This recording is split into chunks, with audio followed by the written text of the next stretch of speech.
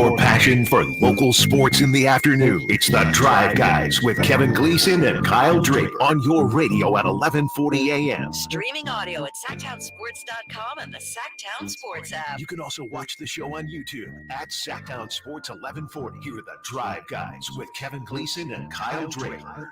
Well, sorry to disappoint you. Mr. Draper is not with us today. He's on his way to Denver with the Kings and Nuggets tomorrow. So Drapes will be with us tomorrow from Denver. So Kevin Whitey Gleason and Jay Johnson today. And Jay, I have a question for you. Why? Do you have any idea why last night? Why were there so many Miami Heat fans at the Golden One Center?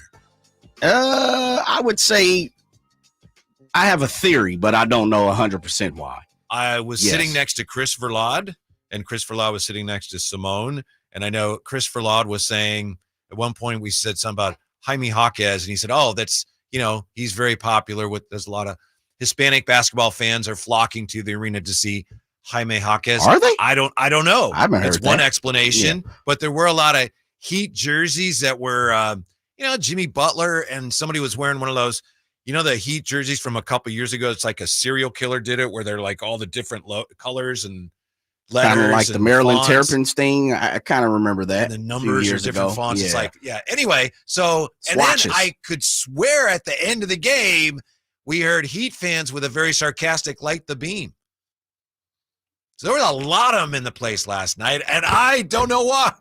Well, the Miami Heat, I did see this via Twitter. The Miami Heat had Jaime Jaquez pull the plug on the beam, and they posted it on their, their Twitter, their Twitter site. And so, I mean, it's one of those things where it's a play on, as they say, a play on words. It's a play on movement, because Light the Beam is probably one of the hottest things that's going on in the NBA when it comes to fandom and entertainment. Other teams don't like that. Yeah, they don't. And normally when we've even heard players kind of respond to it. They won't be lighting the beam tonight, when people win it. And so I can see how it is. But you want me to give you my theory why I thought the Heat had a lot of fans? I do, because I'm at a loss. LeBron. Really? D-Wade. The Heatles. He turned Miami, and this is something that I thought was interesting when you're talking to Jason Jackson and Eric Reed yesterday, you and Drapes. Miami, you guys alluded to this a few times. Miami is a very well-run organization. But when LeBron came to Miami, it put him on a whole nother level. And you guys have had this conversation. It has made people's careers in the media.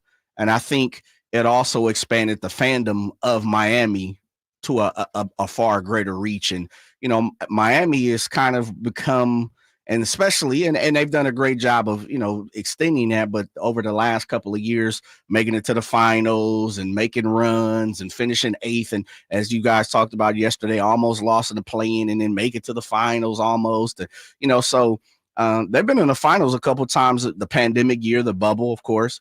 I just think when LeBron and D-Wade and Chris Bosh became the Heatles, I think they just expanded their fandom. And now they're one of their teams where you just see a bunch of people, Yeah. By the way, you mentioned the chats we had yesterday with, among others, Eric Reed. And I had made a joke with him yesterday about, if DeMar DeRozan's daughter comes to another game, you guys don't get out of the play-in. And he looked at me, and I thought I offended him. And last night, I actually went up to him and apologized to him, and he said, "No." He said, "I forgot about that. I just didn't know, I didn't know what you were talking about. It was fun." He was very complimentary, and he had a good time and everything. So anyway, because he gave me that look, and I was like, "Oh man, that did not work," which is on me. But anyway, it's okay, man. Interesting theory you have. You may be right. We talked yesterday about the fact that you look at the 4 teams that entered the league about the same time. This is a long time ago, I know, but you had Charlotte and you had Minnesota, Orlando, and the Miami Heat. Mm-hmm. They all entered about the same time. In 2 years like of each 1990, other. yeah. 88, 90. And right now, there's no question. The other teams are still trying to find their way. And the Heat are one of the premier franchises in the NBA. Absolutely. And, Pat Riley, and you have to have good air, the Harrison family. They have been fantastic, from Papa Harrison to, the son and grandson. Yeah. And they're in the finals last year. As you said, a couple years ago, on TV all the time. Yeah. It's a big brand. Yeah, it is. It once LeBron chose to go to Miami, it just took it to another level. And you know how it goes, White, is sometimes, the greatness of a player or players or an event or something that happens in, sports can cause a lot of people who aren't quote unquote, huge fans of a sport. And you can't tell me people didn't start tuning into Miami and, mine became a destination and a place to be when it became basketball, when LeBron went there. And you know how it goes. Once you kind of get into sports, if you start with that team 9 times out of 10, most people end with that team. And so it's like, hey, yeah, we understand LeBron's not there no more and Wade is retired and Bosh is retired, but I'm still a Heat. I'm still a Heat fan. Yeah, you're probably right. I remember a couple years ago, Arco 2, before they moved into the Golden 1, and this is when the Kings were really struggling, and they were playing the Thunder. And I remember noticing, why are there so many Thunder jerseys here? And it was the same thing as the Thunder. That brand was really popular at the time because of KD and Westbrook. And the Heat, obviously, that's even a bigger brand. So on the chat here, thanks for being with us today. And as always, appreciate your participation.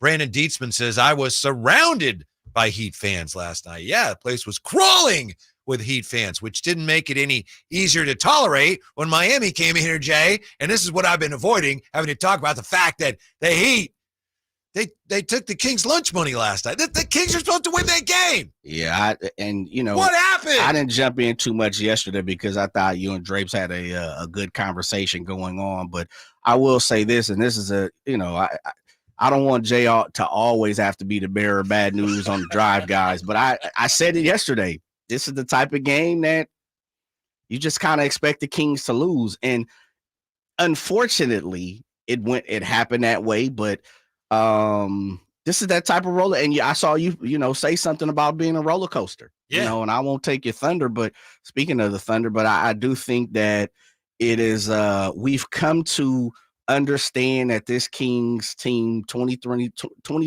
2024 Kings, whoever you want to call them roster, they're just up and down, man. And the games that you believe, like, they're probably not going to go to Minnesota and get that victory when Minnesota's hot. Well, look what happened. And then it's like, you know what? They'll beat Detroit Pistons without Cade Cunningham. Right. And then you're like, oh, okay. And they'll beat Charlotte Hornets without LaMelo Ball and Terry Rozier, who I don't think played that day. And then they lost as well. I mean, we could talk about 76ers without Embiid. You're right. Another bad one. Yeah. How about the Houston Rockets? Debacle in Houston for those couple days. This team is they're up and down. They really are. It's a joke, except that it's real. It's a joke because I was talking to somebody Sunday, and they were saying, somebody who knows a thing or two about all this, and they were saying, I think the Kings are in trouble tonight against the Clippers. And I said, yeah, I was joking. That's why they're going to win. Mm-hmm. And they did. Yep. And then yesterday's like, well, we know they're going to beat the Heat. Well, the Kings have problems when teams are shorthanded. Yeah, but that's all done now. And then bam, please, we get slapped right in the face once again. The Paul George, and again, I didn't do a great job of jumping in on the show over the last couple of days, but I do think the Paul George not being there for whatever reason, to me, gave an ample opportunity for the Kings to get the victory. And they did. I just don't believe in as much as the Clippers have firepower on paper. I need to see them when it matters. And to me, when it matters is I think they've already positioned themselves into the, where they want to be, which is comfortably in the top 6. And they're at the 4. And you guys talked about, you and Draper talked about, could the Kings catch them at 4? Let's just be honest. No, they can't. Yeah, I think you're right. We need to come to grips with that. Like, they cannot. The Kings are capable of rattling off 5 and then losing to the Charlotte Hornets at home without LaMelo Ball. And then they're capable of losing 5 games in a row and then going to Denver and defeating the world champs.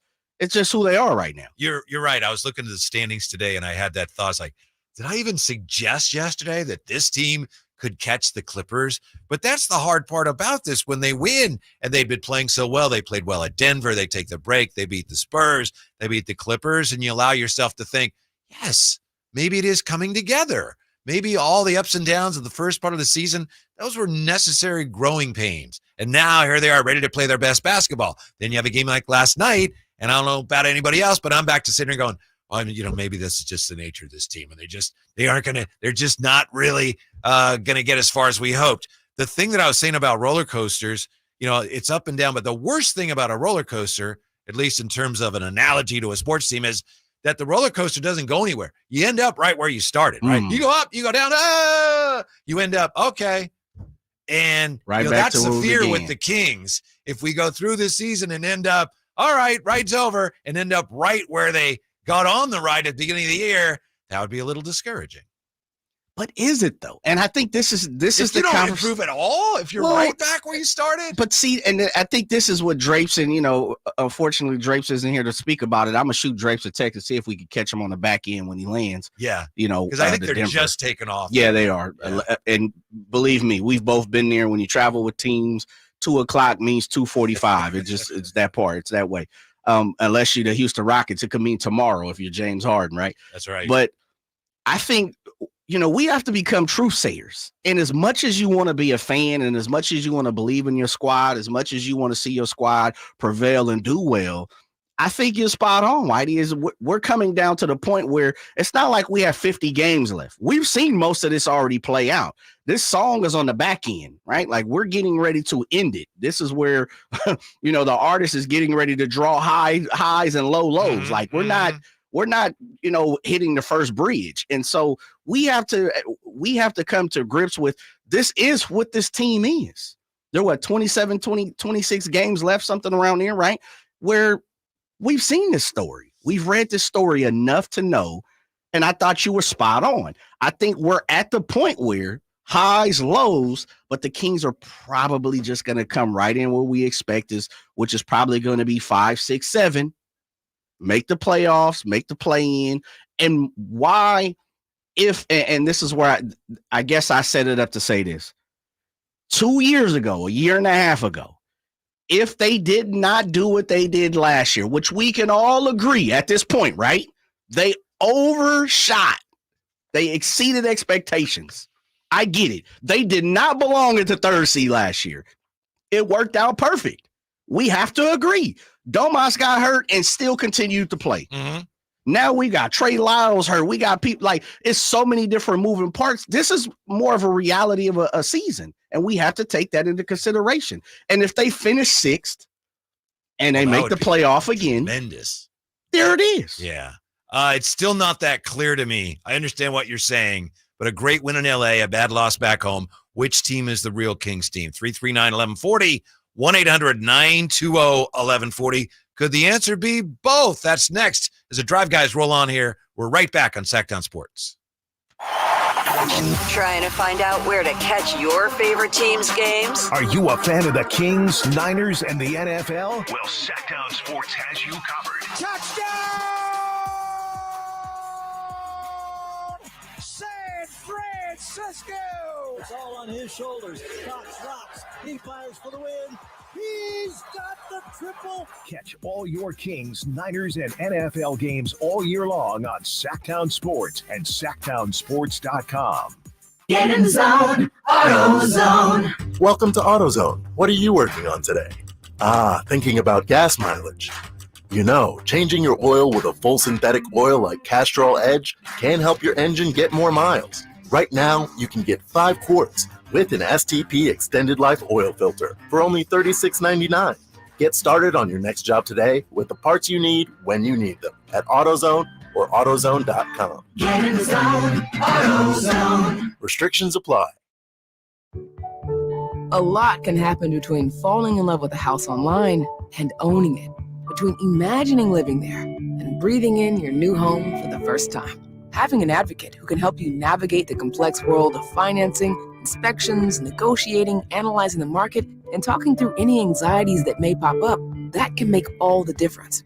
That's what the expertise of a Realtor can do for you. Realtors are members of the National Association of Realtors and bound by a code of ethics, because that's who we are. This segment is brought to you by Subcontractors United, your source for all home improvement needs. Dream big at subcontractorsunited.com.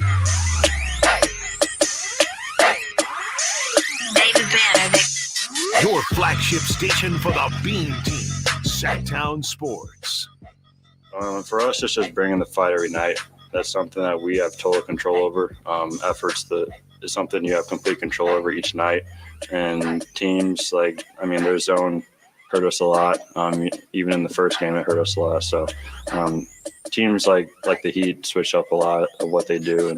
But effort is something you can control every single night. Okay, that's an issue. So Drive Guys here. Drapes is on his way to Denver with the team. Hopefully he'll be joining us later in the show. He certainly will be back with us tomorrow as we get ready tomorrow for the Kings and the Nuggets. But so it's Whitey and Jay. We'll get to the phones in just a moment here. All this talk of, effort's something we can control. There's a strong implication there that the Kings aren't given the effort. Isn't that a huge problem, Jay? Is there something I'm missing? If you got players saying we just have to give more effort, that's unacceptable, isn't it? Unless that's not really what they mean. If you got players going, yeah, we're not giving enough effort every now, we have to give more effort. That should be totally unacceptable. Yeah, it is. And it's tough because, Whitey, we all know we don't all wake up every single day and feel the same. Right. And of course, as you know, one of the things I'm learning as you start to get a little older, everything's not as quick as fast as you want it to be. And so one thing I can understand is sometimes we lose the element of, cats being human beings, and every day's not the same. It's not repeating, not rinse and repeat, but I get what you're saying, man. It like the very first thing you should give no matter what is effort. Right. Totally get it. So Yeah. I'm not trying to, wiggle out of that. I'm just saying there are times where, sometimes 97% isn't 100. Sometimes 50 isn't 97%. And so I understand what you're saying, though. I think sometimes it's easier for a player to say, we have to give more effort. That's within our control. Yes. Than it is to say, we're not as good as other teams. Agreed. It's almost like coach speak. It's almost, just fodder. Yeah, I agree. Right. It's kind of like one of those things where, you go up to the podium and you're getting flambasted. Well, we don't flambaste here in Sacramento. We could do a better job, but you're getting, peppered with questions, and, you have a few different answers, and you're like, you know what? You're just kind of saying some things to get off that podium sometime. Yeah, right. And then, vice versa. Sometimes we get the real too, and it's, you kind of get both of them, which is kind of what we're getting from the Kings right now. 339-1140, 1-800-920-1140. So which team is the real Kings team? Let's talk to Mitch. Mitch, you're on with the Drive Guys. How are you, Mitch? How you guys doing, Chris? Drake and, I'm sorry, Whitey? Yeah. Excuse me. That's all right. Just get out of work. Yeah. Can you hear me? All right, I was disappointed. Uh-huh. I think it was lack of hustle last night. And Sabonis, he's a walking triple-double, but he's not got the MVP if we don't finish in the top four. I know you told me that, but I'm telling you, he's a triple-double machine, and like the last 3 years, getting these triple-doubles helped the player get the MVP, so why not us? I hope he can get the MVP. We got to play better. Thank you, Mitch. Appreciate that. Thanks for hanging on. He ain't gonna be the MVP. I think we all know that, right? We talked to, again, this is like the third time we've referenced the fact that we talked to the Heat announcers yesterday. I bring this up again because Eric Reed, who's been with the Heat forever, he said, I think Sabonis is an MVP candidate. He is. And he'll get votes. He's not gonna win. But I don't know, I understand Mitch's point. Well, the Kings have to play better to support Domas, but it's not like poor Domas is out there on an island and no one else is trying. This team is just so flawed at times. But then the night before in LA, it's like, man, they're cooking. So are both of them the real Kings, Jay? Is that it? Yes. Both teams are the okay. Absolutely. It's two-face, baby. Go Marvel style. This is,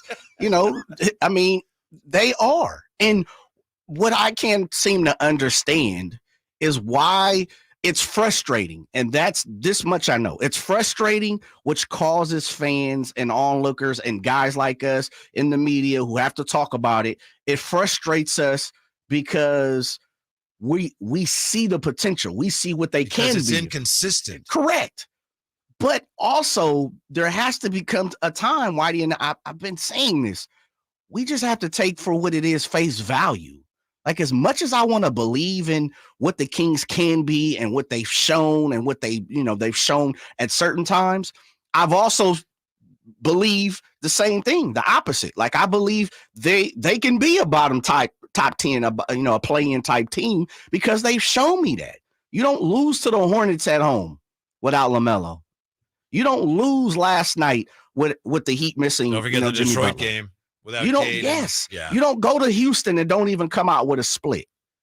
You don't do that. You don't go and lose to Philadelphia without Embiid. So it just doesn't work that way if you want to be a top 10. Why top is it? team. Why is it that the Kings keep losing games that we think they should win? Is it because of us? Is it we don't quite understand?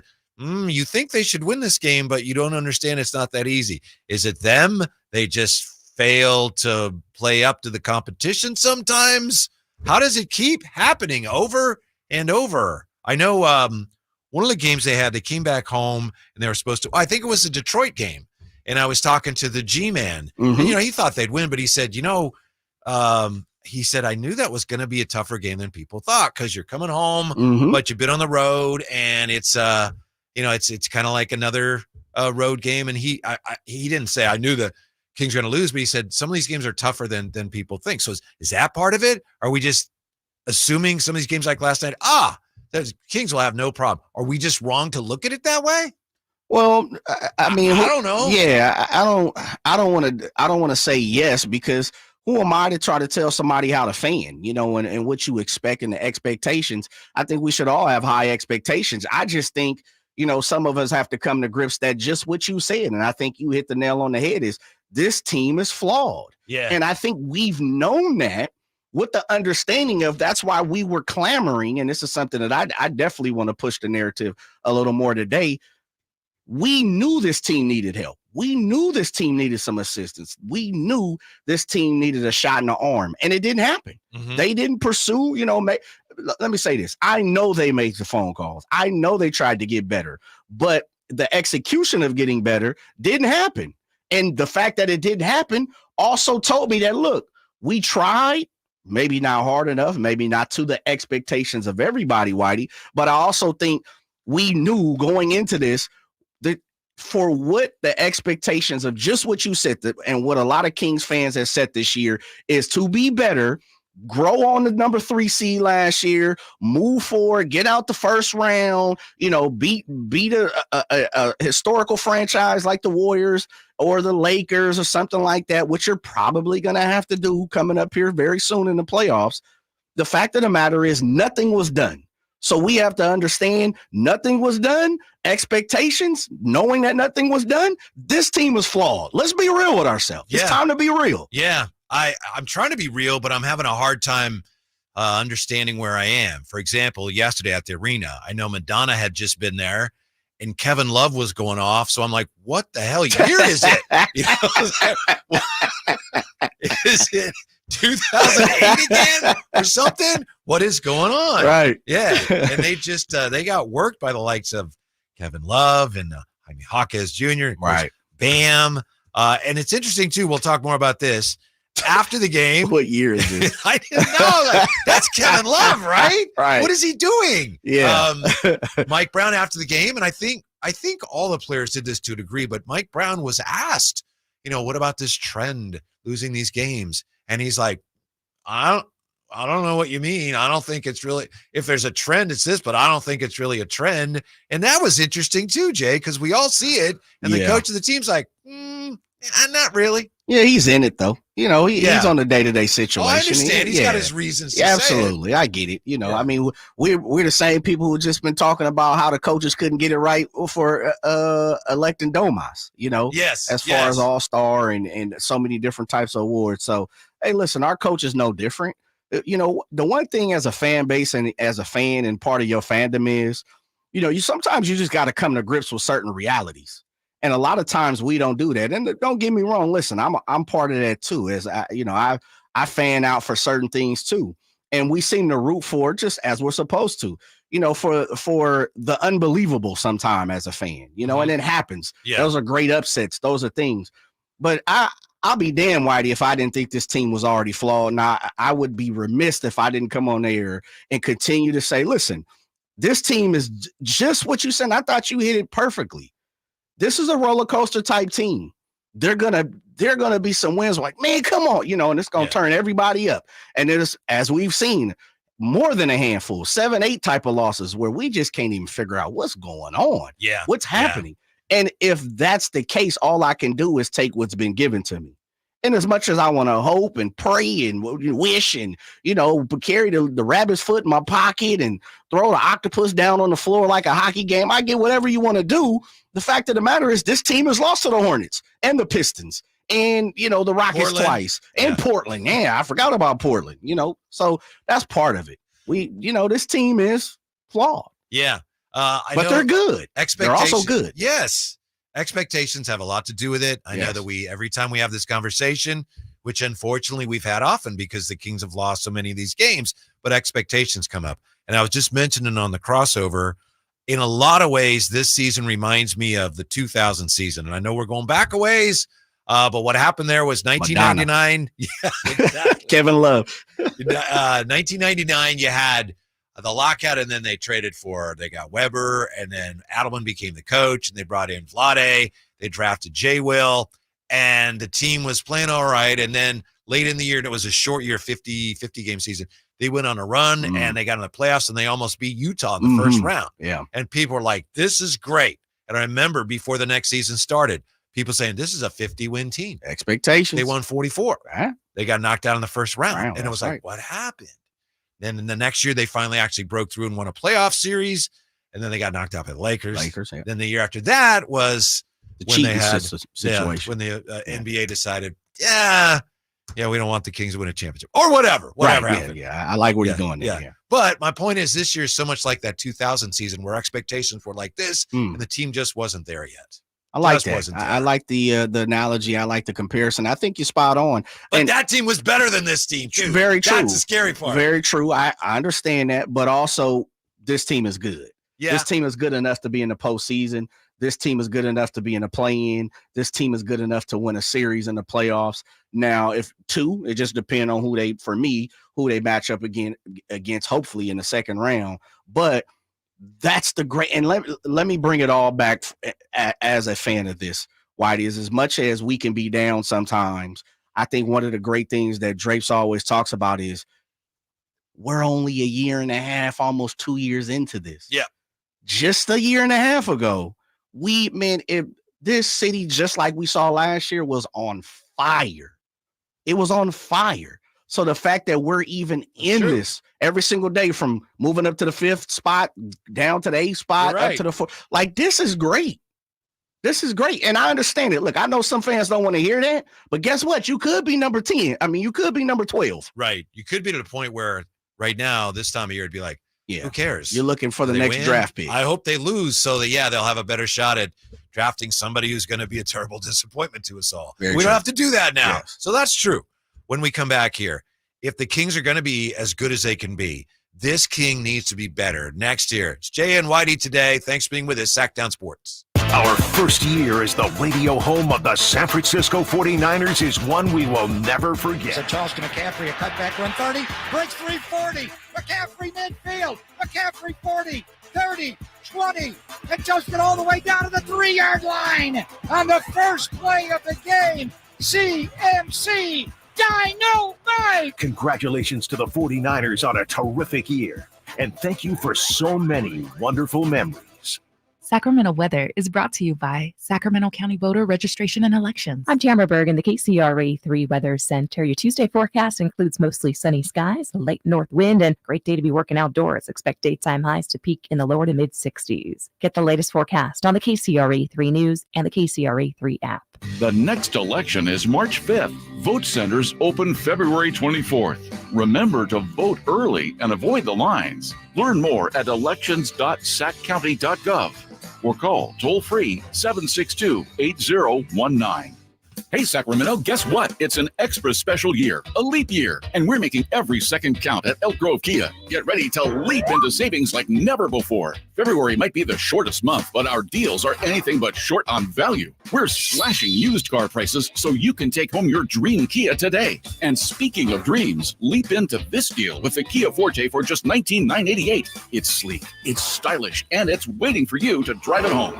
But wait, there's more. Lease the stunning Kia Seltos for only $199 per month. Yes, you heard it right. A brand new SUV for just $199 per month with approved credit and a down payment of $3,595 plus taxes and fees. prices. This deal is too good not to take the leap. Drive away in style with the Kia Seltos. But hurry, our inventory is limited and these deals won't last forever. Visit us at Elk Grove Kia, conveniently located in the Elk Grove Auto Mall, or check us out online at elkgrovekia.com and leap into savings today. Only at Elk Grove Kia.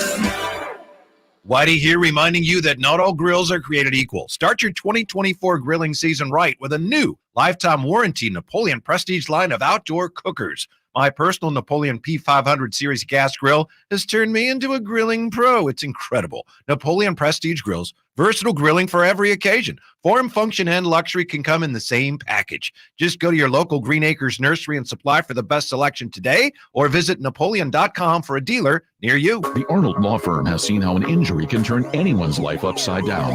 Whether it's a slip and fall, a car accident, or any other kind of injury. For almost 50 years, the Arnold Law Firm has been here to help you through the entire process to protect you and your family. If you are ever injured or in an accident, call the Arnold Law Firm. The Arnold Law Firm, providing real justice for you since 1975. Call 916-777-7777. That's 916-777-7777.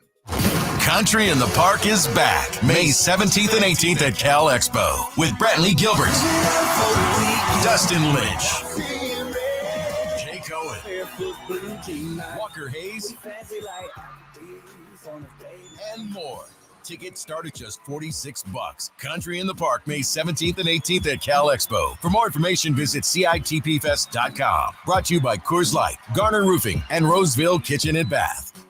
Guys, want to lose weight, improve your performance, and increase your drive? Revive Men's Health can help you make it happen with our new cutting-edge weight loss medications like your favorite athletes and celebrities use. They're affordable and available now. And since your testosterone level has a direct impact on your weight and fitness, get a free T-check and free exam. Book your appointment today at Revive Sacramento. We know we can help you. Call 916-277-8599. That's 916-277-8599. Or visit ReviveMen'sHealth.com.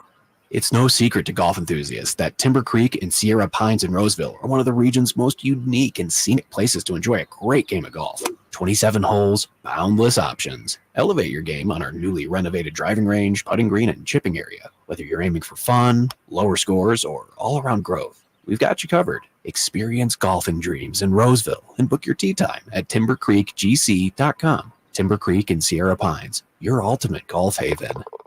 What's up? Talking to Chad Hoblet of Hoblet Dodge, Chrysler, Jeep, Ram, and Woodland. Chad, what's going on for Chrysler's President's Day sale? Huge savings on our remaining 2023 Rams as we make room for the hundreds of 2024s arriving daily. This month, you can save up to $15,000 off MSRP on new 2023 Ram 1500 Bighorn Crew Cab 4x4s. And you won't find a better selection of new Ram trucks in Northern California with over 500 Rams available. Well, that sounds like a good deal, but why drive all the way to Hoblet, Chad? For 4 generations, we prided ourselves on being the small town dealer with big city selection and savings. When you buy from Hoblet, you're family, which is why so many of our customers come back and buy from us time after time. Come to Hoblet and see what it's like to be treated like family at California's #1 Ram truck dealer. See their full selection at HobletDodge.com. Unbeatable prices, unbeatable selection. Nobody beats Hoblet, period. 15,000 total net savings after 74.88 factory rebates and 75.12 dealer discount. Rebates may include 1,000 case construction bonus cash. Must have purchased eligible with new case equipment to qualify and 500 first responder bonus cash. Must be carrying a member of eligible first responder association. 5 with this net savings. Symbol VIN 7000008.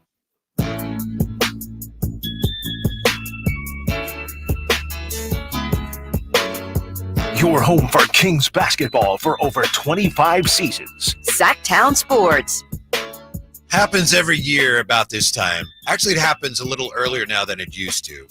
When you're a sports fan and you transition from basketball, fast pace up and down, and then baseball comes on TV again, and it's kind of, and, you know, there used to be a time when spring training games were rarely on, and now spring training games are on all the time. So we started making that adjustment a little earlier. I know Jay played, as you may have heard, Jay played, like he played college baseball. He's a real baseball player.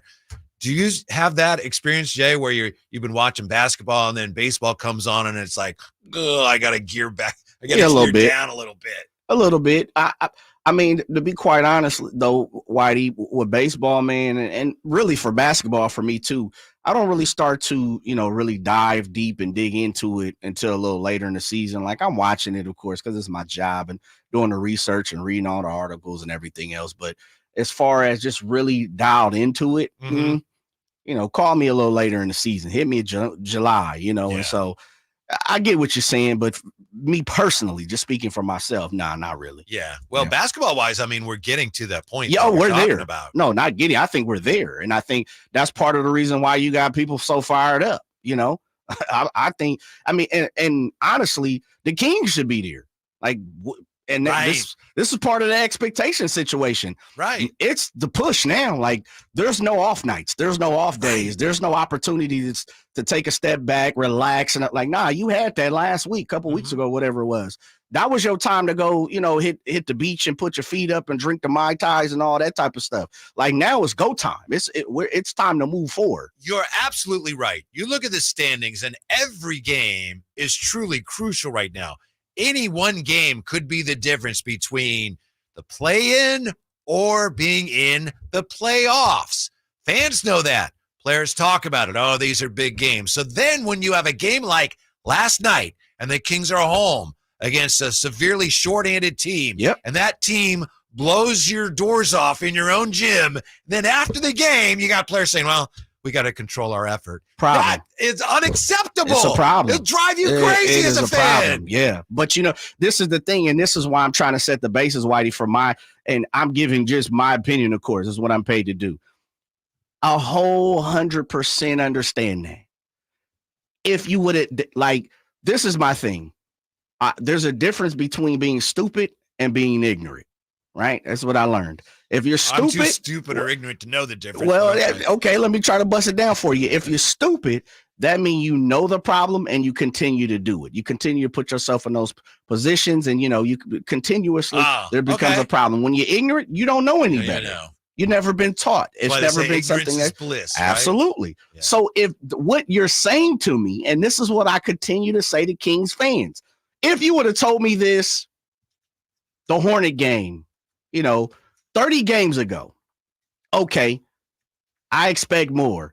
I'm tired of hearing about the situation of putting effort in. I'm tired of hearing about the defensive lapses. I'm tired of hearing about, why they couldn't get it done against shorthanded teams. Okay, we got 26 games, right? Because they played 2 already. So 26 games left in the season, and we're talking about it's go time, and you're still having conversations of we're not putting effort in, then guess what, Whitey? I'm not stupid enough to keep saying this team could be better. They can't.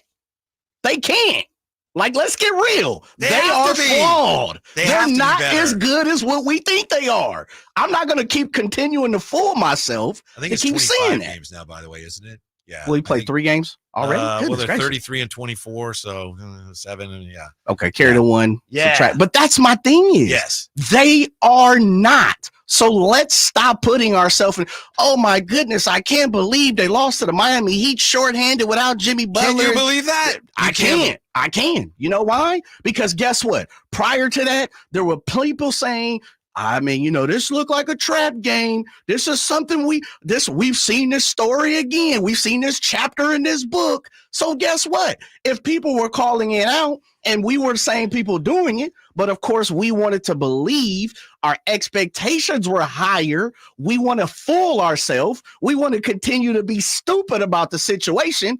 Then, what are we doing here today? But then the other thing is, when, as we said, and we'll hear more about it, when they lose a game like that and people are asking the coach repeatedly and the players, there's kind of a trend.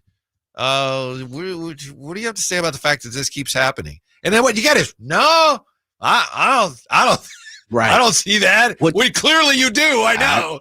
Hello. But this is almost like you're insulting my intelligence. I get you, but guess what? I also said in the second segment or whatever I said, and this not calling out anybody. Sacramento is great in what we do, and that's why people love to come here and play and all that type of stuff. But I also say sometimes we don't put the pepper spray in the air as well, in what we do. You're right. You're right. And look, who am I to say that? Because I don't go to the media post scrums and all that. That's just not my flavor. I did that when I was covering other sports and stuff. I like to just enjoy it, as a fan, more or less, and I'm not paid to be a beat writer. I'm not paid to do those things anymore. And so I'm not saying I can't, because I can.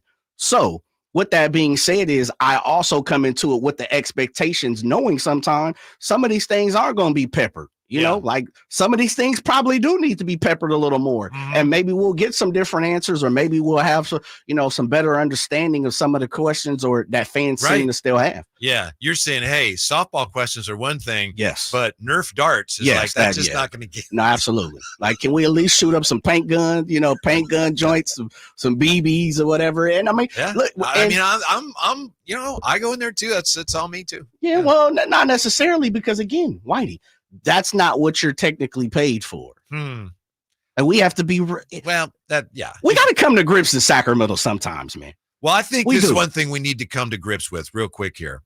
Honestly, if the Kings are going to be as good as they can be, as I said, this King needs to be better, and he's their best player, and he's phenomenal. De'Aaron Fox needs to be better.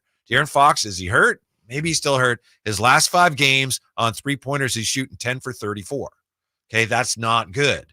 And, beginning of the year, he was lights out from 3. These things happen. I don't question his desire. He wants to play well. He wants to win.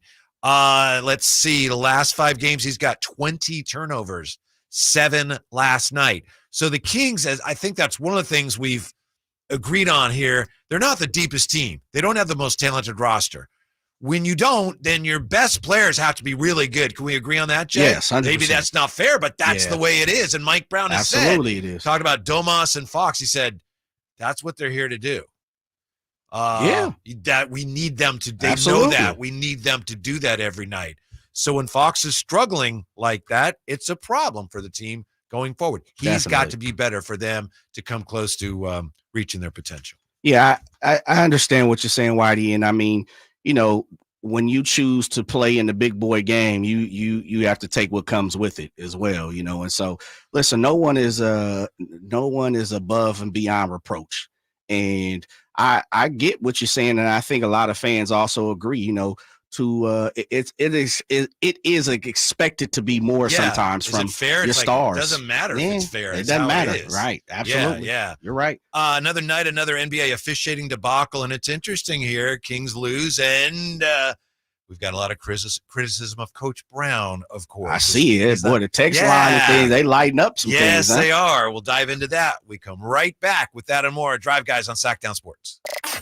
Did you miss any part of our live local shows? Don't worry, you never have to miss them again. Check out SacktownSports.com and search our podcast page and play our shows when you want. The Carmichael Dave Show with Jason Ross, Stiles and Watkins, and the Drive Guys. Plus, other podcasts like Return of the Empire, Return of the Roar, the Stingers Up podcast, and Golf to Go with Frank LaRosa.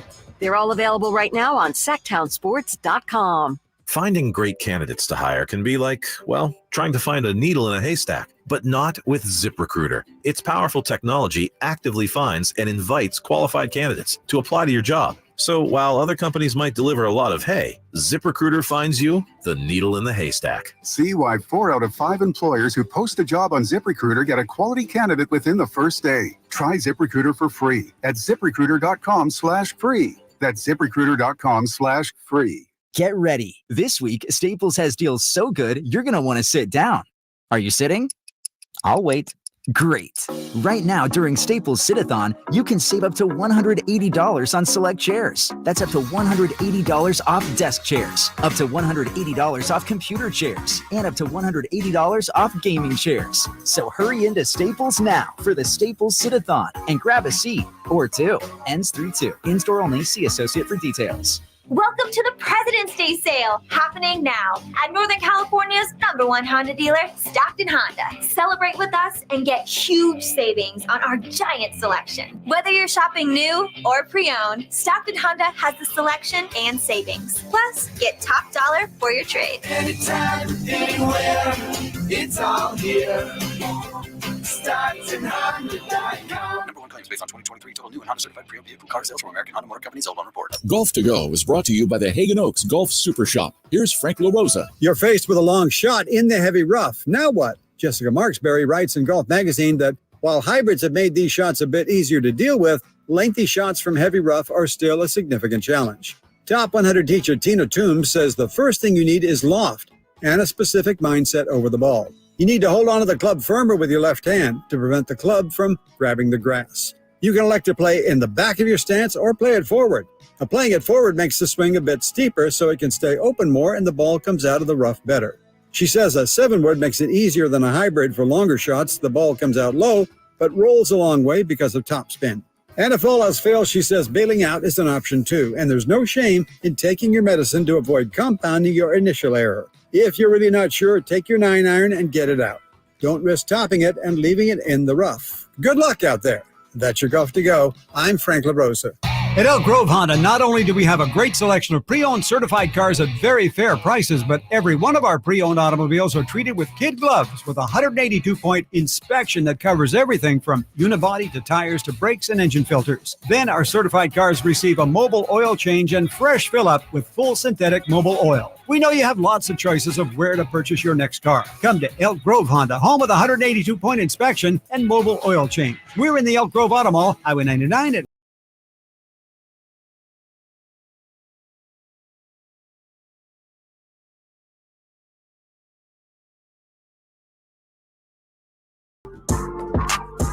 Live and local, 6 a.m. to 6 p.m., Monday through Friday. Sacktown Sports.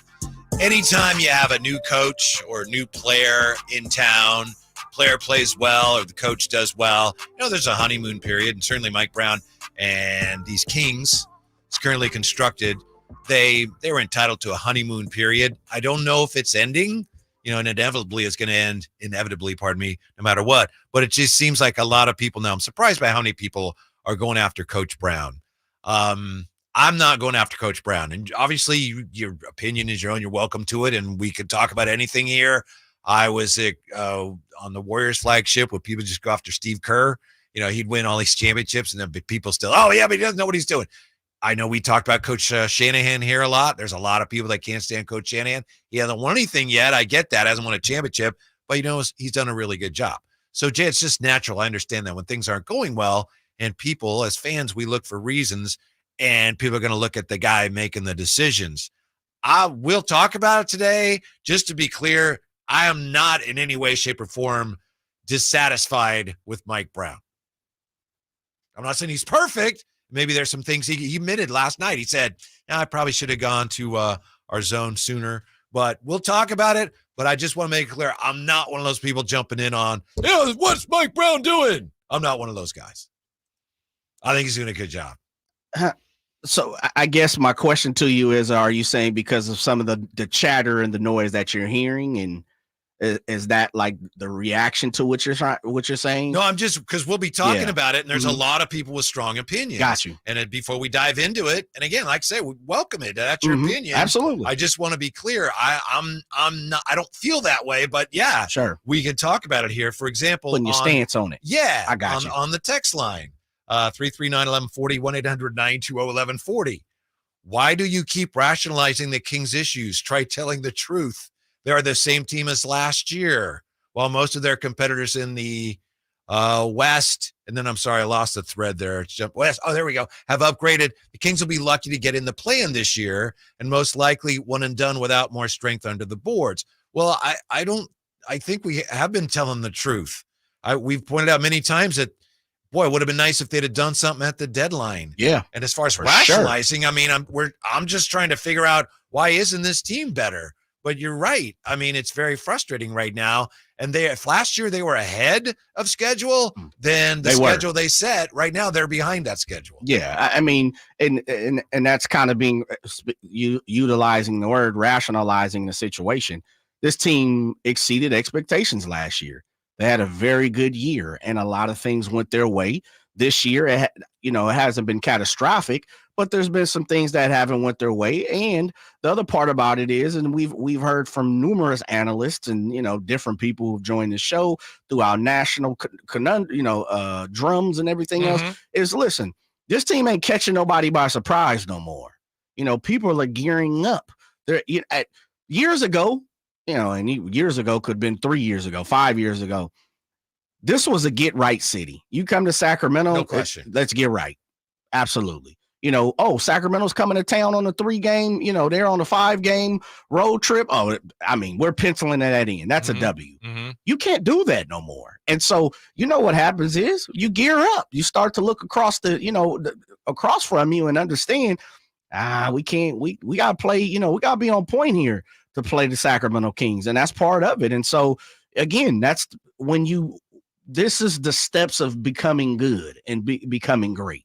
And unfortunately, we haven't done that in quite a bit here in Sacramento. And so sometimes, look, patterns could get thrown off. And that's why I continue to keep on saying, if you thought this team bringing, certain people that they've brought in, the Duartes, the JaVale McGee's, guys like that, who I think are some good ball players. But, I mean, if you saw this team from the beginning, there wasn't that big of a drastic change. Right. They weren't the only team that ran it back. No, absolutely not. There's a handful I was looking at that today, a handful of teams in the West, and for some teams it's worked out, and for some teams it hasn't. Absolutely. Clearly for the Kings, it's clear that the moves they made hoping to improve, none of them really have worked. Keegan's improved. I think they probably were hoping that he'd be better than he is now, but look, he had a great game last night, so that's on track. Sasha's been hurt. Duarte, as you said, Duarte last night was just getting Jaime Jaquez was like, who's guarding me? And he's like salivating. Yeah. Kevin had to come out. We have to mop the floor because Jaime Jaquez is salivating. So, those things just haven't worked out. And so here you are standing pat in a conference. It's very competitive. A lot of teams have gotten better. And that's why right now you're looking up at a lot of them going, man, I hope we can stay out of the play-in, but we'll see. Yeah, but the other part of that too is the teams that did not run it back, who did add some different pieces to the team. Some, as you said, some of them have worked and some of them have not. Unfortunately, a lot of those ones have worked on the West, in the Western Conference, where and we saw this. Some teams kind of went for it all. The James Harden to the Clippers. You see the addition of Bradley Beal to the Phoenix Suns. Oh, yeah. Like, those are big time. Yes, moves. Absolutely. Those are moves of, and we know the Lakers, they're always mixing and matching and, trying to do different things. But I think that's part of the situation. And that's why I said we have to continue to be honest with ourselves. And some people need to, I'm going to be very repetitive. I'm going to be a broken record. As much as we want the expectations of what's going on with the Kings, I'm here to say, and maybe I haven't said it enough on these airways. I just think this team is flawed. And I also think the expectations coming into the season has dictated us to believe in something a little higher that it's not there. Now, listen, the expectations of wanting effort and holding the feet to the fire. And also, as you talked about, Whitey, we got 26 games left. And we continue to hear about effort. Nah, that's a problem. No, that's not acceptable. That's not acceptable. Yeah. No, absolutely. Manny Too Legit says this Heat team should have been beatable, but I feel like Mike Brown really got out coached. He says Mike Brown didn't even want to call timeout when Kevin Love was going off. He kept it rolling till we were down 20 points, which he should have made adjustments earlier at that point. One thing that Mike Brown did, bless him for doing it, but anytime you do it when your team's not playing well, you're going to hear about it. When you say, oh, I probably could have done this. Now that's human, and it actually it's something that we should appreciate. Yeah.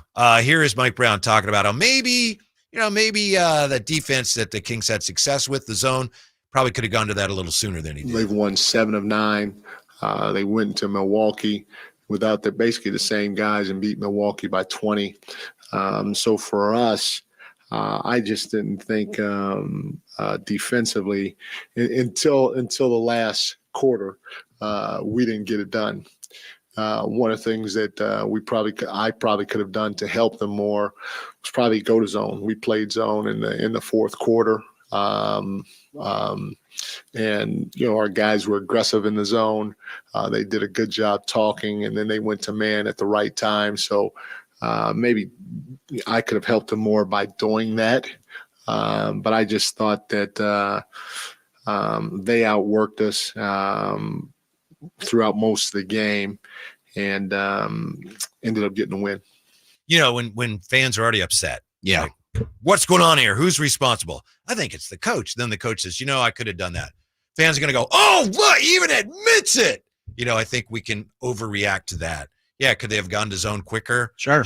Is that why they lost the game? That's not why they lost the game. No. They contributed to it, but I'm just saying it's a little too easy to say, Mike Brown got out-coached. He admitted it, and that's why they lost, and they need to get rid of him. He is not the problem right now. No, and you know, the one thing that we continuously keep on hearing is we got outworked. The effort wasn't there. We didn't give 100%. We got to be better, you know, with our physicality. We got to be better. Like, these are all the slogans we've been hearing all season. And quite frankly, a lot of last season, like, it popped in my mind, you know, of being a person who cut a lot of the sound around here. I edit a lot of sound. One of the things I continuously hear Coach Brown say all the time is we need to physicality. Like, that's one of his favorite words. Is, you know, the physicality we lack today. We didn't bring the physicality. Like, it's something that's in his repertoire, and it's something that I believe, as you read on the text line, is, listen, I think fans are tired of hearing that same narrative, you know, that same message, and I understand where fans are coming from, where it's like, listen, I don't want to hear that no more. I don't want to see that no more. I'd rather go out on my wings blazing, understanding that we gave 100%, but at the same time, we just got beaten. I think that's where fans and, you know, a lot of Kings fans, and sometimes we come on here, and I think you started the day with wondering, like, why are we continuously wondering that? Yep. It's a trend that's driving fans crazy. So why won't the Kings acknowledge it? That's next with The Drive, guys, on Sacktown Sports. Last season, the Sacramento Kings gave us a little bit of everything. A Pacific Division type GM of the Year, Coach of the Year, Clutch Player of the Year, All-Stars and All-NBA performers. Plus, we got to light the beam. Here's a steal by Fox, a breakaway. He stopped the rip with the left hand. What does this season have in store? Find out. Each and every Sacramento Kings game can be heard right here on your proud home of the Beam team, Sacktown Sports and SacktownSports.com. Why? The team's looking good this season. I think so. Man, I miss playing football. Being young with unlimited energy to burn. Ever since I turned 40, I just can't find that fire I used to have. Think it could be lower testosterone? What do you mean? All guys lose their edge when they turn 40. The body has less testosterone. That's why I take Nugenix Total T. I've heard about Nugenix. That really works? Since I started taking Nugenix, I'm lifting like when we played for Coach Carter. I feel more energized at work. It's even spiced up things between me and the missus. Are they still giving out complimentary bottles for people to try? Yep, send a text. It's that easy. Text JUDGE to 42424 right now for your complimentary bottle of Nugenix Total T. It's the #1 selling testosterone boosting brand at GNC and Walmart. Do it now, and they'll also send you a bottle of Nugenix Thermo X, their newest, most powerful fat burner ever, absolutely free. Text JUDGE to 42424. That's JUDGE to 42424. These statements have not been evaluated by the FDA. This product is not intended to diagnose, treat, cure, or prevent any disease. Discover your dream home at Subcontractors United, your source for all home improvement needs. A talented team of home services experts is ready to make your projects a breeze. No more endless internet searches. Find your contractors in one place. Enjoy stress-free service absolutely free, with no hidden costs and no accounts to set up. Transform your living space into something extraordinary. Visit Subcontractors United today and experience the joy of hassle-free home improvement. Dream big at subcontractorsunited.com. Maida Chevy has 2.9% APR financing on every new 2024 half-ton Silverado in stock. 2.9 for 72 plus great Maida Chevy savings on new Silverado. Online at MaidaChevy.com. Together, let's try. 15,000 finance with finance for GM. Guys, want to lose weight, improve your performance, and increase your drive? Revive Men's Health Sacramento can help you address the root causes of weight gain, low energy, poor drive, and performance issues. And since your testosterone level has a direct impact on your weight and fitness, we'll give you a free T-check and free exam at Revive Sacramento. Imagine upping your game, losing weight, and getting in shape all at once. Revive can help you make it happen with our new cutting-edge weight loss medications, like your favorite athletes and celebrities use. They're affordable and available now. Weight gain and low T are treatable conditions. We know we can help you. Take that first step and book today. You're only one step away from getting in the best shape of your life. Call Revive Men's Health at 916-277-8599. That's 916-277-8599. Or visit ReviveMen'sHealth.com. Country in the Park is back May 17th and 18th at Cal Expo with Brantley Gilbert, Dustin Lynch, Cohen, Walker Hayes, and more. Tickets start at just $46. Country in the Park, May 17th and 18th at Cal Expo. For more information, visit CITPFest.com. Brought to you by Coors Light, Garner Roofing, and Roseville Kitchen and Bath. KHTKAM HD1 Sacramento, KYMX HD2 Sacramento. From the Power Business Technology Toshiba Studios. This is Sacktown Sports.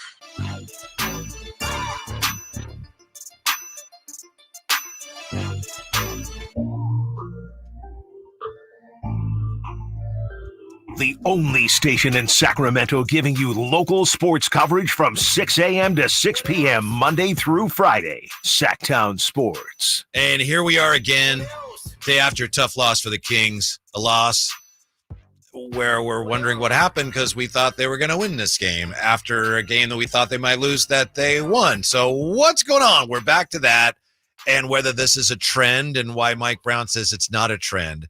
We've got that coming up. We'll get to the phones as well. 339-1140, 1-800-920-1140. Before we do, I just want to give you an update on Jay and his campaign to bring back the City of Trees. Okay, I see you working. Drapes is with a team today. They're flying to Denver. He may be with us later in the show today. He'll be with us tomorrow from Denver. But was it last week, the week before? I know you launched your, hey, we want to be the City of Trees. Again, yes, instead of Farm to Fork.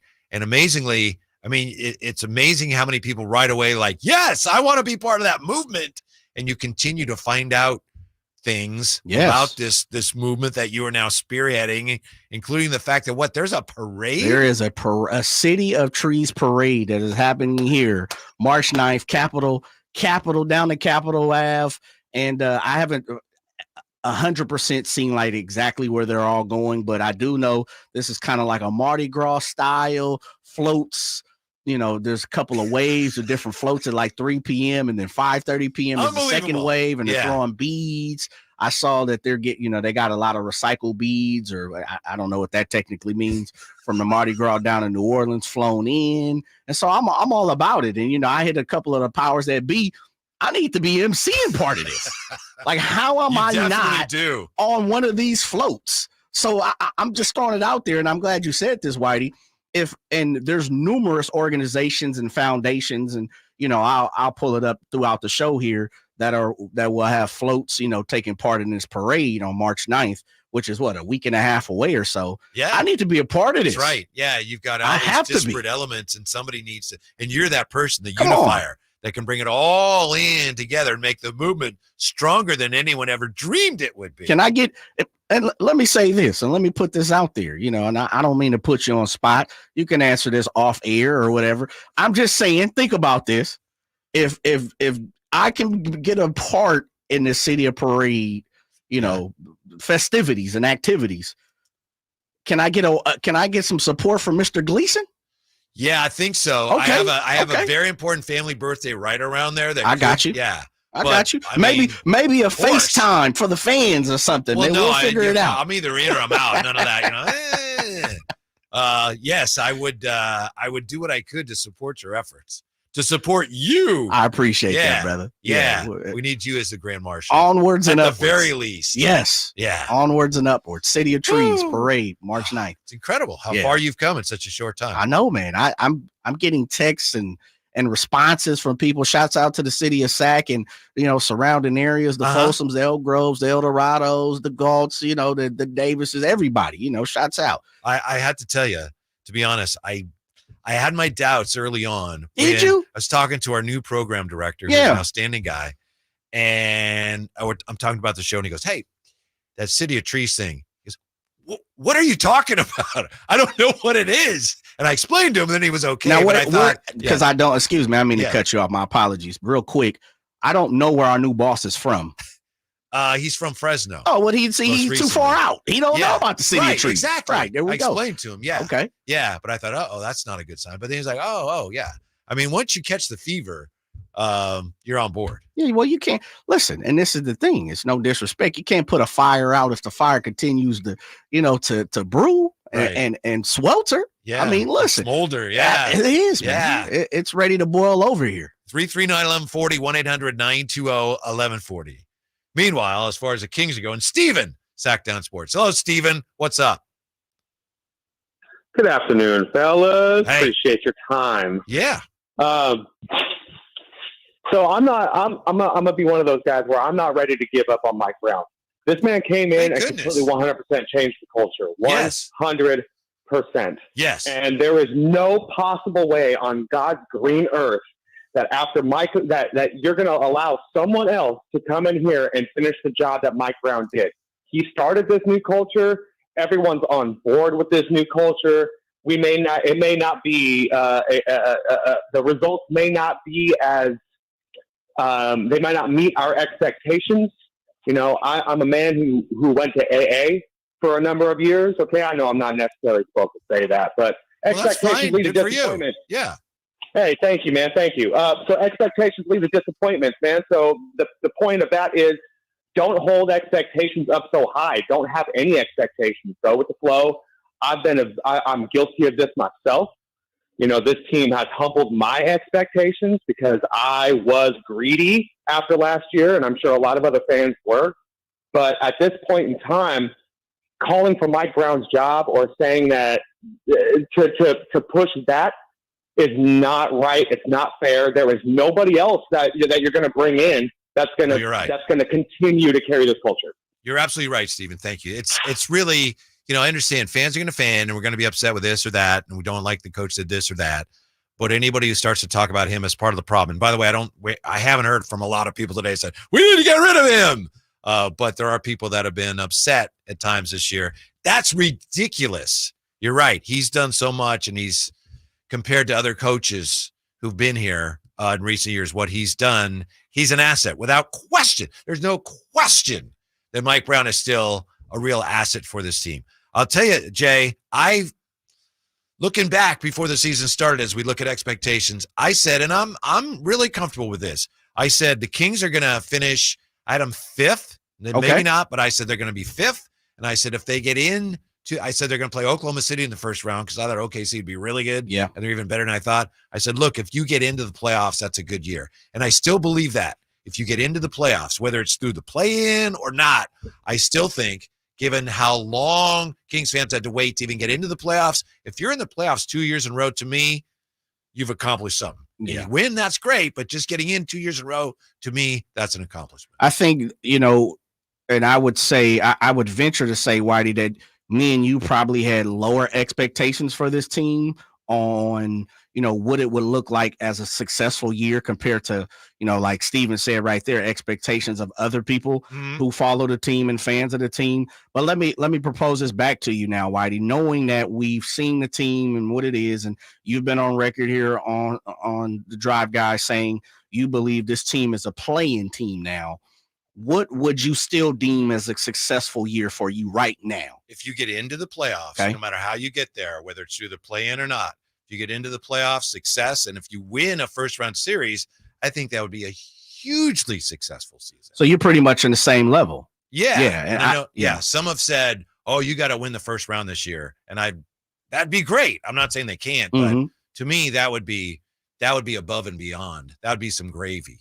Yeah, I think I'm with you. I think we both kind of we mirrored our expectations, and that's why I want to check what yours is, because I kind of feel the same way. Like I haven't really moved up and down the scale too much here, Whitey. I think if they can get to the postseason, and let me make sure I specify that is I would like them to at least have 2 games, which would then mean they would be 7th seed or, 7th, 8th, and they would be able to play the 9-10 seed.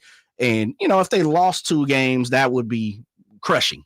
It really would be. It'd be crushing. But I would also venture to say, if you took in both years together, I think if we're looking at the whole grand scheme of things, and you got to play the Warriors and, expectations of this year, we could almost flip-flop the years if they were to be playing, and I think we would be okay. I just think because of what happened last year, which is a great thing, expectations are a little higher, and some fans, they demand more. And who am I to sit up here and tell them, no, you shouldn't? And so I respect everything of what the fans are saying, and that's why I asked you. For me, I would like to see a postseason run, which I think they're comfortably in the top 10. You know? Yeah, it looks like it. It does. But again, we know with this team, it could be anything. I would like to see a 4-game series for sure. But I would also like to know who we'll be playing. And, Lord willing, we'll find that out. But I think my expectations are pretty much the same as yours there, Whitey. Mm-hmm. Yeah, that would be good. That'd be really good. Because, again, for all our angst here, and I know today I'm, stomping my feet and how this is unacceptable, but it's so terrific that we're able to talk about meaningful Kings games. It's almost March, and these games matter. And that is tremendous from a fan standpoint. Yeah, but we thought they'd be better. Yeah, there's so many tough losses. I know. I've been saying that. These are maddening, but it's almost March, and these games still matter. And that is tremendous. The plan actually was a good idea. Right now, looks like the Kings are ahead of the plan. The plan actually, which is a whole nother conversation, I think that's actually been good for the league, Jay. I think it's actually worked.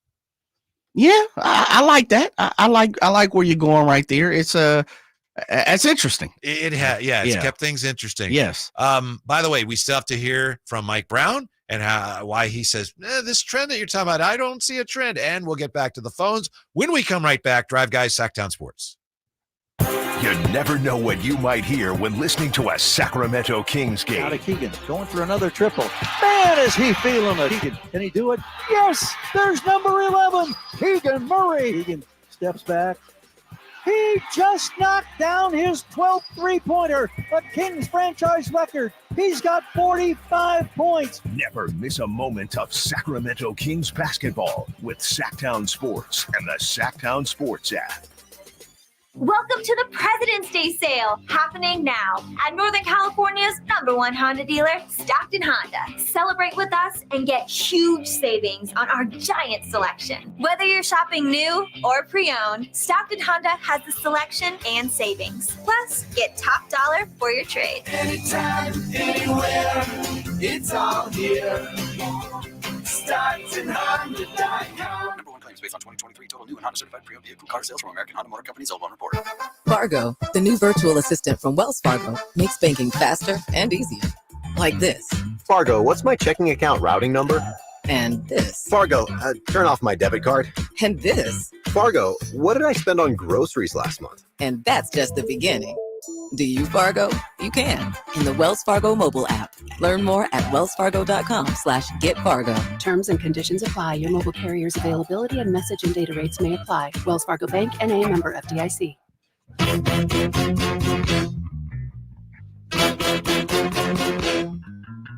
The Drive Guys, live and local, every afternoon, Monday through Friday on Sacktown Sports. Of course, we have NBA basketball on tonight, Jay. Before we get back to the phones and the Kings conversation, you know what I'm going to be watching? If not tonight, I know it starts tonight. I'm going to be watching it. Shogun. Have you heard about this? Shogun. I have not. They're making Shogun into it's on Hulu and FX. Okay. It was a movie that came out in the 80s. And yes. Book that was, and they're redoing it. And it's kind of like Game of Thrones based on really what really happened, or a lot of it really happened. It's like rather than a made up place, it's Japan, feudal Japan. So Shogun, I'm very excited about that. I'll let you be the test dummy. I'll let you take a look or two at a few episodes and let me know. I'm a huge martial arts movie guy, man. Okay. Like Kung Fu, and I'm in all of that. Yeah. Especially old school, 18 Bronzeman, Yeah. I mean, I recommend it as Shaolin, heartily as I 36 could Chambers, recommend, all that. as heartily as I could recommend something that I've actually not seen yet. Yes. So okay. So you're tied in. Yes. You're good to go. I'm really looking forward to it. 339-1140, 1-800-922-1140. Let's talk to Rich. Looking forward to talking to Rich on Sacktown Sports. Hello, Rich. Hey, guys. Enjoy the show. It's very entertaining. I had a couple of comments about the coaching and the Kings. Yes, Rich. I think that whenever you're analyzing something, you've got to be objective about it, and you've got an expectation, and you've also got a reality check. I think the thing that concerns me is that when Mike Brown's and I did watch it, Mike Brown's post-game conference, he complimented Miami and people asked him about Spoelstra, that they were ready. But in the inverse of that is that his team was not ready, and his team has better talent. So I ask you a question, Whitey in particular, because you've been defending Brown. I'm not saying he should be removed, but I'm not saying he should be removed. But if you have better talent and you're playing at home and you're playing for a playoff seed and you've lost to Detroit, the worst team in the league, at home, you got slaughtered by the Pelicans at home. You're supposed to be getting your team ready. You are getting your team ready to meet the Timberwolves and the Nuggets on the road. And you've got a very important game and you don't show up again. Mike Brown can't be defended in the sense that, yes, it's the players, but this is a repeated enterprise where he's not, and he didn't even seem, obviously he probably was upset, but it wasn't, Foxy and Sabonis didn't really pass well out of the collapsing zone with but why aren't you preparing for that, brother? You lost to the Heat in Miami. Now you're playing the same team in a really dire situation, and the same thing happens, bro. And then he said, well, we switched to a zone, and it was effective. I probably should have done it earlier. Of course. But what I'm saying is, let's not talk about replacing him, but Mike, you acted like it was no big deal losing that game, and I was very pissed off about that. Anyway, that's my comment. All right, thank you. Excellent. I appreciate your comments very much, Rich. Obviously, you've spent a lot of time thinking about them. To me, the issue is that the Kings are not a very good defensive team. And Mike Brown has been – you made Jay laugh.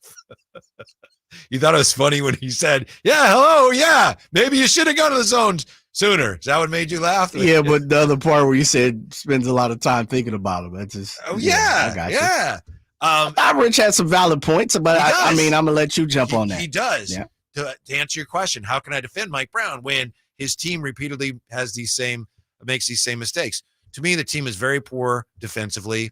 He's been preaching better defense for a long time. He hasn't gotten any better defensive players. And so he's a coach, defensive-minded coach, trying to get a team to play defense that isn't a very good defensive team.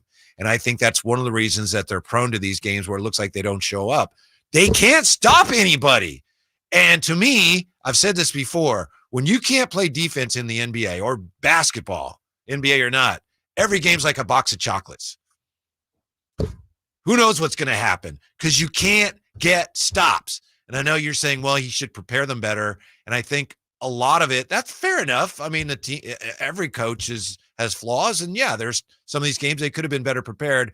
But I think he needs his players to do some things that some of these players are not capable of doing, but they're still his best defenders. So to me, that's why I defend Mike Brown. Defensive-minded coach. He's preached. He's talked about this. He said, hey, there are some of us within the organization who think we can just outscore teams.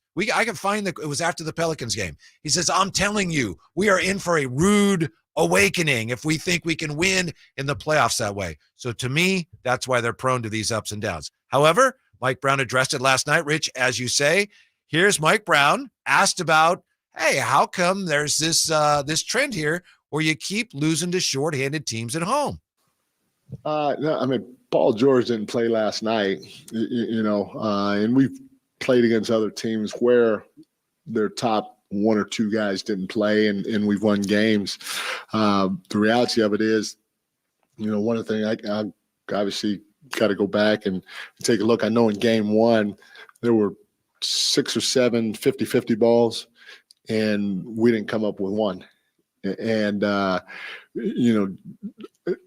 I'm not sure if it was that bad tonight. I thought we got on the ground for a couple, but there were some opportunities for us to box out.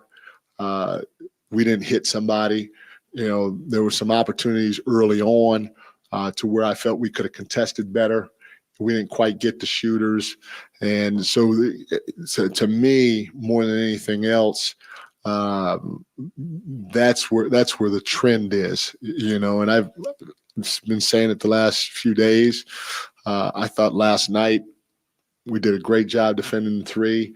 tonight we kind of let our guard down a little bit and let guys that weren't hot initially get going, and it hurt us.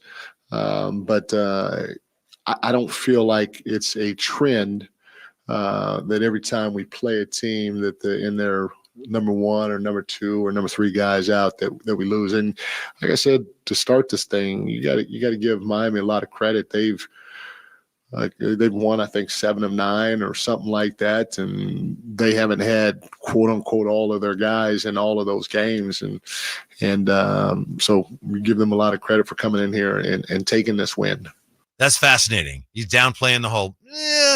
Although you notice he says, if there's a trend, it's because our guys don't die for loose balls. We're not playing hard enough. Which comes to effort, Same thing we continuously keep on hearing. To Rich's point, I notice it too, Rich, where sometimes you want to see the coach a little angry. I'm not in the locker room, obviously, after games. My guess would be that he shows a different side to the players after these losses than he shows to the rest of us. I think some of that is, I'm not happy with these guys, but that's in-house. And I think that's also one of the reasons why he doesn't want to say, trend, I don't know. There's also what do you think of this, Jay? Sometimes I think we heard a little of it there. You don't want to say, we're losing all these games, because in a way we should win these games, but we're losing them. That's almost disrespectful to the opponent. It's true. We all know it's true, but you notice he wanted to give credit to the Heat, because you go, I don't know how he lost that game. You're really insulting the team that just kicked your ass. Yeah, and I think that's the wrong. If there's any team out here in the NBA where you definitely don't want to get on the wrong side of what's going on, and I'm not afraid of anybody, but I'm just saying the Heat are definitely the type of team where if you're gonna put your foot in your mouth, you're gonna have to fight tooth and nail the next 10 years against them. Yeah, and so I get what that is, and quite frankly, he was honest, because the Heat did come in here and do what they needed to do against the Sacramento Kings. But when he's saying, and again, coaches, sometimes they have to resort to coach speak. Absolutely. When he's saying trend, I don't really see it's a trend. It's like, yes, you do. Yeah. And we all do. Yeah. And you know what? That's part of it. And I think that's, look, that's why he's a coach and I'm not, because me personally, I'd come out and just straight to it. Look, this has to stop. And we've seen plenty of coaches come to the podium and utilize that as, something to, jump spring or whatever they're trying to accomplish for their team. And coach just felt, I guess, at that time that there wasn't there. I do believe this. Coach Brown is intelligent man enough to know that this is starting to become a pattern. And I'm pretty sure, as you said, he's brought that up within the confines of what's going on with the team. And getting back to part of the expectations of the situation is I agree with you. I do think he is shorthanded in what he wants to do in some of his schemes. There's nothing he could do about that. Right. But I do also understand that, again, as heavy as the person that wears the crown is as heavy as it's coming back. And so you got to take the good with the bad too. And I'm not saying Coach Brown is not, but I'm also saying some of the validations, like we have callers like Rich and some of the people that we see on the text thread and YouTube and everything else. They have some valid points that I can understand where they're coming from. Oh, me too. And I appreciate all the views on that side. Yep. It is true that if this team, any team, if it looks like they're not giving effort, that's the stuff that gets coaches and managers fired. Yes. No matter who you are, at what level. To me, they look more unfocused than, these guys want to win. They really do. I mean, going back to media day, they were all talking about, we want to get back to the playoffs. And I think it's legit. They all want to win. Sometimes they look like maybe they're not clear on what exactly they're supposed to be doing. My point is, Jay, I don't see them dogging it. And maybe they are, and I'm not saying it. I don't look at these guys and go, man, they're dogs. I do look at them and go, wow, they're flat. They're confused. Yeah. But I don't think they're out there just like, we're not going to try hard because we don't like our coach. I don't see any of that. Yeah, no, I'm with you on that. I do think there's an opportunity to where they can play harder or better or you're smarter or, however more physical, as again, and going back to one of the things Coach Brown always talks about is the physicality of this team, but and the effort, of course. But I'm with you. I don't think they've thrown in the towel. I don't think they're not playing for their coach. I just think just what you said, this team is flawed in many ways.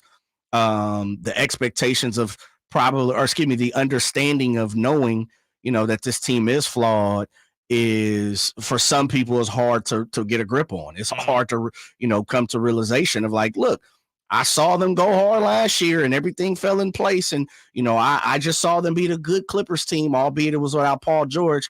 I see them going to Minnesota. I've seen them beat Denver. I get why some fans are questioning the situation, but I have to agree with you, Whitey. I by no means do I think this team has given up.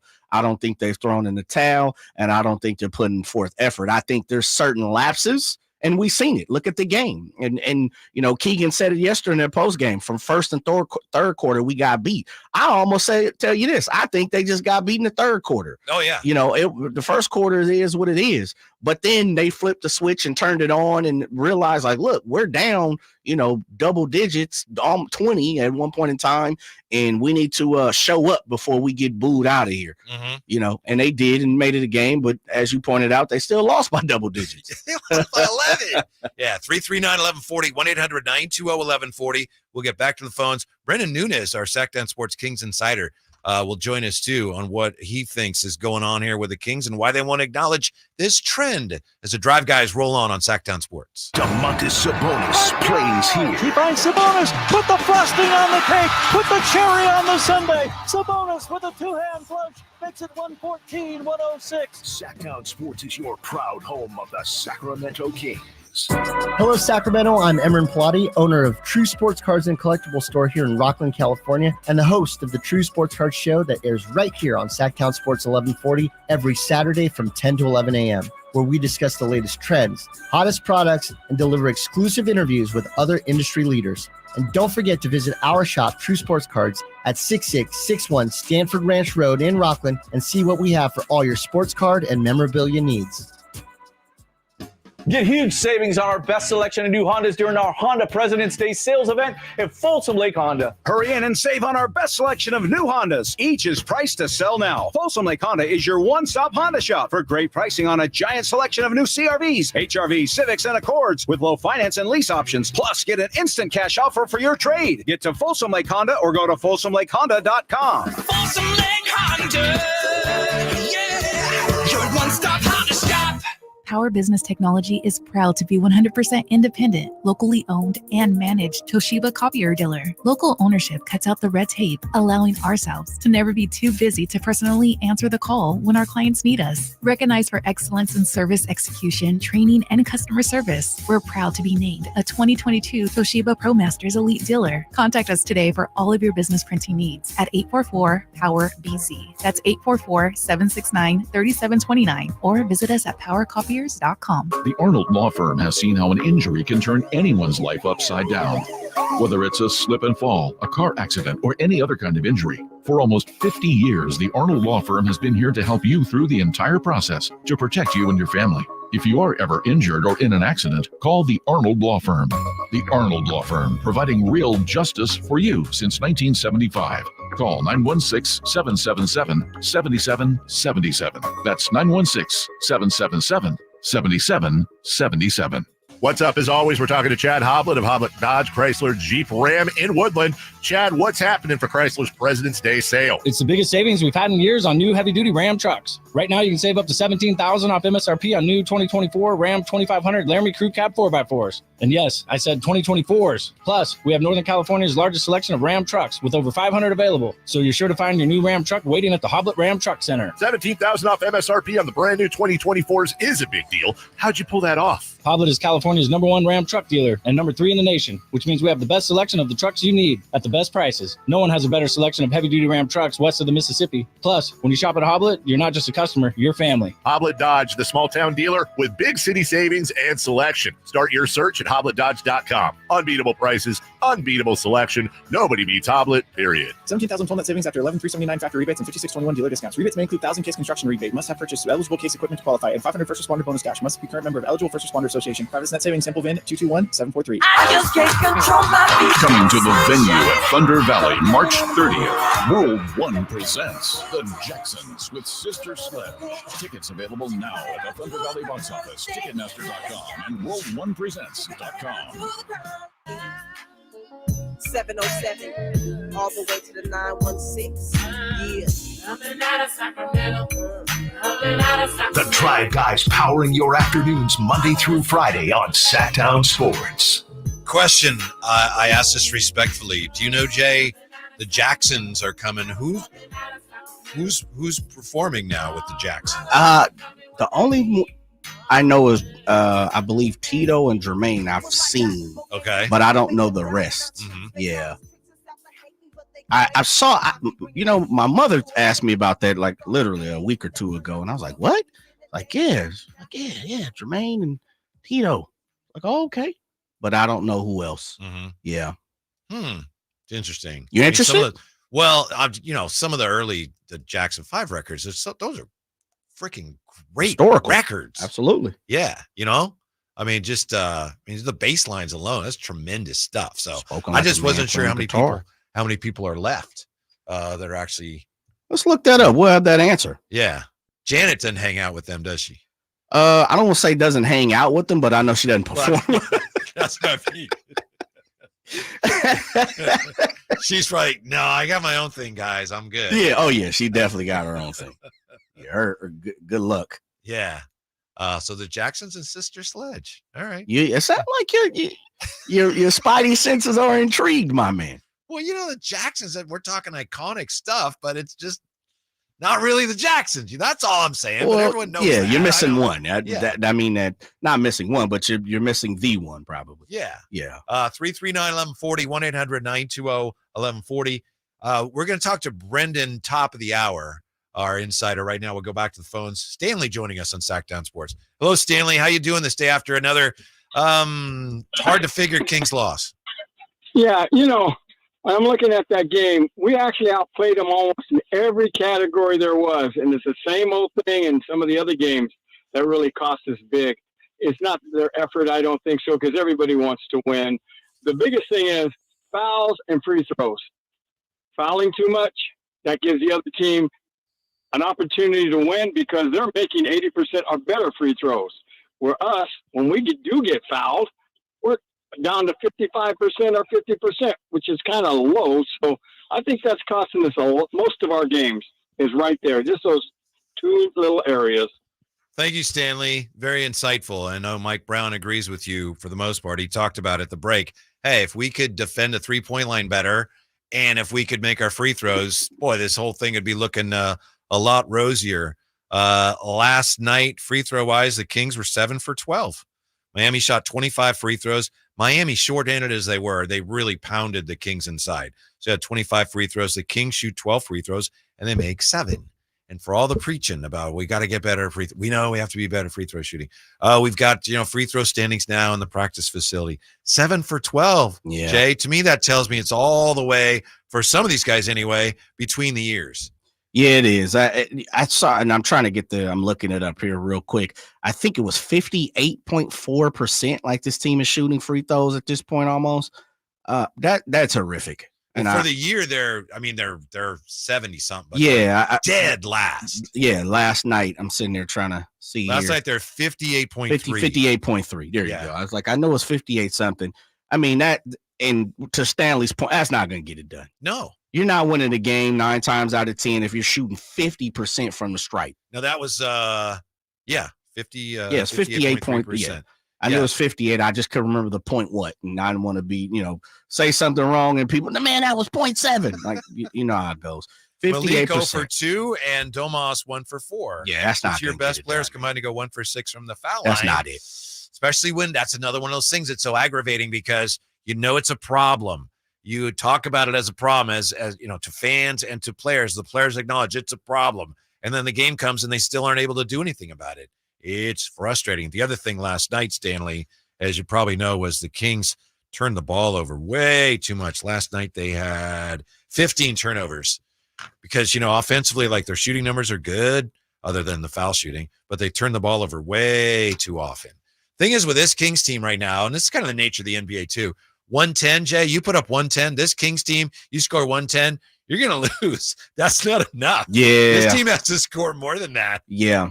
And it's kind of been the chicken and egg conversation we've been having all season of, how much offense do you want to lose, to try to play better defense? Like, how much are you giving that up? And it's a tough combination to I guess muster for the Sacramento Kings right now. And it doesn't seem to be certain nights, because again, this team, it's not like this team isn't competing. Right. It's not like this team isn't in the playoff picture right now. It's not like this team is, dead last in the Western Conference or one of the worst records. But, as Drapes always talks about, this team is on pace to have more wins this year than last year. But when you look at it in the grand scheme of things, man, of course, 58% from free throw shooting is not going to get it done. And the fact that, it seems to be a constant struggle between, how much offense can we give up for defense? But the defense for this team right now is I mean, it's almost null and void, Whitey. Yeah. Really is. Sometimes it is. Yeah, what do you think of the Kings defense? I don't know. I didn't see him plenty. 339-1140, 1-800-920-1140. John joins us, Sacktown Sports. Hey, John, thanks for hanging. What's up? I got a comment on Kevin Huerter. A lot of the times when I'm watching our team play, I feel like he is the reason why our defense breaks down, and then we're chasing our butt trying to get around, whether it's a dish off in the middle or chasing around the perimeter. I don't feel like his performances add up to his three-ball shooting that he's known for. So I feel like in our offense and defense alone, he's our weak link. Last night we finished the game off without Barnes in the lineup, and we left Huerter in there, and I thought that was a mistake by Brown. I thought we should have left Barnes in there to close it out and finish it. So that's my comment. All right, thank you. Huerter has to make the three ball, or that's his calling card. If he's not making threes, as he wasn't earlier in the year, as it's like we can't keep you on the floor. I think you're onto something. I mean, but everyone knows that he's not a great defender. And he's active, and he tries, and he's big, and he can do some things with as far as like on a trap. He's rangy, but he's not a good defender, and that's the problem. It's like I think it was Elston Turner said, years ago. Elston Turner was, who by the way is like one of the greatest people you'll ever meet. Yes, and he was basically the defensive coach here. And at times people would criticize the Kings, their defense, the great Kings teams, and he would say, it's hard to have a good defensive team when you don't have good defensive flair.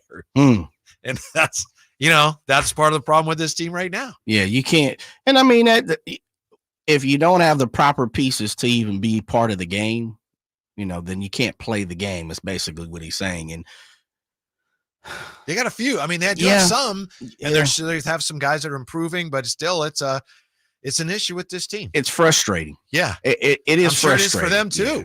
Yes, it's frustrating. And I can understand, fans like John calling in 916-339-1140. I can definitely understand the frustration level of it because, look, they're looking at it from the standpoint of this team, they're pros, they're professionals. They get paid to do this. And sometimes it's hard to understand that, strengths and weaknesses of players because we're looking at it from the outside in. But, I mean, this team has struggled defensively for the last 2 years since Coach Brown has been here. That's something that he's constantly talked about. He knows how important. Yes, he does. He does. He's been to the mountaintop. He knows what it takes to win, defensively, and he continues to gripe about it. And I think the fans are really starting to jump on that bandwagon of, look, we can't, I guess you can't outscore everybody. And that's what you said, Coach Brown said. Yeah. 339-1140, 1-800-920-1140. Ken on Sacktown Sports. Hello, Kenny. How are you? Pretty good, guys. How you doing? Good to hear from you. What's up? Yeah. I'm frustrated as can be because last night we took Jaime Jaquez and turned him into a lottery pick. I didn't know that guy was that good when he was at UCLA. He wasn't. I cannot understand how we cannot understand a simple pivot to get it to the dude looked unstoppable last night. Yeah. Which brings me to this point. You guys talk about defense. The Kings are going to lose either in the playoff game or in the first round if they're fortunate enough because we simply cannot stop anymore. When the ball is going in and the shots are going in, we look like we can't compete. But on those nights when it's not, and we got to depend on the stop, forget about it. Forget about it. They exposed Kevin Huerter at a rate last night that was practically pathetic. And it's like, you know what? We can look as good as we want to. But to me, we can't be like Dallas. At least with Dallas, they know they're going to get from Irving and from Luka a certain amount every single night. Or the same with Phoenix. They know what they're going to get with Booker and Durant.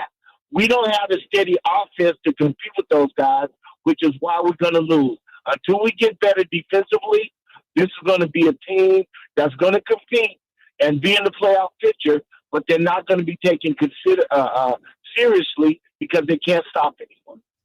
Thank you, Ken. I agree with you 100%. And I do think, too. Yeah. Defense on everything. Defense can be a foundation. And it's true in other sports too. I know some of this is cliche, but you have a solid defense. You know that you're going to be competitive. This team's defense comes and goes. Sometimes it doesn't come at all, it just goes. And that's why you have these like, what happened? Right. What happened? You see last night, to Ken's point, Jaime Jaquez and some of the Heat players, they're looking at the matchups they have. It's like they don't care that, we're down players. No, it's like that guy can't guard me. It's almost like the disrespect. Yeah. Mm-hmm. He can't guard me. Yeah. And so that's one of the reasons the Kings went to zone. It wasn't just, wow, that was a brilliant move. It's like Kings had to go to zone because man-to-man, they couldn't stop out of necessity. Miami Heat players. Yeah. Out of necessity. And I think that's part of it. I mean, I wholeheartedly agree with Ken. And I've kind of been a detractor of a few guys on the team. And, sometimes it comes off as, you're picking on a player or, you dislike that player. Or one thing I hope everybody understands, at least for me, and I think you could attest to this, I don't really take too much of this stuff personal when it comes to, thoughts of it, because I don't talk about people's personal lives, athletes. But what I see on the floor is just what I'm going to call out. And I've said it numerous times, and I've wondered numerous times. If it's me, I don't really see the effect of what Kevin Huerter really does for the Kings when he's not scoring. And I think, that's part of it. And, it's hard because we hear shooters have to continue to shoot to work through certain things. And we've seen it. To his credit, there was lapses last year at the end where it felt like 2 months. We didn't even see what Kevin Huerter is he even playing? Is he still on the court? And then he did series. Yeah. Then, he played decently, and then it led up to the playoffs. He didn't have the best series. And then, so there's lapses and he shot his way out of it, but there are opportunities where it's like, okay, it's not there tonight. Mm-hmm. Pull the trigger. Let's move on, and that, again, I'm not inside of what's going on in the locker room, but I think we do have to question certain things like that, Whitey. I think we have to. But now your roster is what it is. It's stuck. Yeah, it is. So here you are. Which is the spark. Yeah. It goes back to what I said. Mm-hmm. This team needed a shot in the arm. They needed a spark. Yep. Yeah. A roller coaster ride ends up right where it started, and your chance to maybe take this somewhere else with some roster moves. It's gone now. We'll talk to our Kings insider, Brendan Nunes, top of the hour. When we come back, tell you how coaches want to take some of the madness out of March with the Drive Guys on Sacktown Sports. Subscribe to Sacktown Sports on YouTube and watch the Carmichael Dave Show with Jason Ross, Stiles and Watkins, and the Drive Guys. Live Monday through Friday from 6 to 6. Plus view archive shows and exclusive content. Subscribe at youtube.com/Sacktown Sports. Sacramento weather is brought to you by Sacramento County Voter Registration and Elections. I'm Mark Finan in the KCRA 3 Weather Center. Skies will stay clear through the night tonight with overnight lows dropping down to around 40. Tomorrow we'll see sun and a few clouds with highs in the mid-60s. Get the latest forecast on the KCRA News and the KCRA 3 app. The next election is March 5th. Vote centers open February 24th. Remember to vote early and avoid the lines. Learn more at elections.sackcounty.gov. or call toll-free 762-8019. Hey, it's Boost Mobile here with a great deal to keep you connected and help you make the most of your tax refund. When you switch to Boost, you get 4 lines for $100, plus 4 free 5G smartphones, like the Samsung Galaxy A15 or the Moto G Stylus 5G. We're here to bring you the best phones on America's largest 5G networks. so you can get after it. Switching is easy. Just head to your local Boost Mobile store for 4 lines and 4 phones for $100. Visit boostmobile.com for details. New customers only. Requires auto pay and ID verification. Other restrictions apply. See participating dealers for details. The hit true crime podcast Paper Ghosts is back with a haunting mystery in the shadows of the Ozarks. Season 4 unravels a darkly intriguing cold case from 1989 as a community continues to search for answers about a missing girl, various suspects, and a potential connection to BTK. It's gone from, okay, we don't think something's quite right, to there's some worry going on now because now we've found some of her clothing. Listen to Paper Ghosts wherever you get your podcasts. Elevate your drive with Acura of Stockton's President's Day savings. Unleash luxury and precision in a new Acura Integra, RDX, MDX, or TLX. Quality meets affordability with savings on our best selection. Get to AcuraofStockton.com and start your experience today. Own the road in style. Visit us today or go to AcuraofStockton.com. Elevate your drive with Acura of Stockton, where precision crafted performance is at your fingertips. All right, Uncle Dave here for Jiffy Lube, your proud sponsor of the Drive of the Game. Listen to every Kings game for Gary Gerald's Drive of the Game call. Then listen to Jason and me the next morning for a chance to win a $100 Jiffy Lube certificate, courtesy of all the Jiffy Lube locations in the greater Sacramento area. Jiffy Lube, your place for oil changes, wiper blades, tire rotations, and more. Hey, for valuable coupons and a location near you, visit jiffylube.com. Ew, gotta get rid of this old Backstreet Boys t-shirt. Tell me why. Because it stinks, boys. Tell me why. I've washed it so many times, but the odor won't come out. Tell me why. No, you tell me why I can't get rid of this odor. Have you tried Downy Rinse and Refresh? It doesn't just cover up odors, it helps remove them. Wow, it worked, guys. Yeah. Downy Rinse and Refresh removes more odor in 1 wash than the leading value detergent in 3 washes. Find it wherever you buy laundry products. Progressive presents Precious Moments. Nothing beats driving cross-country in our RV. This is so much fun, Dad. I don't even need to look at my phone. It's not the destination, it's the journey. Jinx! The exchange you just heard didn't actually happen, but it could. Bundle your home and other vehicles with Progressive and you could use the savings to make sure that RV is always ready to hit the road. Who knows, your teenager might actually put down her phone for 5 minutes. It could happen. Progressive Casualty Insurance Company, affiliates, and other insurers. Not available in all states. Every day, Cintas service reps help businesses get ready for the workday. They provide freshly laundered workwear delivered every week. Mats, mops, restroom and cleaning supplies. First aid and safety products to help your employees stay safe. They even test and inspect fire extinguishers and emergency lights. Cintas helps keep your business running smoothly. See what Cintas can do for you. Visit Cintas.com. Oh, I'm ready! And get ready for the workday. If your Medi-Cal is ending, Cover California is here to help. Cover California is a service from the state that helps you get affordable health insurance. In many cases, at no cost to you, just like with Medi-Cal. We have quality health plans and will help you every step of the way to get the one that works for you and your family. So if you're no longer eligible for Medi-Cal, check out Cover California. We'll keep you covered. Learn more at coveredca.com. Welcome to the President's Day sale, happening now at Northern California's #1 Honda dealer, Stockton Honda. Celebrate with us and get huge savings on our giant selection. Whether you're shopping new or pre-owned, Stockton Honda has the selection and savings. Plus, get top dollar for your trade. Anytime, anywhere, it's all here. StocktonHonda.com. #1 claims based on 2023 total new and Honda certified pre-owned vehicle car sales from American Honda Motor Company. Zone 1 report.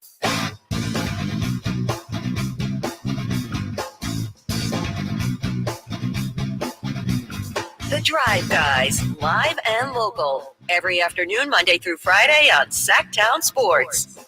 Well, March Madness is approaching. Interesting debate going on in college basketball about storming the court. Should we be storming the court? Do we need to get rid of storming the court?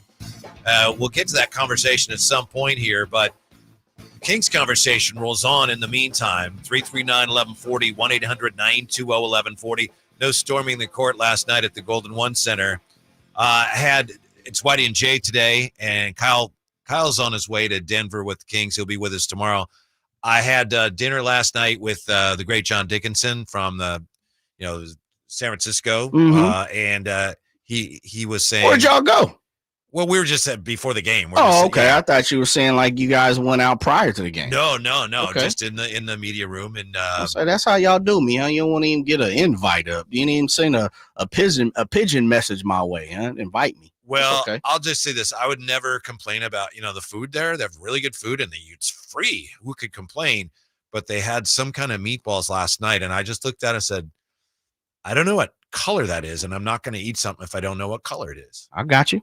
So, yeah. But understand. Got to know what's going on in your body. Yeah, delicious like hot some of those dog at baseball players. halftime, all good. But my point is, JD said before the game, he's like, this heat culture, is it overrated? Miss me with that. People talk so much about this. It's garbage. And then after the game, he texted me, he said, I will never dump on heat culture ever again in my whole life. Because I was impressive. We look at it from the Kings side, it's like, what happened? But wow, the Heat got it done. Yeah, and typical Heat fashion. How many times have we heard that? I know. The Heat are a fantastic organization. And this is something that I think the Kings organization has tried to figure out since years. Yeah. Multiple talked years. how many times? I can just hear Vlade saying, we're building a culture here. Yes. And what that means is they got some yogurt in the fridge. The toughest part is this, Whitey. As a fan, I think I still trying to figure out what that is. And that may even be a part of it is, and you asked Eric Reed and Jason Jackson, I believe Eric Reed for sure yesterday, who's the Heat play-by-play, been there 36 years since the beginning, if I'm not mistaken. He had some very descriptive words to specify what those things were. And I think if I ask you, or if I threw it out there to the fans, what do you think is the Sacramento Kings culture? What would you say? Like, what is the Sac Kings culture to Whitey right now? I don't know what it is. And Mike Brown was asked about that last night. To his credit, he said, I don't think we can do what they're done. They're doing. But to me, when you have a strong culture, the Patriots had it, Spurs had it. I think the Giants had it in baseball for a while. It's just a matter of everybody's on the same page. We all know the 49ers, like the Bill Walsh. They seem to be there. Some say he invented the idea. It's like, this is how we do things. Okay? Everybody. This is how we do things. This is our goal. And then you get everyone going, okay, I'm in. Yeah. Then you have a strong culture. I know people don't like the Warriors. I understand that. The Warriors, their culture really, 2015, when they said, Andre Iguodala, we need you to come off the bench. He could have said, I'm sorry, I'm Andre Iguodala. He said, okay. It was like, all right. Then all of a sudden it's like, okay, everyone kind of saw that. It's like, it fell into place. So the Kings, it's like, it takes a long time.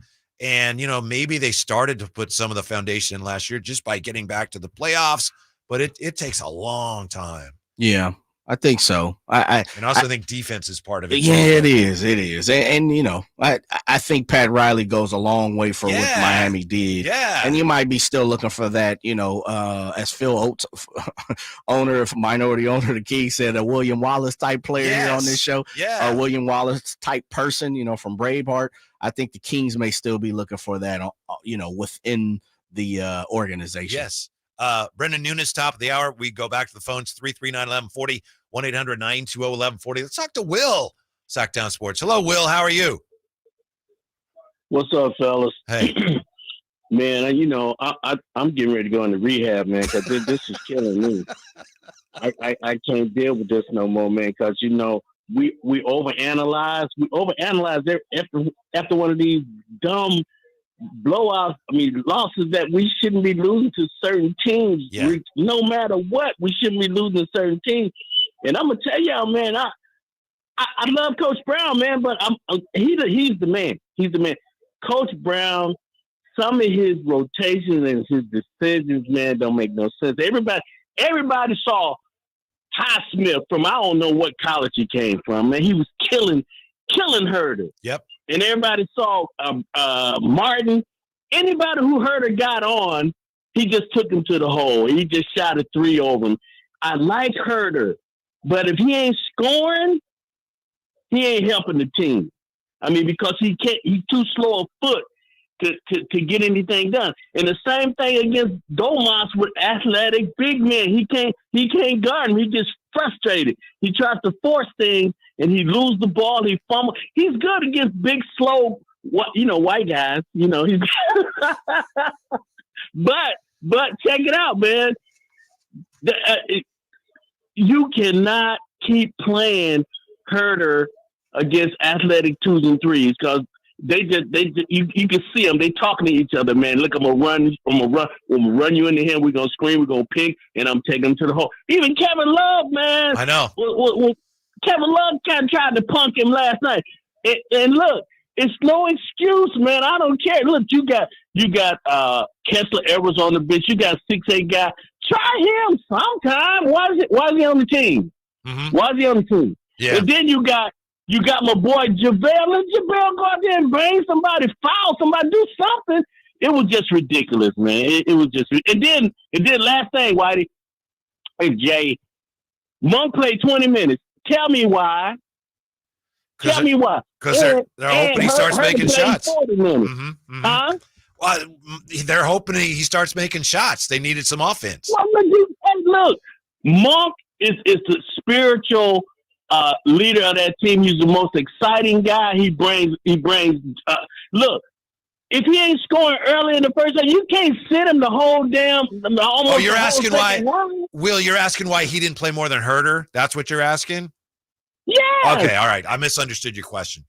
Yeah. He got to be out there in the fourth quarter. And the same with HB. You know, I get on HB. I get on HB when he ain't bringing it. But HB, I don't even think he played the fourth quarter. That's coaching. That's the coach, man. Mm-hmm. The coach blew that. I don't know what he was doing last night, but it's just pitiful. And then they lose the athletic teams like that don't have their starters. That tells you something's wrong, man. Detroit, Charlotte. But Will, they can't guard anybody, Will. That's a huge problem. They can't guard anybody. Well, they don't. But he don't make. Why is Kessler Edwards the most athletic 6'8" guard they got? I mean, defensive guy. Why he don't play? I assume it's because he doesn't give him anything offensively, but it's a good question. I understand your question. Yeah, I know. Why you on the team? I know. And what happened to Terrence Davis? Why did they get rid of him? You're not the only one that wants to know that. I don't think, though. I don't know that anyone has picked him up, but there's a lot of people who ask that question. He's in Portland G League. Man, look, I don't understand. I don't understand what my man is doing sometimes. I think he got too many people in his ear over there on the sideline. I ain't never seen nobody with that many assistant coaches, man. I think he just need to make some decisions on his own and quit listening to them 25 coaches he got over there on the sideline. Thank you, Will.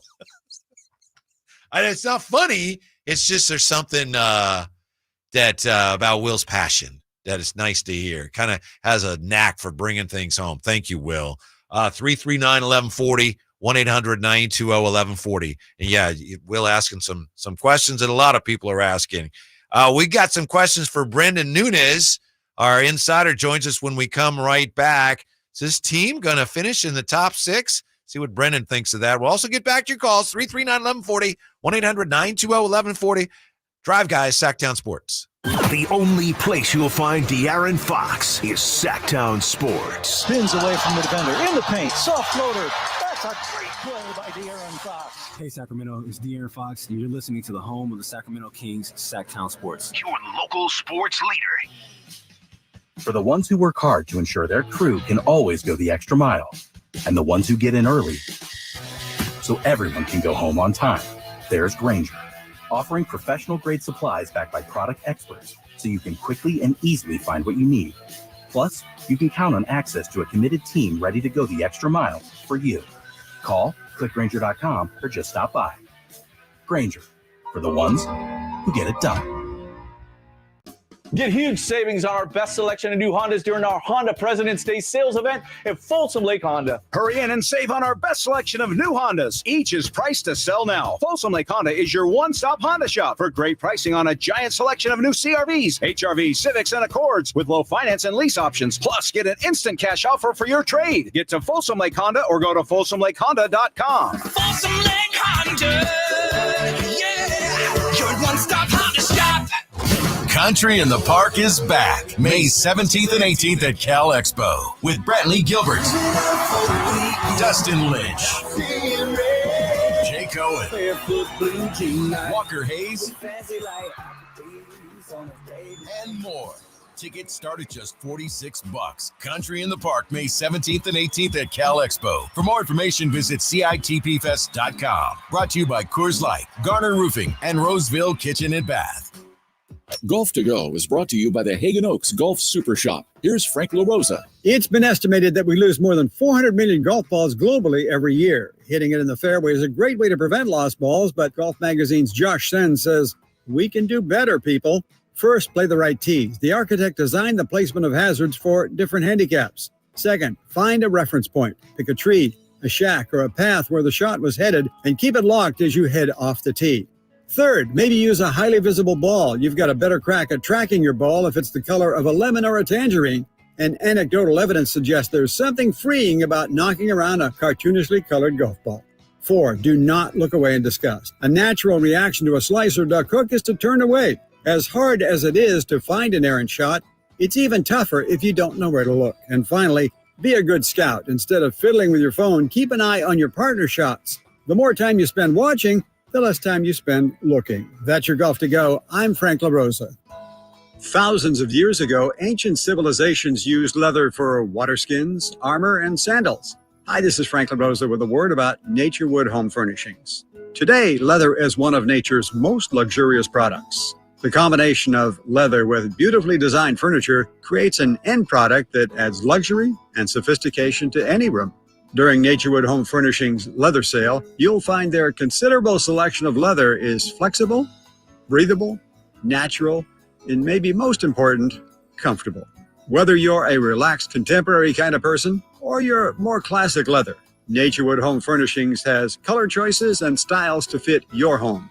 In fact, I doubt any store can beat Naturewood's selection. During Naturewood's leather sale, all leather furniture is on sale for a limited time. Sit, enjoy the comfort of leather at Naturewood Home Furnishings, off Highway 50 at Hazel.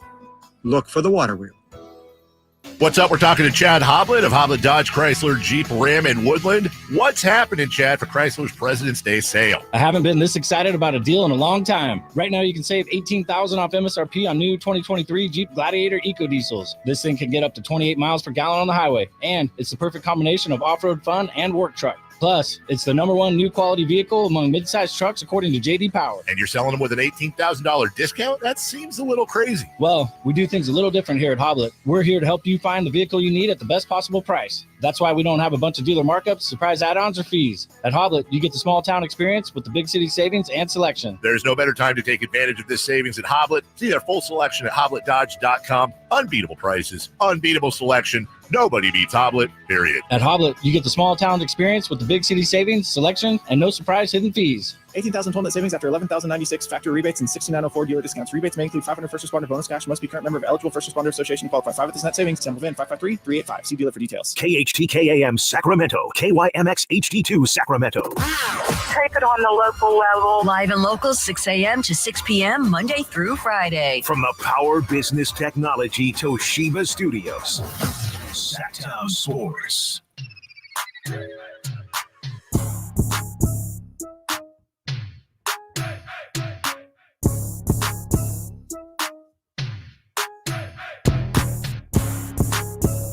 The only station in Sacramento giving you local sports coverage from 6 a.m. to 6 p.m. Monday through Friday. Sacktown Sports. Yeah, Kings coming up short last night against the shorthanded Miami Heat, 121-110. That's one of the things that bugs me, Jay. You know, they were way behind. Kings were behind by 20, and they come back, and they cut it to 2. They cut it to 2. Then, they can't win. But they lose by 11. You know, it's not, they come all the way back, and then who knows if they'd played another quarter, they might have ended up losing by 20 again. Frustrating, a game that we thought they were a game that we thought they should win. So what's going on? Let's find out here from our Sacktown Sports Kings insider. He was there last night. Can't blame him because he did all the things he's supposed to do for good luck, like had the hot dog at halftime with the mayonnaise only. Brendan Nunes. How are you, Brendan? I'm doing good, Whitey. One day we're going to let the hot dog thing go. One day. No, Never. One day. I'm doing good though. Good. Kings not doing so well. Which is the real Kings team? I mean, how do we answer that? The team that beat the Clippers, the team that lost last night, are the answer both teams are the real Kings? How do you sift through that question? I mean, I do think it's both. And one thing I'll say is I don't really think the Miami game last night is in the same category as the Charlotte loss or the Detroit loss, for example, or even if you want to go Houston earlier in the year, even though De'Aaron wasn't playing in those games. Like, Miami plays different. That press that they play defensively that falls back into a zone gave the Kings a lot of issues. And now that's both games this year where these teams have matched up that the Kings have struggled to shoot. It's taken them out of their offensive rhythm. De'Aaron Fox's 7 turnovers last night, a season high, obviously is not what you want, but I think that's a big part of it. And if the Kings are clean, a little bit cleaner defensively, that on Bam Adebayo specifically with some of their double teams, obviously they would have had better chances. I think Kevin Love was the one where I'm like, gosh, I don't know. Letting that guy get rolling is a tough one. The Jaime Jaquez ones, though, I live with most of those. You know, so I didn't hate the performance from the Kings last night. I think that they've been playing well post All-Star break and defending the 3-ball okay for the most part, which has been a pretty big emphasis. And I'm more encouraged by the LA win than I am disappointed or worried by the Miami loss. Here with Brendan Nunez, our Sac Sports 1140 Sacramento Kings insider. Brendan, I guess I'll just kind of steal this from the text line because I had something that's kind of similar, but I'll use their words to let them know that they are part of our show. They asked Whitey, should we be panicking? Should Kings fans, should this team, should the supporters of Sacramento Kings be panicking? I don't think so. I think that the play-in is scary. Don't get me wrong. And I just think this is where this team, this is about where they should have been expected to be, in my mind, is fighting for that 5-6, making sure you stay out of the play. And I know people don't love to hear that after being a 3 seed last year. Won 49 games last year. They're on pace for 47 right now and sitting in 8. So it's just an extremely competitive Western Conference. Now, you could be frustrated they didn't go make improvements at the deadline or the offseason. I get it. But I think that the patience has been understandable when it comes to the roster construction and like when to pounce on making your next move. And I would understand some panic from the fan base about the play-in. I also think that this team has shown that they step up for big games, and it's nothing but that in the playoffs. You know, you can't have a quarter here and there where you're not great defensively. And I do worry about that, but I think that that's always been the case for this Kings team. You know, I really do think that this team goes as far as De'Aaron Fox takes them. You know what you're getting from Domantas Sabonis. De'Aaron's a little more up and down. I think he's been playing great. Obviously, those turnovers again last night are a tough one, but I think that he'll bounce back from that. And I mean, again, I think that these big wins, the fact that they have a substantial amount of them, those are the teams you're going up against in the postseason. I don't think we're going to have effort questions in the postseason. And I get it's concerning that you're still worried about that a little bit this point of the year. But I really think that when this team turns it on, that they play at a really, really high level. And I expect that to be the case more often as we get closer to the postseason and certainly in the postseason. I'm with you, Brendan, and I understand the frustration, and I'm frustrated, and it is very aggravating, some of these games that it looks like they should win, that they don't win. But as far as panic, and I heard Chris and Alan talking about this too, to me, that's like, what? That the P word doesn't belong anywhere near the discussion right now. To me, if your record was the same as Utah, if you were like 27-31 and you're 11th, that would be, we're in trouble. But, you know, the play-in, I know that's distasteful to a lot of people and it's fraught with peril. To me, if the Kings are in the play-in, it's like, okay, now you got to work your way out of it. I don't think that's anything to panic about. Do you think though? I think the Kings are a play-in team. Do you think they'll finish in the top 6? You know, I think I'd give it to them. Yeah. I mean, it's really a coin flip. Sure. You know, but I'd lean towards yes. I don't think their schedule's as scary to me as maybe some people are feeling.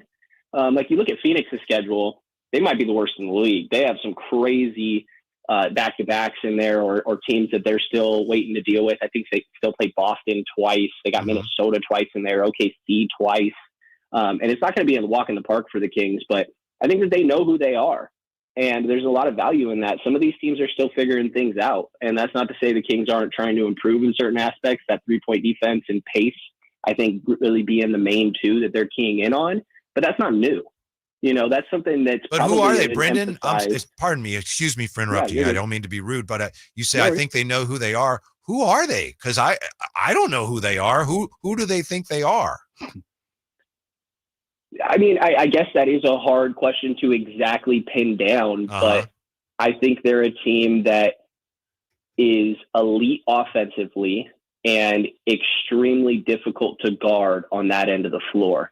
And if they are just able to string together, 3.5 good quarters of defense, that they're a team that can beat anybody is really, I guess, how I would put it. Gotcha.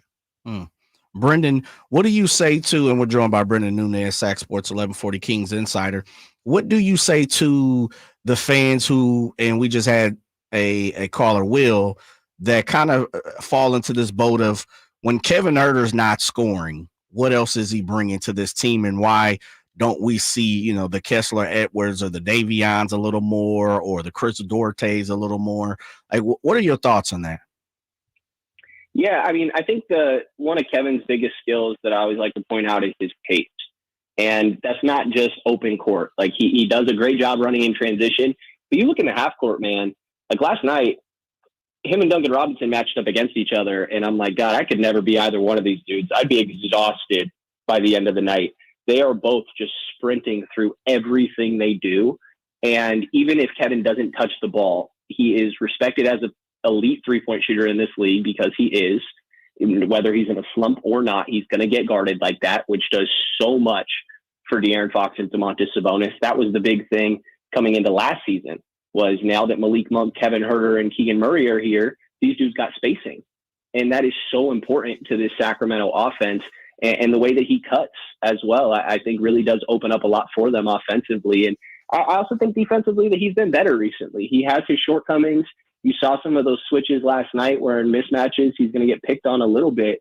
But I think for the most part, Kevin's been playing pretty well. You go back to his last 19 games, for example, 14 points, and you're talking 43.7% from three. So I think that it's easy to get caught up in, yes, his best skill is his three-point shooting. But even when that shot's not going down, I think the threat of him out there and how active he is offensively, even off of the ball, does so much for unlocking and enabling De'Aaron and Domas. Brendan, before we let you go, of course, we appreciate your time and your flexibility. Do you have anything coming up that you want to let us know about on SactownSports.com? I got another question too. Oh, another question. No, all right, hold on. Yeah. So what do you have coming up? Yeah,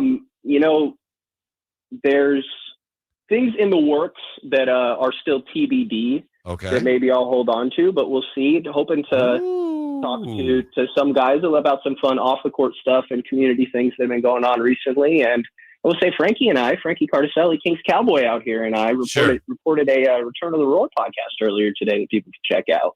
Excellent. That's Frankie. What do we call him? Clicks? Clicks. Yeah. Cowboy Clicks. He hung up on us last time we were interviewing him. Yeah. So what's your question, Jay? Yeah, this isn't I want to make sure I preface it with this. This isn't a personal question, Brendan. This is just something because you are in the crux of this. And this is something that, and I've said this today, albeit I have an opportunity to go in there pre and post and half and do, every single time I practice and do the things that you guys do, I just choose not to. What are some of your thoughts on, because I felt like this here in Sacramento, and I know you haven't been there for 10 years. You've been there for a few. What are your thoughts on the feeling that Sacramento Kings media throw softballs to the players and coaches because you're in the middle of it? Yeah, I mean, I don't really feel like that happens too much. I think that there's certain. I guess what I will also add real quick is like you have to word things a certain way. And I think it's easy to not realize that, you word your question in a type of way and you're trying to ask about the effort, and a slight wording is going to make them take it in a whole different direction. And also these dudes, like, what is coach supposed to go up there and just like call out name for name dudes that didn't play hard? Like, there's an aspect of like, sometimes you're not going to get an answer to certain things on the record. So are we easier on players than New York or Philly? Sure. There's also a lot less people, and less questions that are getting thrown around. So I don't know. I think there's an aspect, but I think there's also a reason to feel good about this team. There's still a great story right now. I mean, y'all know how many years was this team not in the playoffs? Like, I think that there's a good reason for there to be more positive about this team right now than negative. Brendan Nunes. Thank you, Brendan. We appreciate it. We'll talk to you soon. Appreciate you guys. Yeah. We will take a quick timeout. When we come right back, we'll tell you the one thing about the Kings game last night and what's being said about it. That is unacceptable. Next with the Drive Guys on Sacktown Sports. The NFL's leading rusher plays here. And a handoff to McCaffrey, walks in the end zone. Handoff to McCaffrey, takes it right down to the goal line. He does his thing again. McCaffrey goes in motion right. Backwards pass led by Juszczyk. A block there. Hurdles a man. 10-5. Touchdown! CMC! You can hear all of Christian McCaffrey's touchdowns on your home for 49ers football. Sacktown Sports. Hey, what's up, everybody? It's your boy Drapes, Kyle Draper here from Mercedes-Benz of Stockton. I'm loving my new EQS SUV. It's the most amazing car I've ever had. In fact, when I'm on the road with the Kings, I can't wait to come back just to hop in that EQS SUV. It's lovely. Now, if you've been on the fence about purchasing your first fully electric vehicle, I'll just say this. Schedule a test drive and see for yourself what makes these vehicles so incredible. Right now, Mercedes-Benz of Stockton is offering up to $10,000 in incentives on new 2023 and 2024 Mercedes-Benz electric vehicles. You'll also receive a wall box home charger and 2 years of prepaid vehicle maintenance if you purchase or lease any Mercedes-Benz electric model. So head on over to Mercedes-Benz of Stockton, just 30 minutes from Sacramento, right off I-5, online at mbofstockton.com. That's mbofstockton.com.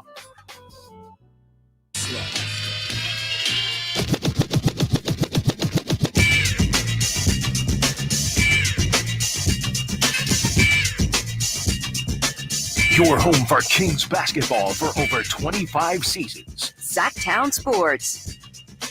Appreciate you being with us. Appreciate Brendan Nunes. Brendan sounding a note of optimism, which has been a little bit more difficult to find today than it typically is after another one of those, they won, they beat the Clippers, this is the greatest team ever, and then, what happened? They lost to the shorthanded Heat. That's just the nature of the team.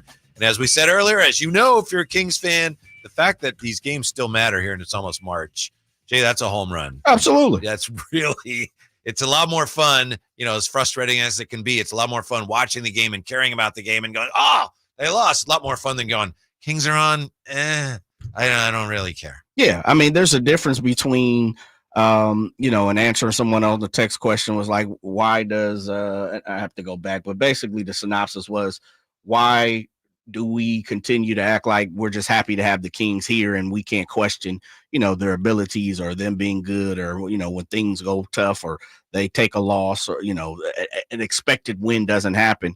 And I think that's part of it, Whitey, and that, I think there's room for both. It is. A fair point. 100%. It is. Like, we don't need to romanticize the fact that, every single day or every single time they lose, like, you know what, the Kings are still here and we should be blessed and happy and proud and everything else that, any adjective that you want to throw in there, that the Kings still play here in Sacramento. But, that's tough because guess what? There are a lot of people who are still with us who fought tooth and nail and they were in the struggle and you weren't, Yes. And so it's tough to really talk about somebody walking in their shoes when you weren't the person walking in their shoes. Yeah. But the other part of that too becomes, I'm with you. And with that person and the fact that sometimes, we do have to be the judge, jury, and executioner, because we are the fan, and we are, the people who follow this team and support this team and invest in this team, and not only time but financially. And so, I respect that, and I agree with what you're saying with Brendan. That's a full circle in saying this is, Brendan's a half glass full type of guy, and I like that. I respect that, and I appreciate that. Yeah, I've been in situations before where I've heard people wondering why you're so critical. Well, you should support the team, and to me, honest and fair criticism is one of the best forms of support you can give anybody or any team. Even personal relationships. If you feel like, what, I got to tell you, this, and I'll say this to help you. To me, that can be very supportive. Yes. It's not easy to hear, yeah, but doesn't mean you don't care, and it doesn't mean you don't want things to get better. 339 It's the yes man thing. Yeah, like right. we don't all have to be yes men to support something. Yeah, right. Oh, everything they do is great. Mm-hmm. No, they can do no wrong. Let's talk to Chris on Sacktown Sports. 339-1140, 1-800-920-1140. Hello, Chris. What's up? Hey, guys. I kind of agree with Brennan. I'm frustrated. Don't get me wrong. But, going into that game, I thought we should have won it. But I knew what the Heat brought, right? They kind of remind me, as you alluded to earlier, of the 49ers in a similar way, right? Football, you have 7 rounds in the draft, NBA 2. However, the Niners find, gems late rounds, right? They turn them into star players, whatever. The Heat kind of do the similar thing, undrafted players turning into stars, but I think the main thing that I'm frustrated with overall this season is the Kings remind me of like that student that would procrastinate a project till the last minute, right? Like they do a little bit here and there, and they got a week left. Oh, it's fine. Maybe they'll do a little bit more. And then it comes down to the last day and they bust their ass, excuse my language, to try to finish it, right? And it's just too late. They get a bad grade. So, I feel like that's a lot with the Kings. Before the second quarter ended, they were up, 10 points, and it quickly dwindled down, and they lost the lead going into the half. So that's where it frustrates me. We see that fight at the end of the games, and I understand it's a 48-minute game. You're going to have ebbs and flows. You're going to work harder some possessions, right? But I think the main thing is you have to have that intensity the entire game. I want to see that intensity from Fox in the second quarter off of a forced turnover, like I did against, Clippers the other night when he, you see him screaming when he forced that jump ball. I'll take it off the air, but I just, I love the team. I'm not, same thing. I'm a glass half full guy. I'm happy with what they're doing. But I'd like to see more intensity. Chris, I appreciate you guys. Have a good day. Hold on, Chris, you still there? Before you hang up, because I have a response to that. Okay. And you brought in De'Aaron Fox. Let me ask you this as a fan. Have you come to grips or understanding, and it sounds like you have the hope, but is there going to be a point in time where you come to realization like De'Aaron Fox might not just be that guy 48 minutes? So I think he can be. I think, he's 26. I have not shut that out yet. I think to a certain extent, our team, I've come to grips with what we can and what we can't do, right? So the caller earlier, he was mentioning, why don't you bring in, I'm drawing a blank. I can't even say, Kessler. Why don't you bring in Kessler? I agree. I think a game like that, Kevin Huerter shot 2 of 9 from 3. He did play a lot of minutes, so maybe give Kessler a chance. But let's be honest, he's not going to move the needle and not give this team what it needs to get to that second level, right? Gotcha. So I think Fox still has it. Do you think that let me ask you to flip that question. Do you think that he does not have that for a full 48? Have you come to grips, or do you think he still can produce for a full 48? Thank you, Chris, for the call. Appreciate it. Me personally, the way it's set up is they need him to. And, I think we've seen that he's capable of it. Kind of like what you were saying about the whole team. If I understood you correctly, Chris, and I think you speak for a lot of people, if I did understand you correctly, this team is capable of more, and that's your frustration. Like, they can be better. I've seen them do it better. As far as Fox, they got their wagon hitched to him, even more so than Domas, those two guys. And he was, third team all league, as we all know. So both they need him to, as hard as that was, they need him to keep doing it. Why? I don't know what's up this year with maybe we'll find out he was injured. He's playing better. I think he's adapting to the 3 ball's not what it was early in the year. But yeah, we know that he can be an all-league caliber player, and they absolutely need him to be that. Whitey, most of what you say, I agree with, and it's interesting because most of it, because I do think there is limitations to everyone. Like, we all have limitations, except for Kyle Draper. Except for Drapes, right? Drapes could do it all, and if he doesn't, he's got guys who can do it, right? That can help him. And I just use myself. One of the things that I always got was, look, physical stature. I was never going to be 6'4". And, one of the things that you asked me off the air was like, hey, man, you didn't hit for power? No, but I could hit. It's well documented. One thing I could do is hit, but I couldn't hit for power. And so I had to come to grips with that. Limitations is like, look, I'm not that guy. And no matter look, I understand. I play with guys like Dustin Pedroia who hit 30 home runs and, was there. He's smaller than me. Yeah.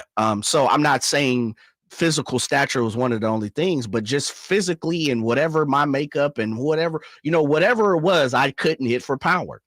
And so I asked Chris that because I think that kind of coincides with some of the expectations that we have as, fans and onlookers and supporters, is sometimes we can get a little, out the norm. We can like, if a person and a team is showing me this, as much as I want or I could believe or I think they can do it, and there's always opportunity to do that.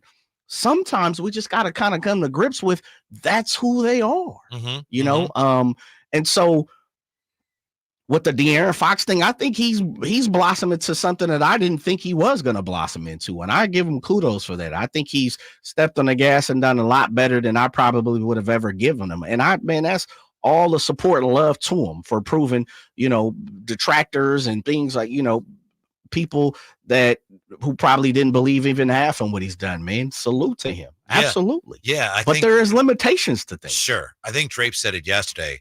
One of the things that was so beneficial for the Kings about the trade for Sabonis is that they get Sabonis, frees up Halliburton, but it also freed up Fox to become the player that he's become here with the Kings. The one thing I'll say that to me, and we touched on this earlier, we're hearing a lot of talk, even from the coaches. Brendan touched on it, which is why I wanted to bring it up.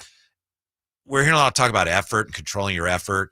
And if there's any consistent lack of effort where the Kings are not bringing the amount of effort they need, that's not acceptable. Now, if we're talking about degrees of intensity or focus, that's a little different, right? Because we all know sometimes we our heart's in it and we just can't focus, or we can't, we make errors. But if we're really talking, literally people are talking about effort, like Keegan says, we know we can control our effort. That can't be an issue at this point. I mean, if that's kind of a euphemism for something else, okay. But if and I don't see it, that's the reason I'm surprised to hear him talk about that. I don't watch them and say they're not trying. I watch them and say they're not together, they're not connected, they're not sure how to solve this zone or whatever.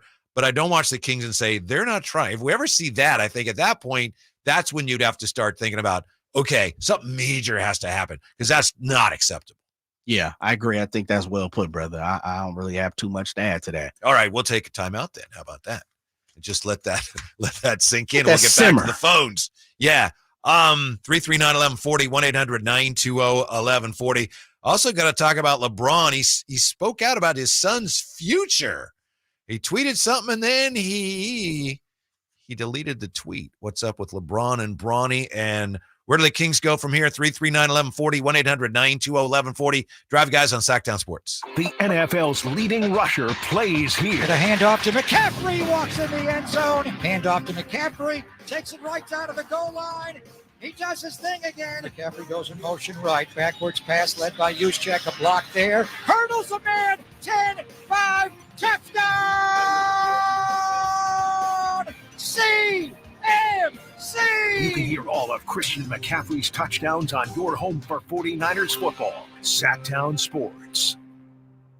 Guys, want to lose weight, improve your performance, and increase your drive?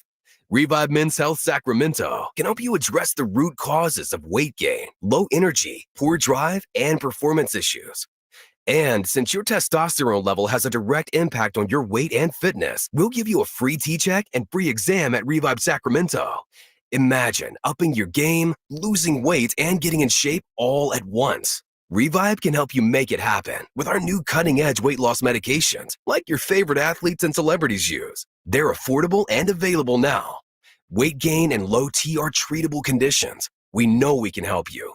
Take that first step and book today. You're only one step away from getting in the best shape of your life. Call Revive Men's Health at 916-277-8599. That's 916-277-8599. Or visit ReviveMen'sHealth.com. Welcome to a brand new year filled with limitless possibilities at Kia of Vacaville. Prepare yourself for an extraordinary driving adventure as we present our impressive 2024 vehicle lineup. Step into the future with state-of-the-art technology, groundbreaking features, and the sleek design that has become synonymous with Kia. Immerse yourself in the dynamic performance of the all-new Kia Sportage, where captivating design meets exhilarating power. Experience the fuel efficiency of the Kia Niro, a hybrid marvel that extends your journey with every mile. Indulge in the sophistication of the Kia Telluride, seamlessly blending luxury and versatility. Don't overlook our eco-friendly Kia hybrid options, ideal for those who prioritize efficiency without sacrificing style. If you're in search of the EV9, Kia of Vacaville has it in stock or available for delivery. Visit Kia of Vacaville today and cruise into 2024 with confidence and style. Kia of Vacaville, where innovation meets the road. Elevate your drive. Elevate your year. Model availability and features may vary. Please see the dealership for details. Capital Casino has been serving the greater Sacramento area in the same convenient downtown location for over 20 years, with plenty of close-by, well-lit parking monitored by security staff and offering the most variety of table games in the region in a safe and friendly environment. Best food, best service, and the best action. That's Capital Casino. For more information on tournaments and gaming, check out their website at capital-casino.com. And please remember to gamble responsibly. 1-800-GAMBLER.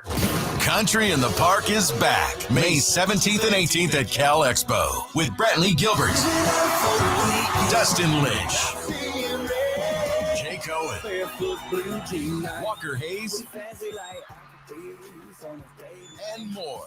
Tickets start at just $46. Country in the Park, May 17th and 18th at Cal Expo. For more information, visit CITPFest.com. Brought to you by Coors Light, Garner Roofing, and Roseville Kitchen and Bath.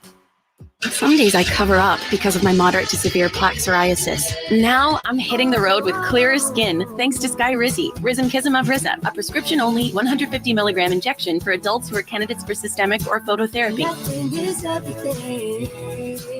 With Skyrizi, 3 out of 4 people achieved 90% clearer skin at 4 months. And Skyrizi is just 4 doses a year after 2 starter doses. Don't use if allergic to Skyrizi. Serious allergic reactions and an increased risk of infections or a lower ability to fight them may occur. Before treatment, your doctor should check for infection and tuberculosis. Tell your doctor if you have an infection or symptoms such as fever, sweats, chills, muscle aches, or cough, or if you plan to or recently received a vaccine. Thanks to Skyrizi, there's nothing on my skin, and that means everything. Ask your doctor today about Skyrizi, the #1 dermatologist prescribed biologic in psoriasis, and visit skyrizi.com or call 1-866-SKY-RIZZI to learn more.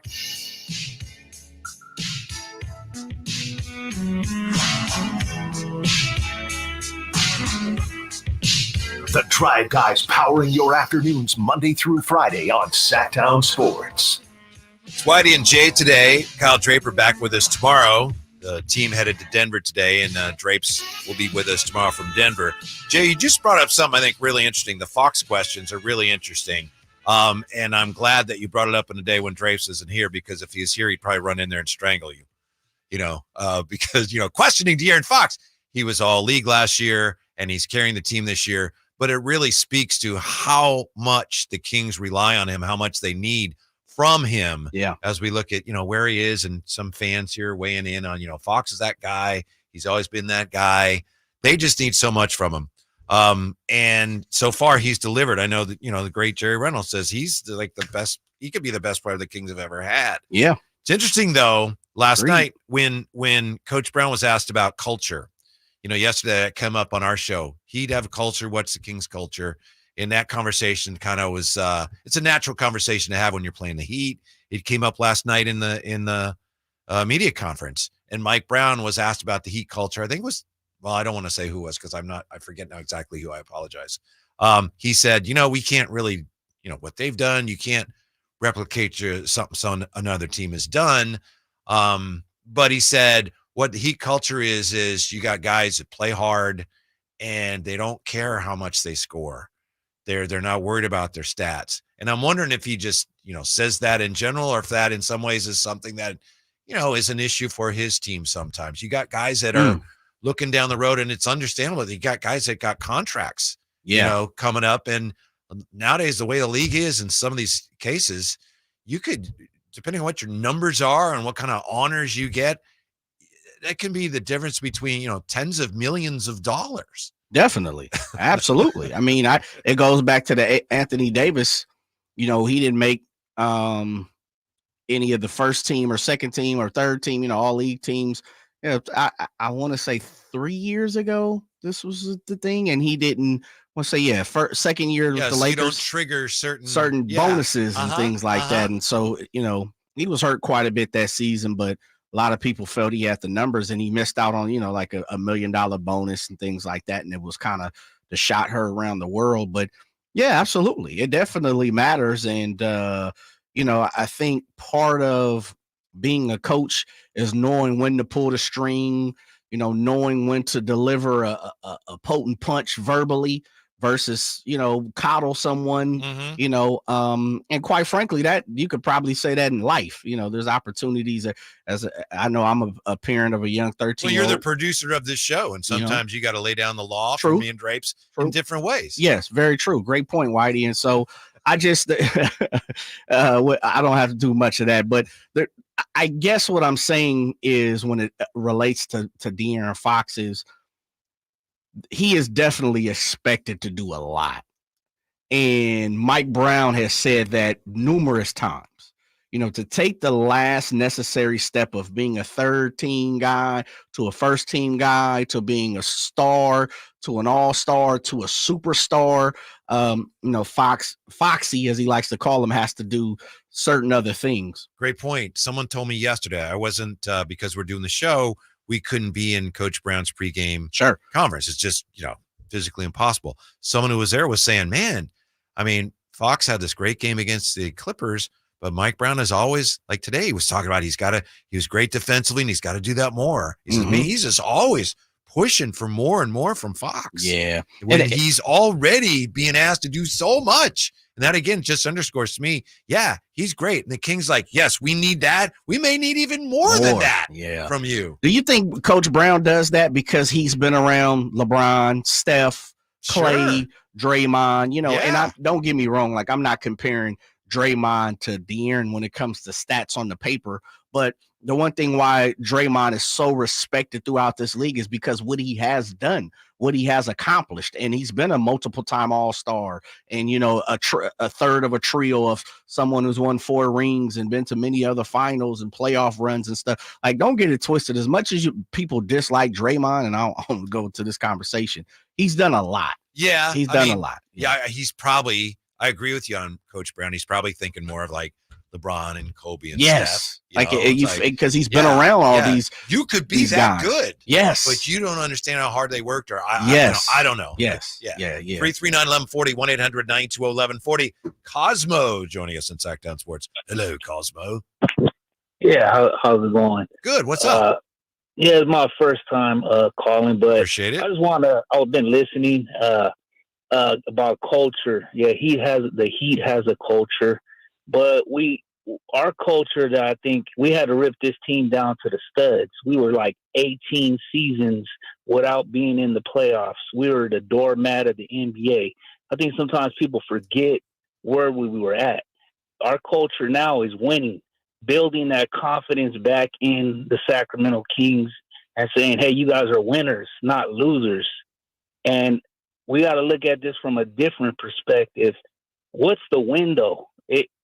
Everything is about winning the championship. Only one team can win the championship. So what is our goal right now? Is it to make it out the second round? And then we got DeMontis and De'Aaron in their prime, 28, 29. Yeah, I know DeMontis don't play defense, but I don't need him to be a lockdown defender. What he does right now, getting triple doubles, is what I need him to do. You can get a center to come in from college, and he can't do what DeMontis is doing. Hey, Cosmo, can I ask you a question? Sure. Yeah, you were talking about the window. In your opinion, I'm just asking your opinion. Do you think a championship window for the Kings is open now, or do you think they're approaching that? I think that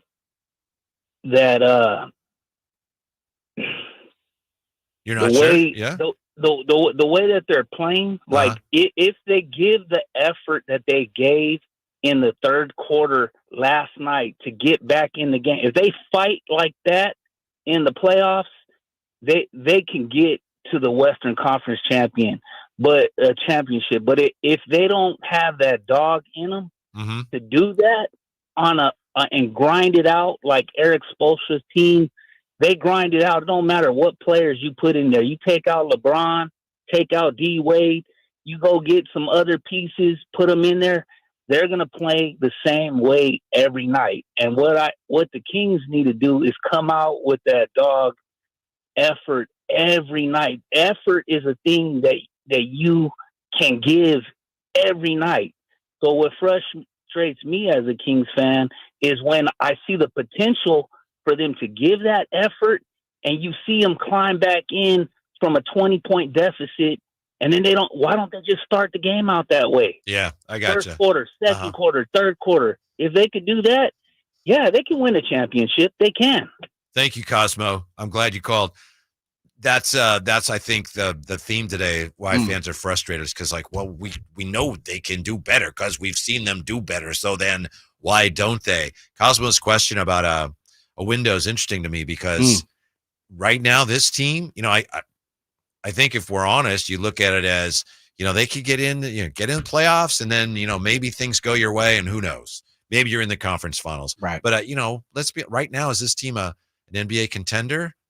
Not for me. No, I don't think the window's opened yet. Right. Right. That's it. And so going forward with the assets you have available, how do you even get to a point where, hey, look, we got a window? Yeah, I think, if I'm answering that question, Whitey, I think for me,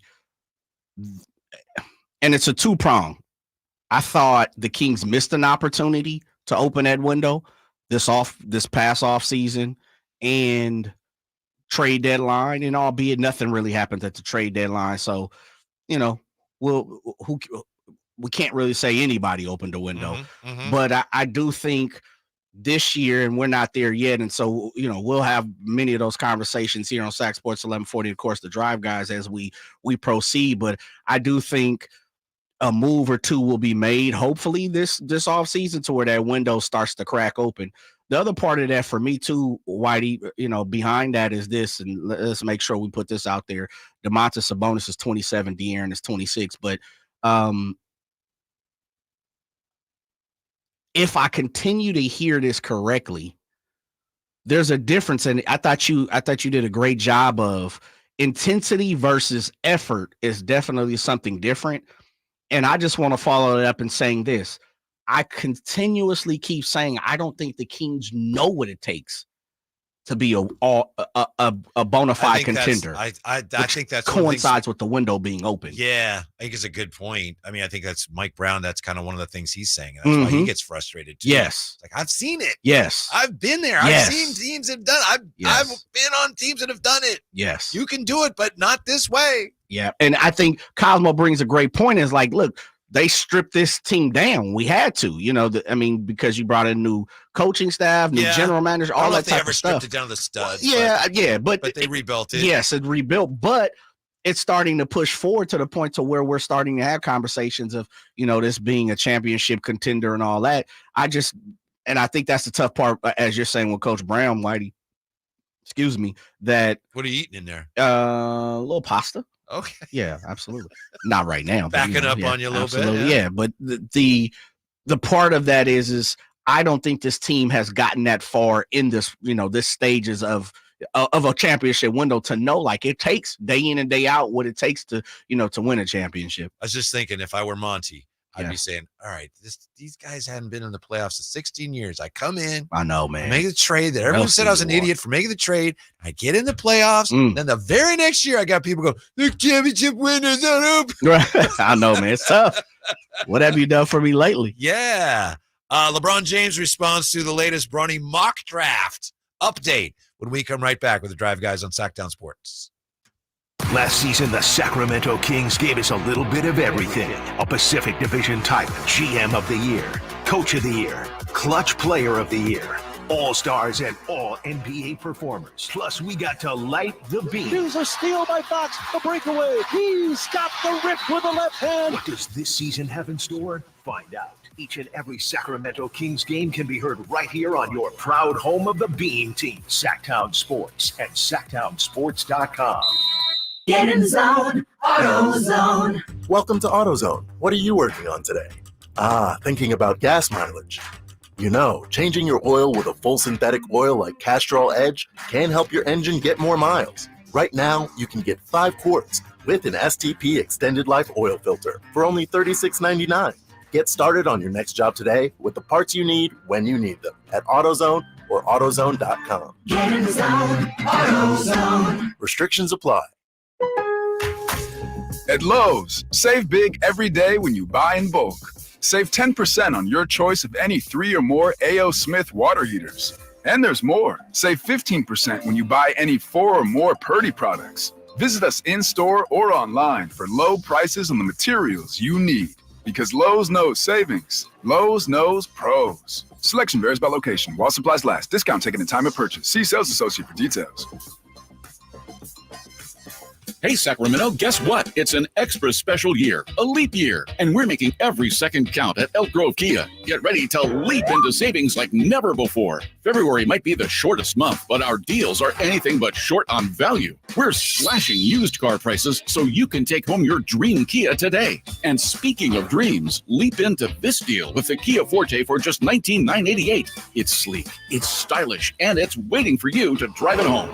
But wait, there's more. Lease the stunning Kia Seltos for only $199 per month. Yes, you heard it right. A brand new SUV for just $199 per month with approved credit and a down payment of $3,595 plus taxes and fees. This deal is too good not to take the leap. Drive away in style with the Kia Seltos. But hurry, our inventory is limited and these deals won't last forever. Visit us at Elk Grove Kia, conveniently located in the Elk Grove Auto Mall, or check us out online at elkgrovekia.com and leap into savings today. Only at Elk Grove Kia. Hey, it's Carmichael Dave. I got good news. The American Energy Heat and Air $0 HVAC diagnostic has been extended to February 29th. That's right. It expired at the end of January, but want to give you all an opportunity who missed out to get in. It's a $99 value. All right, it's $100, and right now it's free. I don't know how much easier I can pitch that. Normally $100, now $0. Let the American Energy team test your system, your connections, and all the moving parts of that system to make sure it's functioning properly. And you know who's going to be coming to your home? A group of people that have an A+ rating with the Better Business Bureau. A group of folks that have been making the greater Sacramento area proud since 1981. $0 HVAC diagnostic. Normally a $100 value right now at American Energy Heat and Air. Go to AmericanEnergyAir.com or call them to make your appointment. 916-520-9990. This segment is brought to you by Subcontractors United, your source for all home improvement needs. Dream big at Subcontractors.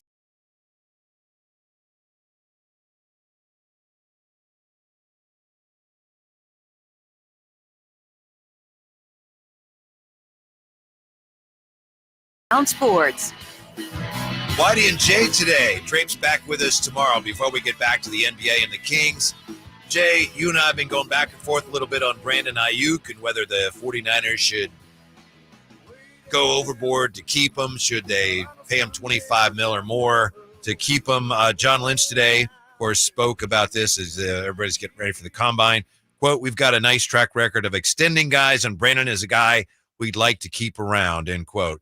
John Lynch went on to say, I know Jay said that he would personally drive Brandon to the airport and wants to get rid of him. I don't know why Jay I don't know why Jay would say that end quote. So Yeah, shouts out to Coach. To John Lynch. Me and had good conversations a couple last year, and so he may have said that. You might have him on speed text. I'm not going to deny that's that. a quote. Yeah. I think he's going to get $25 million. I think he's 23 to 25. He's going to get now it. with the cap, Yeah, right? absolutely. When we started this conversation, as you mentioned, we had no idea the cap was going to be 255.4. That's that Kevin Gleason money right there. Oh yeah, sure is.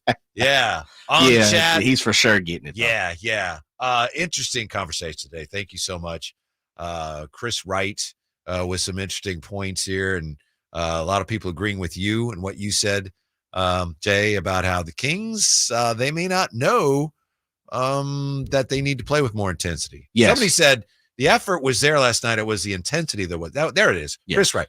Effort was there last night. The intensity wasn't until the end. Like Jay says, they might not know what kind of intensity it takes to be a serious contender. I think so. And I think we've seen that over this past year, especially coming off of last year, Whitey, is when you finish what they did last year, where it was,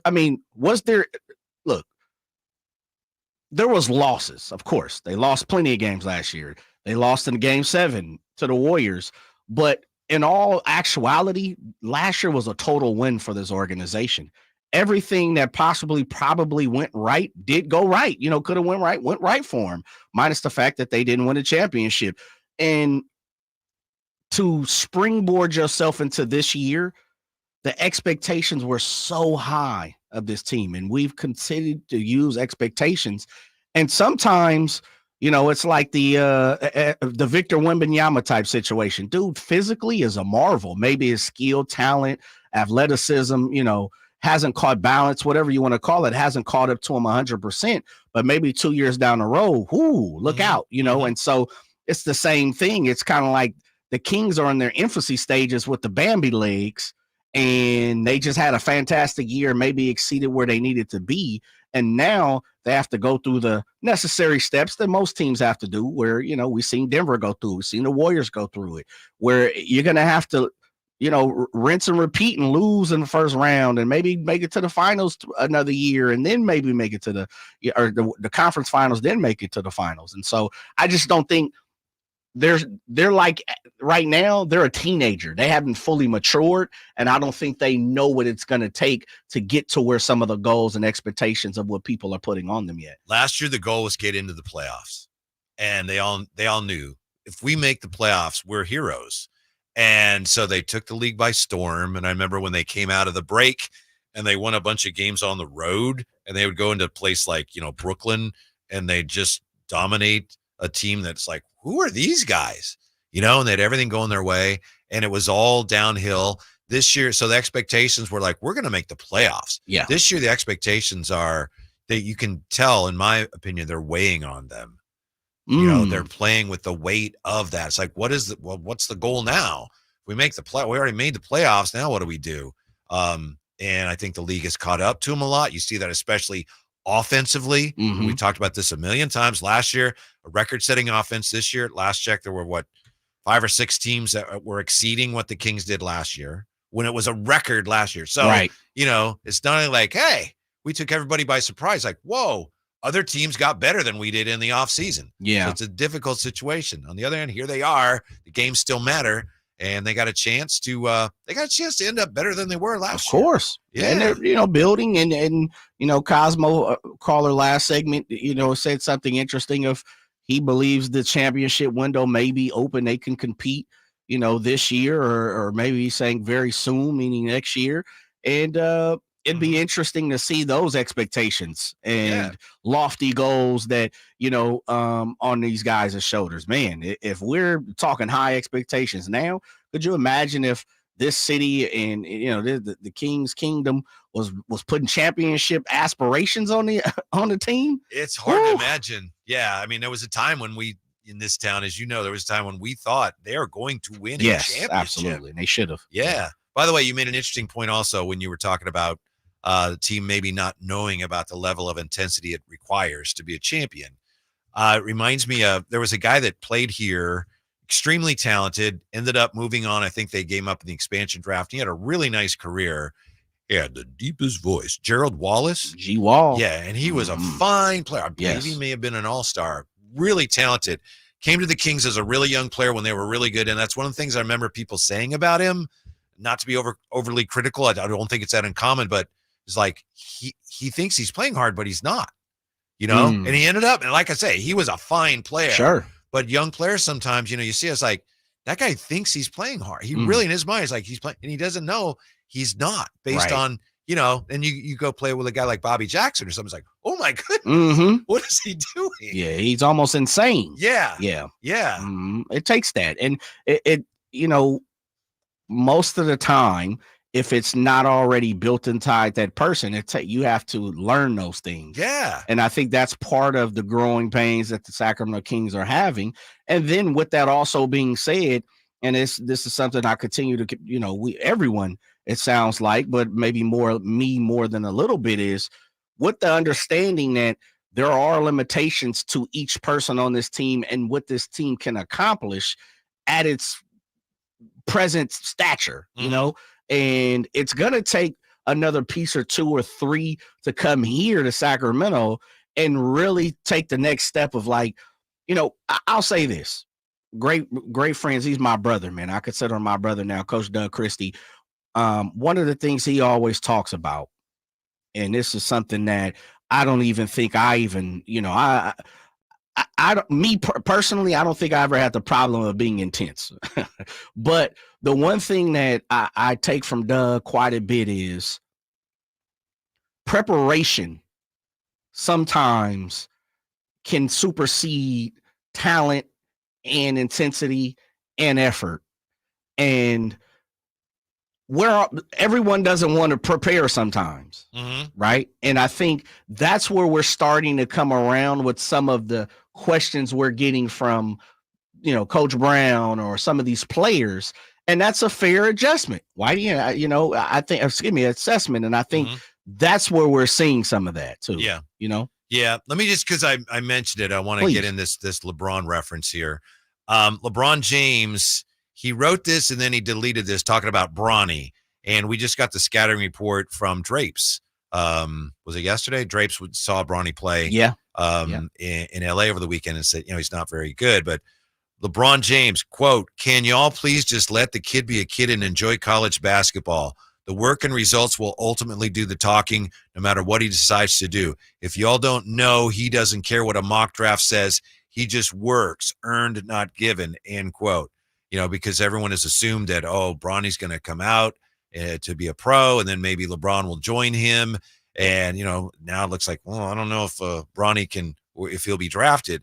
So LeBron's sticking up for his boy, which is great. And he did delete the tweet, but LeBron's the reason why everyone's looking at, you're the reason why we're looking at your son in terms of where he'll be drafted. Yeah. A couple of weeks ago, he said something completely different.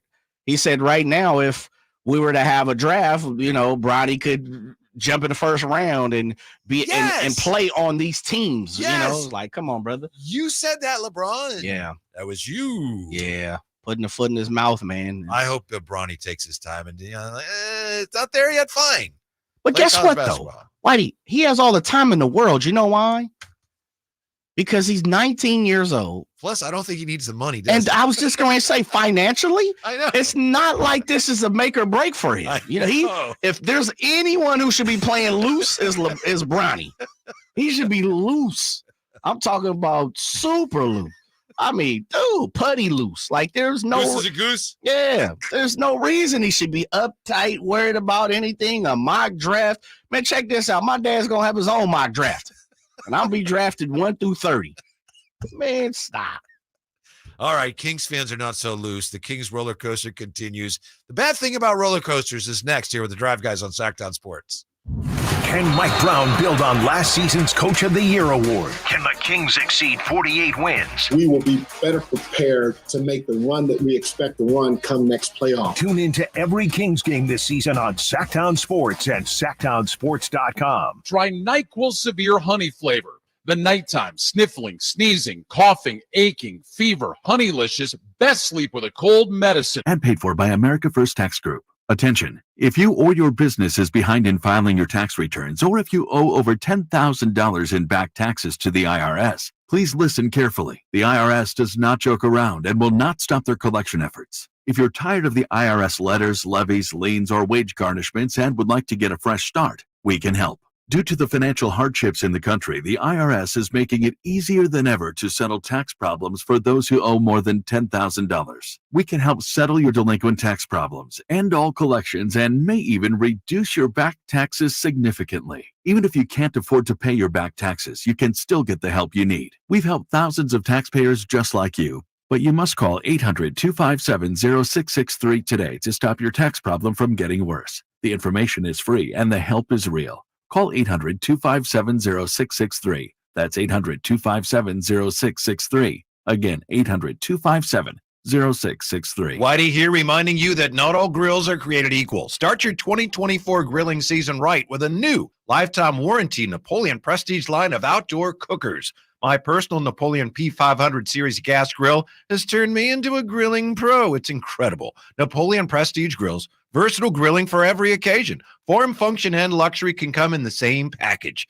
Just go to your local Green Acres Nursery and Supply for the best selection today, or visit Napoleon.com for a dealer near you. With RT Painting, our name says it all. We are a reliable and trusted commercial and residential painting company serving the Sacramento area since 1998. Employee-owned, our attention to detail is second to none. Put our decades of experience serving our community to use for you. Get a free quote today. Call us at 916-900-8112. That's 916-900-8112. Or go online to rtpainting.com. That's rtpainting.com. RT Painting, your trusted and reliable painting contractor of choice.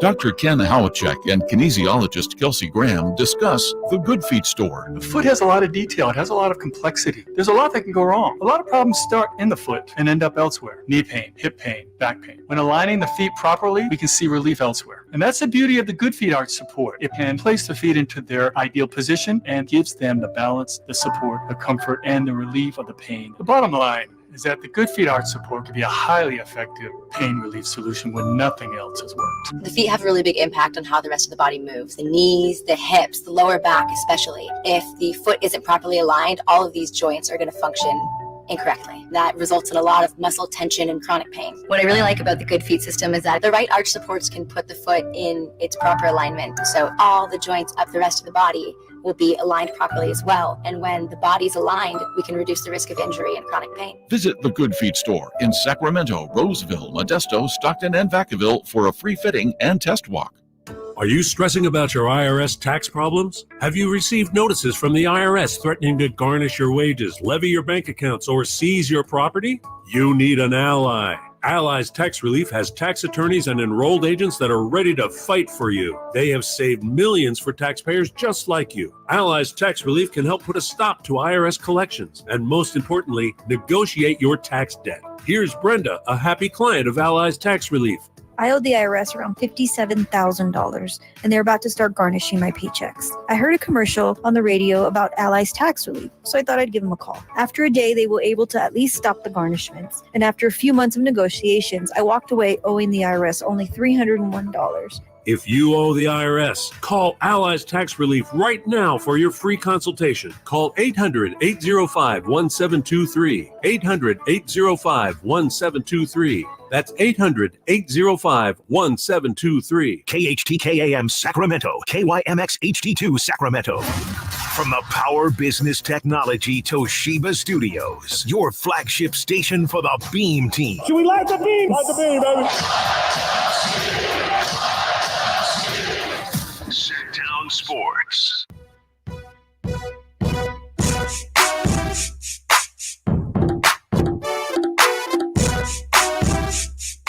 The only station in Sacramento giving you local sports coverage from 6 a.m. to 6 p.m. Monday through Friday. Sacktown Sports. Where is Kyle Draper? He's in Denver. Back with us tomorrow. I don't know how Drapes would have been today, and I apologize. I was at the game last night. I don't know how he handled the post game. Obviously, it's been a day of some frustration. At the same time, I think we're getting back to a point where we're realizing it's nice to have the luxury of being frustrated about how the Kings are playing because the games still matter. And there's like 10 teams now. J. Ross, I know, made the point today. We've talked about it. looks like you're top 10 in the West. Looks like you're pretty set. Yeah. And the Kings are in there, which means at worst, of course, there's always a chance of something going haywire, but at worst here, most likely, you're 10th. That would be bad, but even then, you're in the play-in now. That's the worst case scenario for the Kings right now. And relatively speaking, looking at past years, that ain't bad. No, I think, but our sights are higher. Yes, expectations are higher. To me, the year's almost flip-flop, Whitey. And it's No not question. done yet. It's not over. It's question. Not even close. But if you would have gave me this year, last year, and then last year, this year, I'm like, yeah. okay, we built on it. Right. I just think it's happening in reverse, and the only reason why is because the West seems to be a lot stronger. Knocking on every piece of timber and wood and cedar and oak that we possibly can. I don't think the team will fall out the top 10. So, postseason, here we come. Mm-hmm.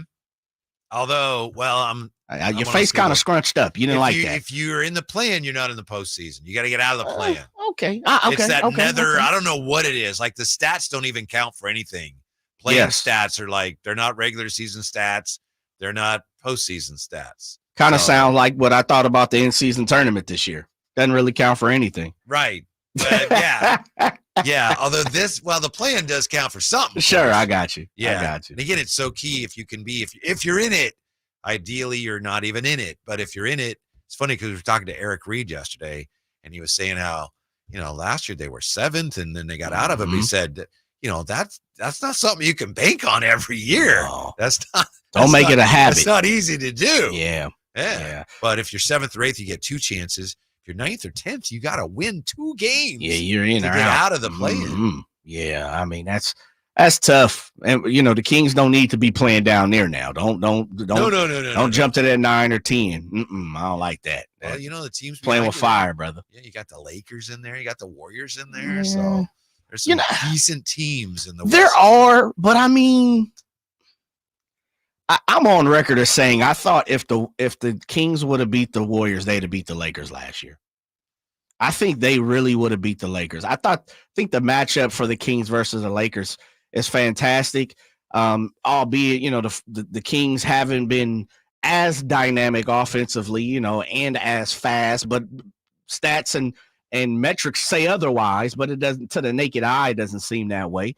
But as you said, the league is kind of caught up to the Kings. I just think the Lakers don't match up great with the Kings, and you could kind of say it the opposite way, but I think the Kings have the venom for the Lakers, to keep it Black Mamba style. I thought they had the venom for the Lakers last year, and I truly believe the same thing this year. Yeah, the Lakers are difficult to figure because, last year they were kind of like the Heat. It's like, and I think you may have made this point, it's like there was a regular season Lakers, but they were really just getting ready for the postseason. Oh, absolutely. Yeah. And, this is a team that, they won didn't they? They won the in-season tournament. Yes. Yeah. Right. Yeah. And then they kind of went dormant for a little bit. Now it looks like they're getting ready to make their run. The problem with roller coasters, I know we made this point earlier. The Kings this year, we know it's a roller coaster ride. We're up, we're down, we're up, we're down. As I tweeted last night, don't mean to be redundant, but roller coasters always end up right where you started. And that's why you hope this isn't a roller coaster season in that sense for the Kings. You hope there's some progress made, right? You want to end up clearly with a sense of we're better in this way or that way. And, that's been an ongoing question this year. Are the Kings better than they were last year? Depends who you talk to. They stood pat for the most part, right? They decided we're gonna run that back. We're running it back. And it's hard to say right now whether they're better or not, especially because in some measures you can say, look, their 3-point percentage is a little higher, but relative to the rest of the league, in terms of their standing, they're down. So hopefully if you have success in the postseason, that at least clearly is, hey, progress over last year. Yeah, the other part of it too is we all know knowledge is power, and as much as numbers, can show us something different, I think the knowledge of where this team is going to end up at the end of this year will definitely prove to be, look, this team's probably going to, again, now if they move on and win a championship and get hot, a la Miami Heat and finish the job, which they didn't do, then yeah, we're talking about a whole nother conversation come the end of June that would be. But I think the way it's playing out is the knowledge will be power, Whitey, because we'll be able to decipher some things like, look, this needs to change, that needs to change. A few of these things probably need to be adjusted. And I know people don't want to hear that because we're living in a moment, and so am I. But going like you said, hate to be redundant. We started this day of saying it, still Denny Greens. I think the Kings are who we thought they are. And if you're fooling yourself if you don't think this team is a roller coaster ride so far this year. That's where I have a problem, though, is they are who we thought they were, because I keep going back and forth. Okay, I want them to be this team. Oh, it looks like they are. Nope, they're still this team. Well, wait a minute. Which one is it? Because they look so different one night in LA than the next night back in Sacramento. But can't that be an identity? I guess that they don't have one. I mean, well, maybe that is their identity, though. Is they're everywhere. They're up and down. Mm-hmm. They're bipolar. They're incredibly inconsistent. Yes, like that. I mean, sometimes we don't want to call a spade, but that could be who this team is. Right. Is they'll never get too high. They'll never get too low. Why? I'm just to ask a question. I'm not assuming. I'm not trying to put you on the spot. What, if they're basically the same as last year, why didn't they seem this way last year? Or were they and we didn't care? I don't think they had as many disappointing losses last year. But again, that gets into expectation. Sure. So that's what troubles me. I think it has to do with they're still a bad defensive team, and there's just too many games where they just play like they're carrying the weight of expectation on them. They're not playing free and easy downhill. We'll show you. It's more like, what are we doing again? Yeah. I think the one thing that I hadn't really thought about, and I don't know why, I haven't thought about it, is that playing with the expectations of, something is, I guess required of being greater. To me, that's the free throw problem. That's basically why guys can't make. That's a great point. That could be part of it. To me, it's like, well, hello. Yeah, starting to get tight. That Sphinx are getting tight. Free throw. He's a great shooter. Yeah. Yeah. I think there's a lot of what this team is now that was last year, and we overlooked some of that in the fact of we were enjoying the ride. And last year I was kind of the same situation, like, I see it, but I don't see it. And I thought the Warriors were going to beat the Kings. I actually thought the Kings played way better than I thought they would play the Warriors in that playoff series. And really, despite a couple of games between just a top-notch type of cat with Steph Curry and others, and Kayvon Looney, Will Chamberlain, that the Kings outplayed the Warriors. He can't even find the floor now. I know, he barely plays for them. But I think some of the flaws we see now were there. We overlooked them because, as you said, expectations were different, and we were just enjoying the ride, man. This city was lit up last year. Yeah. To be even in that situation and know we're going to be in the playoffs, where right now, by all, we're going to be in the playoffs. And we have some people, it's just like, oh my goodness, the world is falling, the sky is falling. And it's not. No, but that's part of the feeling of frustration too. Sure. Let's be honest, is the fact that fans felt like, wow, that was great last year. Ahead of schedule. Okay. And now Monty's going to do something about that. Wow. It's kind of similar in some ways to when the Giants won 107 and people are like, all right, here we go. And then Farhan didn't do anything. And they're like, hello. Yeah. So, they thought in the off season, all right, we'll get, who knows how it would have worked out. We'll get Kuzma. We'll get Kelly Oubre. We'll get somebody. We'll get Jeremy Grant. And they didn't. All right. They bring back Barnes. Okay. At the deadline, we'll do something. They didn't. That's one thing I agree with you on. Because I think you texted me and you thought this last night. And I had the same thought last night. It's like, boy, that was a game where doing nothing at the deadline really caught up to you. That was just my thought. I know you had the same thought. Yeah, I thought so, man. I thought that was one of the games that really exemplified that this team needed, not the Malik Monk spark, where Malik didn't give it to you. And, when you go 8, 9, 10 deep, sometimes that 10th person to give it to you, that 11th person. And I know, look, I don't have it in front of me, but let's just say, and maybe I should look to see exactly how many players played for the Kings last night. I can tell you, I got it right here. Okay. Yeah, because you had your How starters. many minutes did log in? Monk played 20. Yeah. Davion played 9.5. Duarte played about 17, and then Trey Lyles played 20. So they went 9 deep last night. Yeah. Okay. So you got 9 deep. And like I said, I understand coaches and teams are starting to tighten up that rotation and get ready for the postseason push and championship push. But I think last night was one of those games for me. As I sat there and I watched it, and I did text you and Drapes, it's like, man, I couldn't help but think, and I'll just use DeLon Wright. Look, I wanted them to get it. Yes. I mean, it's like, we could have took a DeLon Wright. We could have, and I'm not saying DeLon Wright changes the whole thing, but on certain nights, on certain nights, players like DeLon Wright delivered the right package, the package you need to win a game like that. Mm-hmm. And I thought by the Kings doing nothing, by getting a Lopez twin and then flip and spinning them, they did themselves a disservice, man. It just, last night was one of those games where I would have argued anybody in the world, the Kings needed something else. They needed another spark in the eye. Mm-hmm. They needed someone to come out there, and as we've been asking for today, be intense enough that everybody else came with them. Right. And if I'm Mike Brown, and I'm not, if I'm Mike Brown, I'm looking at that going, all the things I said, I tried to make it clear that we needed help defensively. Absolutely. Right? And we didn't get any help. Nothing. Of any kind. Zero. Okay. And then you had Monty coming out saying, defensively, we're better. We're better, and our offense needs to be better. So if they make the playoffs this year, that's a sensational season for the Kings, a successful season.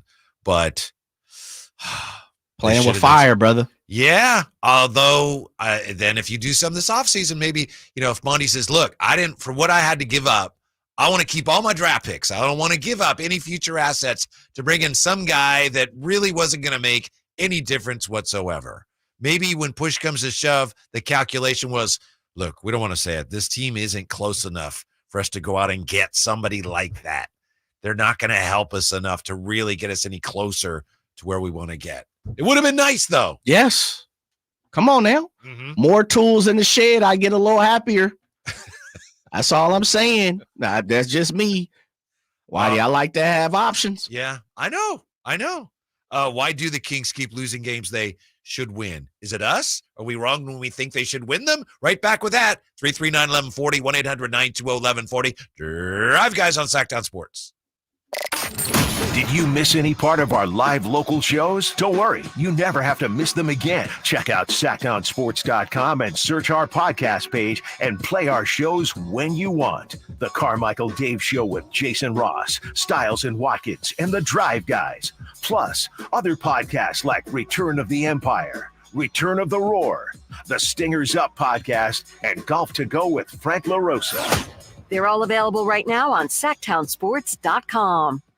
Get huge savings on our best selection of new Hondas during our Honda President's Day sales event at Folsom Lake Honda. Hurry in and save on our best selection of new Hondas. Each is priced to sell now. Folsom Lake Honda is your one-stop Honda shop for great pricing on a giant selection of new CRVs, HRVs, Civics, and Accords with low finance and lease options. Plus, get an instant cash offer for your trade. Get to Folsom Lake Honda or go to FolsomLakeHonda.com. Folsom Lake Honda, yeah, your one-stop Honda shop.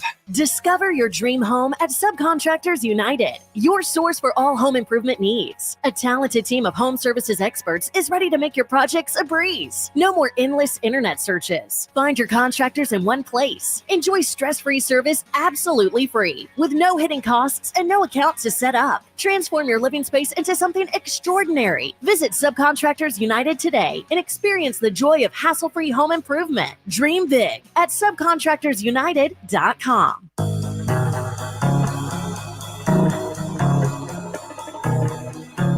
Your flagship station for the Beam Team, Sacktown Sports. Every team in this league is good.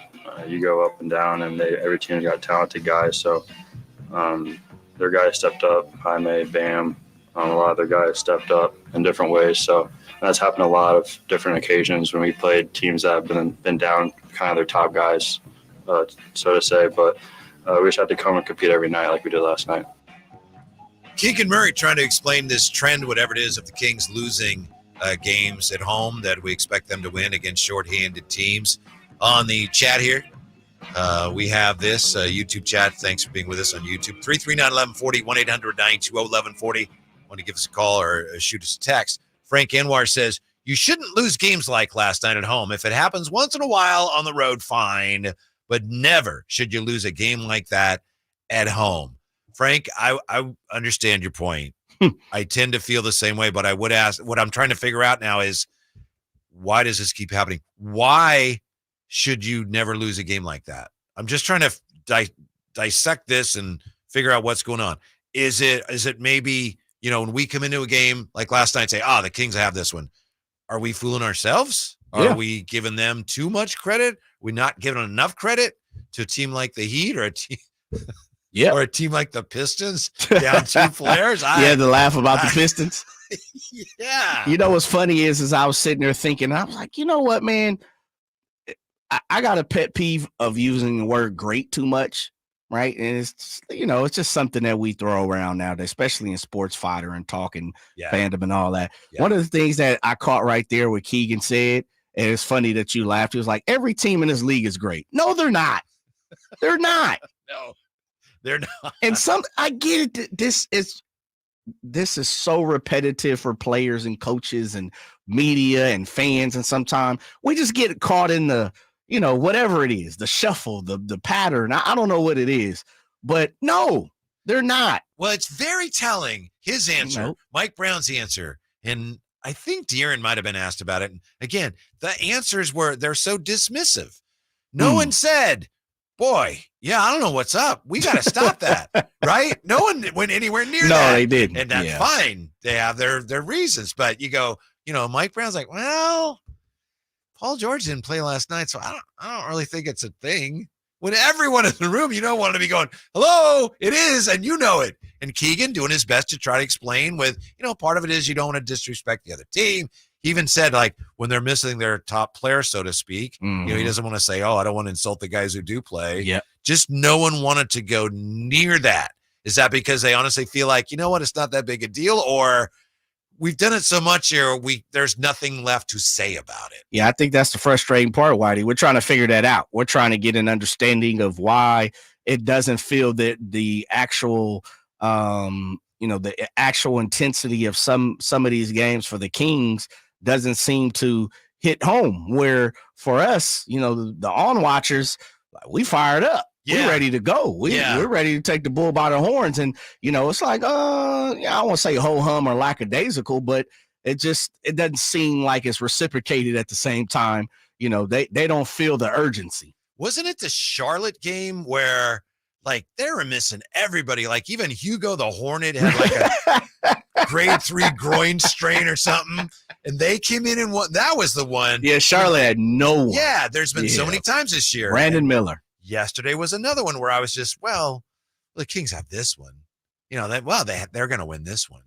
And they don't. So it's like, maybe it's me. There's some miscalculation I'm making. You questioning yourself? Well, my view of it, must be the view must be incorrect for some reason, right? Is giving the Kings too much credit? Or yes.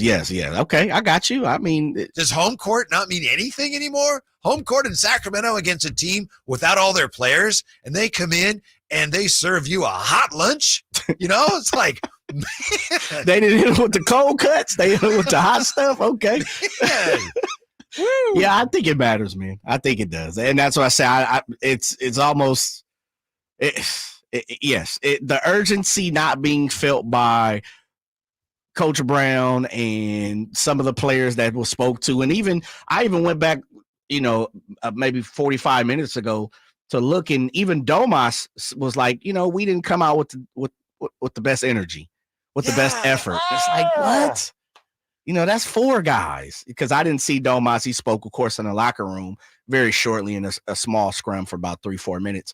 But he even said it, typical. And you can find that on Sac Sports on YouTube, Sac Sports 1140, where I don't know if it was Frankie or Brendan. I don't know who it might have been. I'm not sure who posted that, but that was the label. It's like, we need to come out with more effort. And it's so matter of fact, right? Like, and nonchalant. Like, Yes.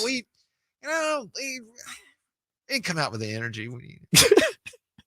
That's why I said it's almost like coach speak at this point. And I don't think the Kings are doing themselves justice.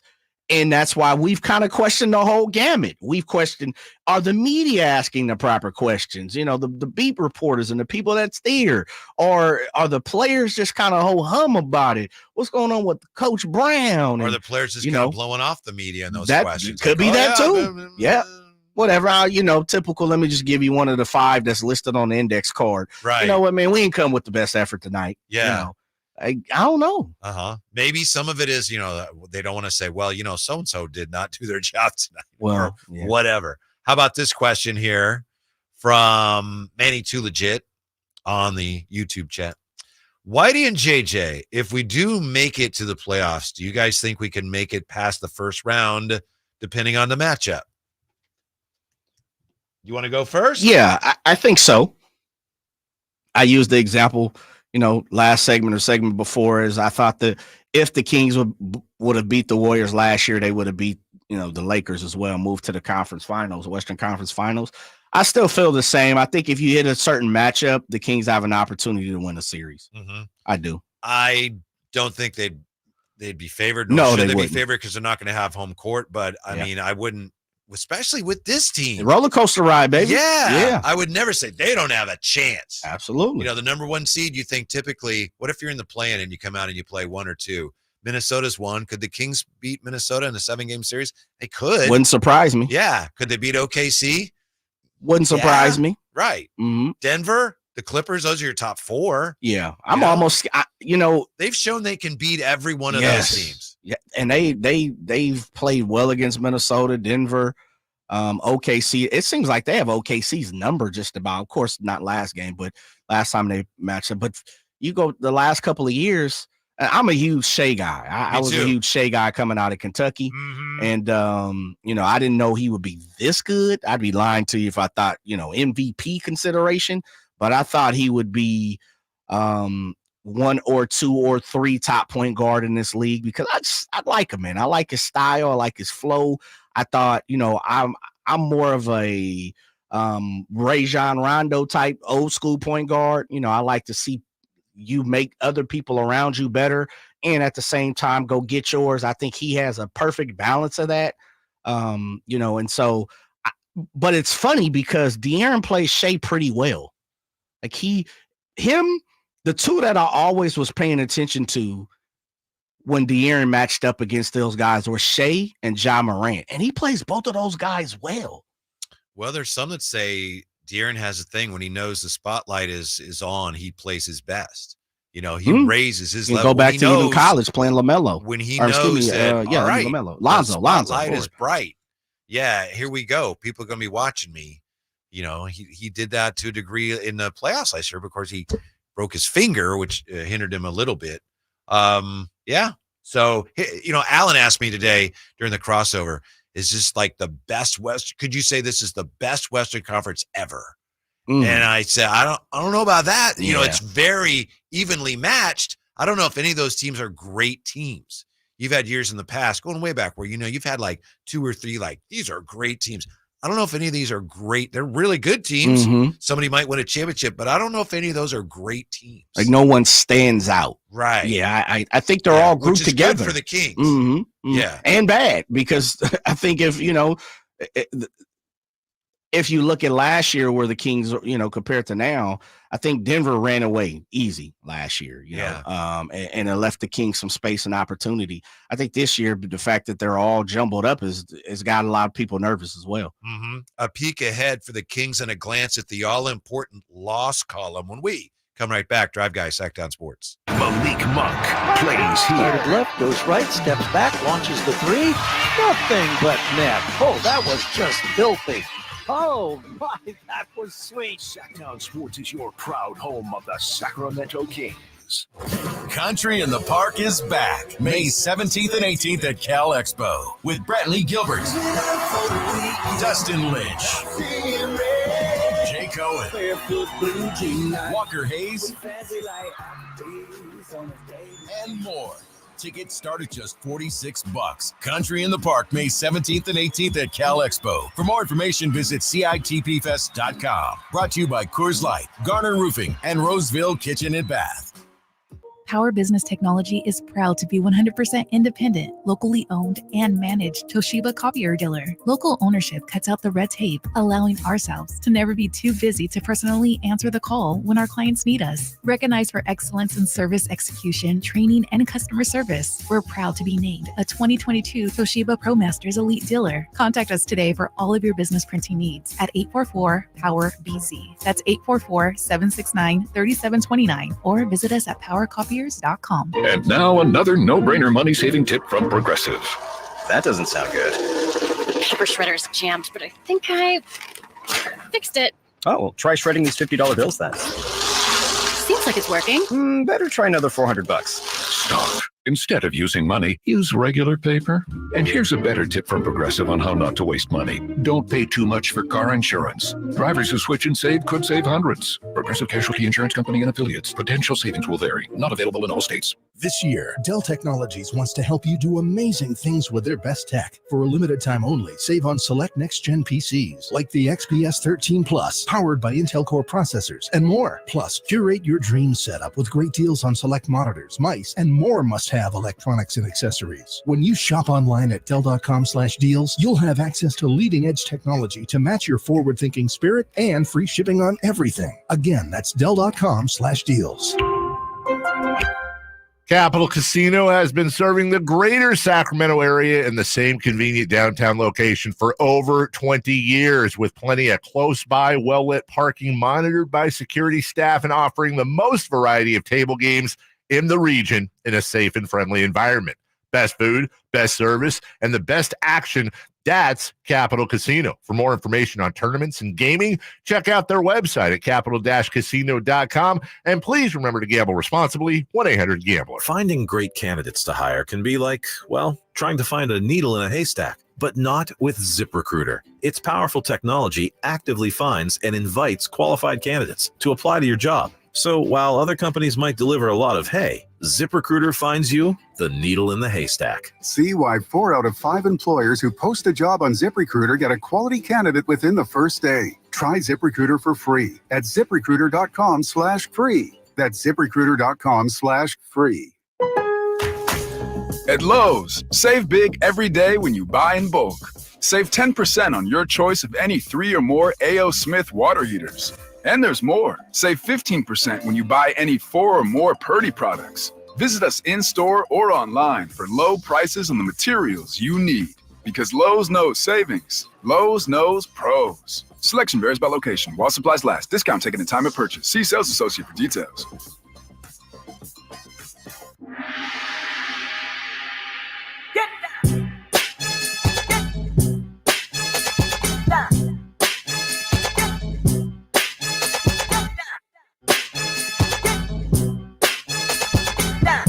The Drive Guys powering your afternoons Monday through Friday on Sacktown Sports. Whitey Gleason and Jay Johnson with you here, Sacktown Sports. Just kind of start to unwind a little bit from a show in which we spent a lot of time with your help trying to figure out what's going on with the Kings. Not that we figured anything out, but I think we're just to the point, Jay, where it's like, well, there they are. Are they the team that beats the Clippers? Are they the team that loses at home to the Heat? The answer is yes. Yes, they are. Yeah, they're both. What'd you call them? Two-Face? Two-Face. Uh-huh. And what happens tomorrow? They go to Denver and get the win. See, right now, I think there's no way they win, which means they're going to win. Yep.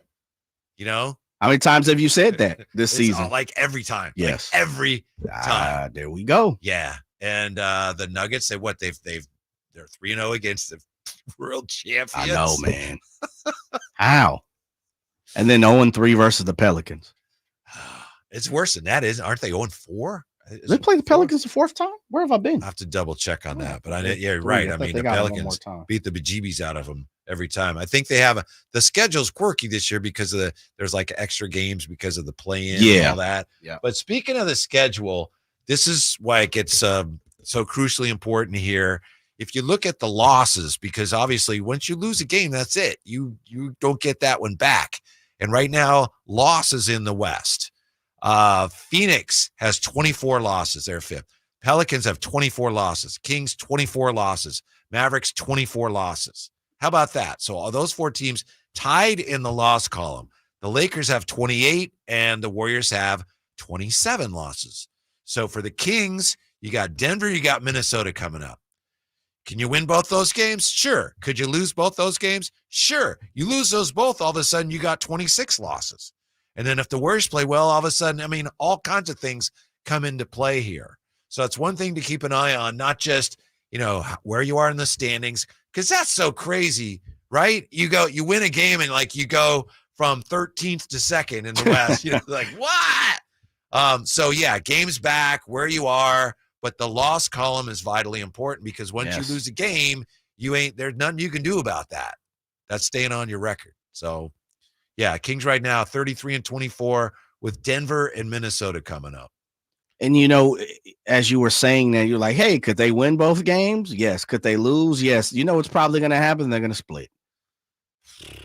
That would be okay too. They're probably going to split, Whitey. Like just because you proposed it that way, this team is so violently up and down on the scale that I could see a split coming right down the middle. Yeah, I think you'd have to take that. Obviously, at this point, you want to win every game. And I know, and I just went down the list here, how important the losses is. But at Denver, at Minnesota, the 3 seed, the 1 seed currently, to split that'd be terrific. But here's one of the things, again, not to, belabor this, that I think really kind of smarts a little bit about last night.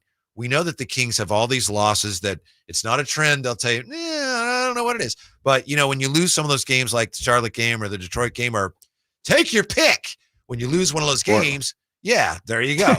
Then, okay, maybe you have to kind of make that up with a game. You go win a game that you're not supposed to win. So they get one of those back by beating the Clippers, right? It's like, okay. Yeah, I mean, all right, no, it's not shocking that they beat the Clippers, but that was a quality win. And you come back home and you kick one away again against a short-handed team. It's like, when I look at the standings, and I've kind of almost got to this point, if you check them out on ESPN, which I would imagine some people do, it's funny because the 1 through 6 they show, and then they put the line under for the playing teams. And when you look at the 7 through the 10, everybody that's 7 through 10, when you look at their streak, lost one. Yep. Lost one. And then it's kind of the reverse, so like when the Kings win tomorrow, because I'm just going to speak it into fruition, then they'll move up and it'll be 1-1. It's like that's how volatile right now the standings are every single night. Yes, absolutely. Very volatile situation. So that, I thought that the Kings were starting to play better. And then, boy, you won the game in LA, you get the win at home, and then you're going to need that one because you're going. Anyway, we all know that, but here they are, 33-24, 7 games out, 7th place, but you're only half game out of 5th still. You're right there. So, yeah. You are right there. But in typical Kings fashion, and, I've heard it from all different ways. I believe the Mike Brown regime likes to go 5 games at a time. I think that's how they look, and I may be wrong. I wish Drapes was here to confirm that. That sounds right. I think they look at the blocks 5 games, and they're literally in their last 10, they're 5-5. And it just continues to show right where this team is at. Like they are up and down, night to night basis, and you can't get a good grasp on it. And it's frustrating to people because they'll go beat Minnesota, they'll whoop up on Denver. They're just skiing down the slopes of Denver, no problem. It's all good. Yeah. And then when you slide on your way, slide your way down to New Orleans, man, good luck. It's like you can't even navigate the French Quarter. No, it's beignets for everybody out here. It's like, man. So it's just it's tough. It is tough, but I think this team is exactly where they are because of their play all season. Like they're not a 500 team, thank the Lord. They're a better than 500 team, but I think their streaks of wins have outweighed their streaks of losses. But they really haven't had a streak of any that's very long. And I think that kind of is a telling situation of where this team is at. I hate to go here because people are going to say that's meaningless, and maybe it is.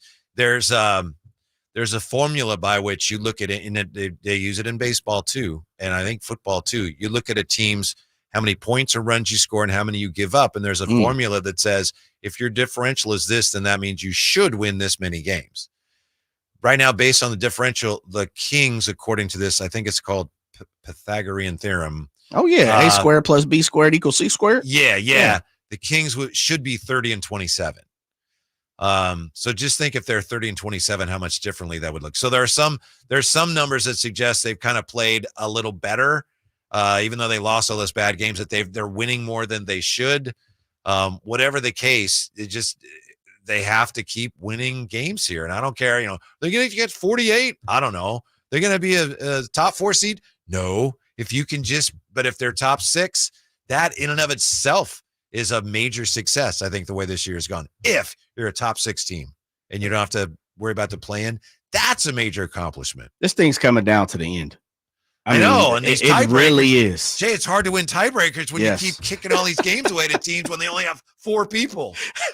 This thing is coming. Well, I mean, look, it's okay to kick it down to Miami and Detroit and teams like that. That's not going to matter on the West. But I get what you're saying. But honestly, Whitey, I think this thing is going to come down to the last game or two of positioning.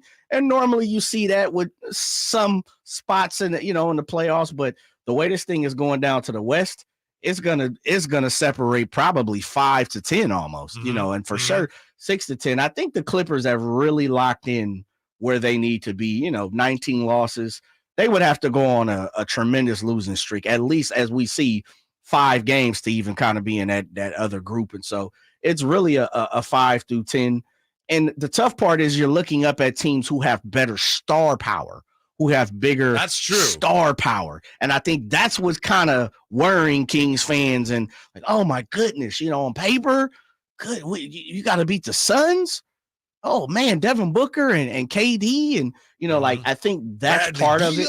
Yeah. And same thing with Dallas. Like, I know Draper said like, is it you or Drapes who's on the Dallas the Dallas bandwagon? Like, I wouldn't want to play them. I think that's Drake. Yeah, well, I'm like, bring him on. Yeah, but I get what he's saying. He's like, look, Luka could put up 50, Kyrie could give you 50. Yeah. But I'm like, no, bring them on. How difficult is this schedule really? You got the Nuggets tomorrow, then you got the Timberwolves. Obviously, that's tough. Then you're home Monday against the Bulls. Then you visit the Lakers. Then you're home to the Spurs. There's some wins in there, right? Listen, you better stop doing that. There's some wins in there. Whitey, stop doing that. Last night was a win. Was it not? Did you put that in there? Did you pencil that in, or did you pin that in last night?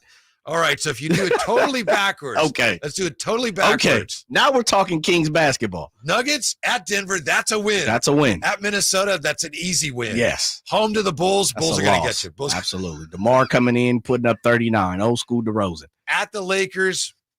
That's a coin flip. That's a true coin flip. Thursday, March 7th, you're home to the Spurs. That's a loss. Wemby goes for the first quintuple double. And then you're home to the Rockets March 10th. That's another loss. Okay, so we can't do it that way. We got to go. Then the Bucks come in.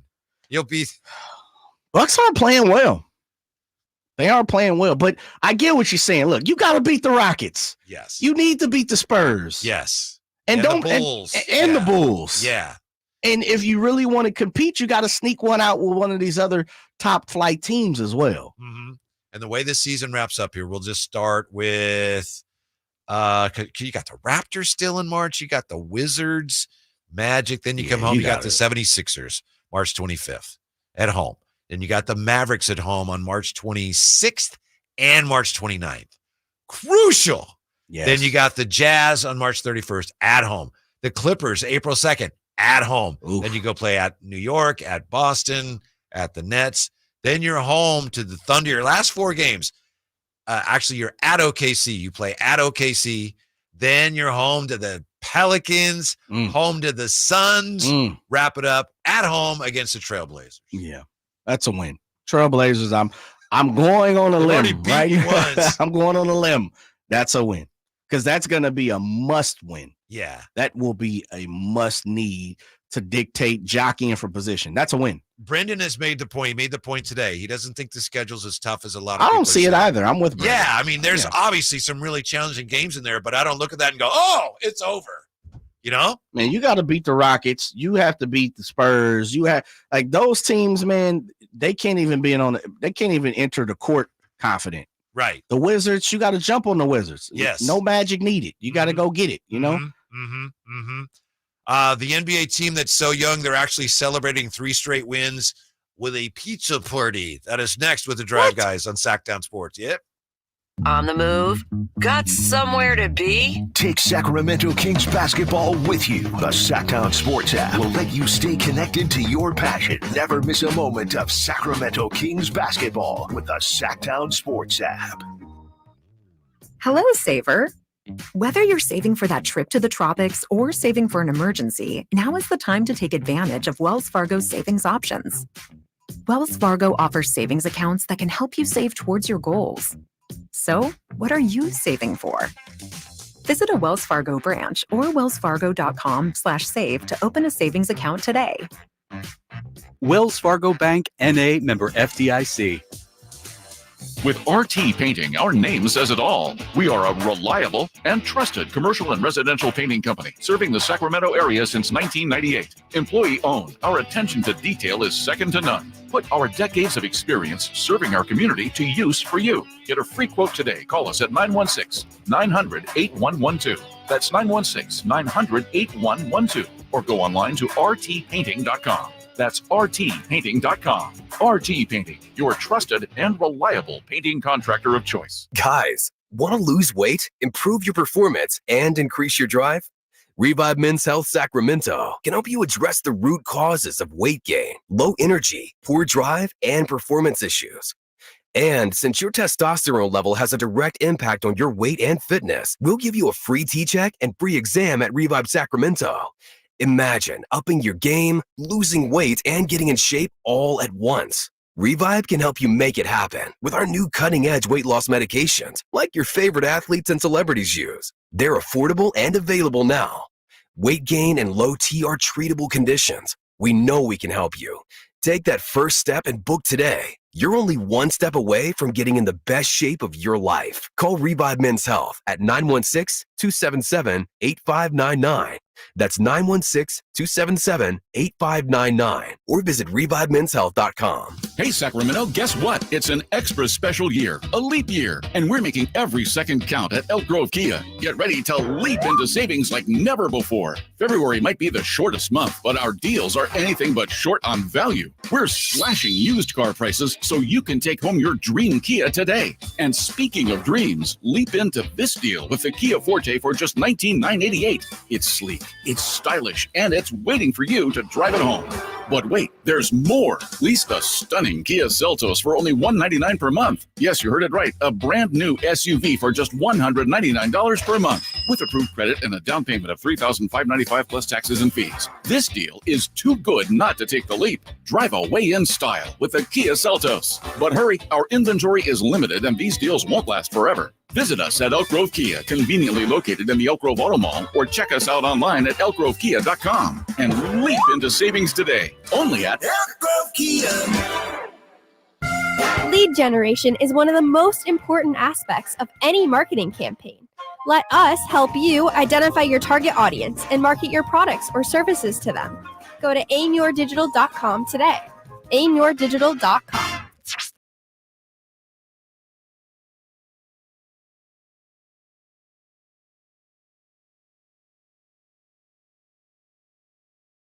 On Sacktown Sports. Kings in Denver, and so is the great Kyle Draper, who joins us now. Drapes, what's going on? I tell you what, Whitey, I'm fired up today, man.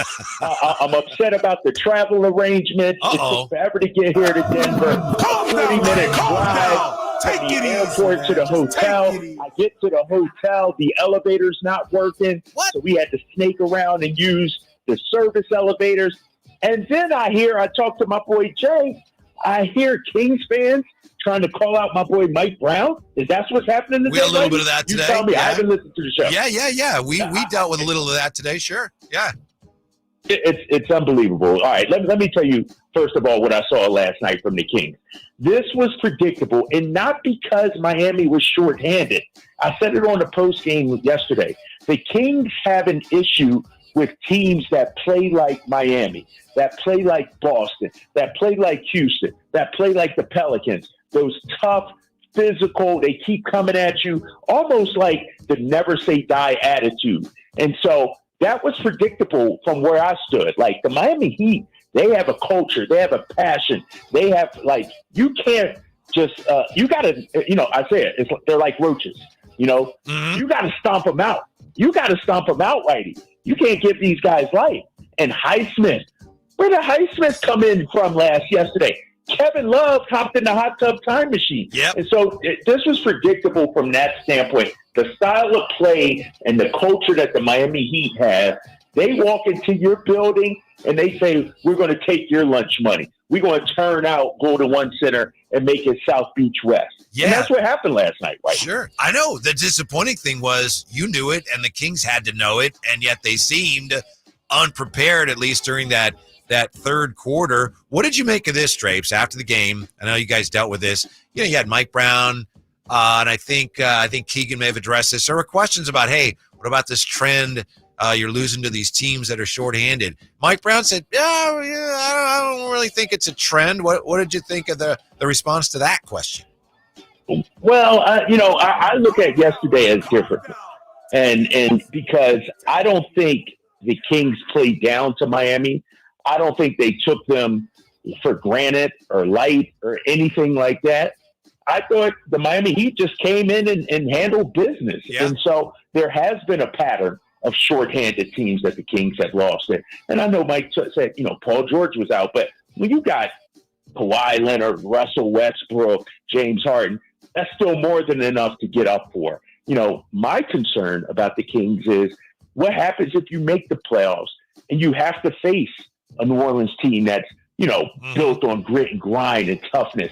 If you got to face some of these other teams. And so that's what worries me. But I want to get to the Mike Brown situation real quick. And I don't know how big of an issue this has been or people are really calling him out. But, and I told Jay this during the break. I said, Kings fans, we got to, remember the path that we're on, the journey that we're on. I understand some may say Mike Brown got out-coached by Eric Spoelstra.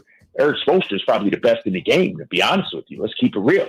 He's out-coaching 29 other coaches as well. But we got to remember, I feel like Kings fans right now, you know how we are? We hit the lottery, and then all of a sudden, McDonald's not too good enough for us. Top ramen noodles not good. Like, just 2 years ago, remember where we were? Yes. We had Luke Walton and Alvin Gentry. No disrespect to them, but Mike Brown brought stability to this franchise. He's trying to build a culture in this franchise, and people are already questioning him. And this team right now is, having a season that 2 years ago we would have loved to have. Let's not forget who we are. Let's not turn into, Boston fans or Laker fans or some of these other franchises. Like, this is a guy that wants to be here, that had other opportunities, that chose to be here in Sacramento, that's brought a new life into this franchise. And I don't want to see any disrespect. Not after a loss like last night. The Kings played good. The Miami Heat just played better. And so I'm not here for this Mike Brown slander today. No, Drapes, I think part of it was, fans are going to fan, and we're all fans. And then fans, when things go wrong, fans are looking for reasons why. Mike Brown did say last night after the game, I mean, to his credit, but he said, I probably could have gone to the zone sooner. And, when fans are already angry, they hear that and they go, what? Oh, see, he doesn't know what he's doing. But, Mike Brown, there's no question he's an asset. He's a tremendous asset for this franchise. We agree on that. I want to ask you what you thought of the fact that there were so many freaking Miami Heat fans in the building last night. And I'm going to give them some credit. I'm going to give them credit. First of all, it's a Monday night in Sacramento. Yeah. Kings fans, I know we show out, but it's not a marquee game, let's say. And remember, Miami only comes to Sacramento one time. Sure. And so any Heat fans that's within a 4-hour radius, a 4-hour drive, they're going to descend on Sacramento for this game. And so, it happens. We've seen it when other teams come into town. Boston comes into town. Chicago. Watch Monday when Chicago comes into town. How many Bulls fans show up? It's their one chance to see their team in this region outside of Golden State. And so it bothered me, yes. But it didn't bother me that there were so many. It bothered me that we couldn't shut them up. We didn't win the game to shut them up. That's what bothered me. Yeah. Jay, did you have anything for Drapes? No, I think Drapes. Well, first of all, let me say I still like them chicken nuggets, Drapes. I'm not. I ain't the biggest McDonald's fan. Me too.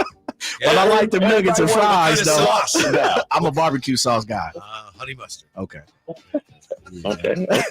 Everybody wants steak and lobster now, and they forget. Just last year, 2 years ago, McDonald's was great, man. Yeah, the McChickens was booming. Right. All right, man. I'm about to get some dinner. I'm about to lay down. I'm gonna watch some basketball. It's already dark out here, so your boy's gonna chill the rest of the night. We appreciate it. Great to hear from you. We'll talk to you tomorrow. Thanks, Drapes, for checking in. All right, fellas. All right, now. We appreciate it. Yeah, and thank you for being with us. We're back with you tomorrow. Drapes will be in Denver. We'll get ready for Kings and the Nuggets. Speaking of Nuggets, and I guess that's a guaranteed win, right? Jay? But I'm going on record. It's a W. King's going to be deep frying the Nuggets and dipping them in some zesty sauce. That's tomorrow. Stick around. More great sports talk coming up. Sacktown Sports. The only place you'll find Kevin Herter is Sacktown Sports. Herter's open, steps into three. He's got the triple. Hey, Sacramento, it's Kevin Herter, and you're listening to the home of the Sacramento Kings, Sacktown Sports. Your local sports leader. Try NyQuil Severe Honey Flavor. The nighttime, sniffling, sneezing, coughing, aching,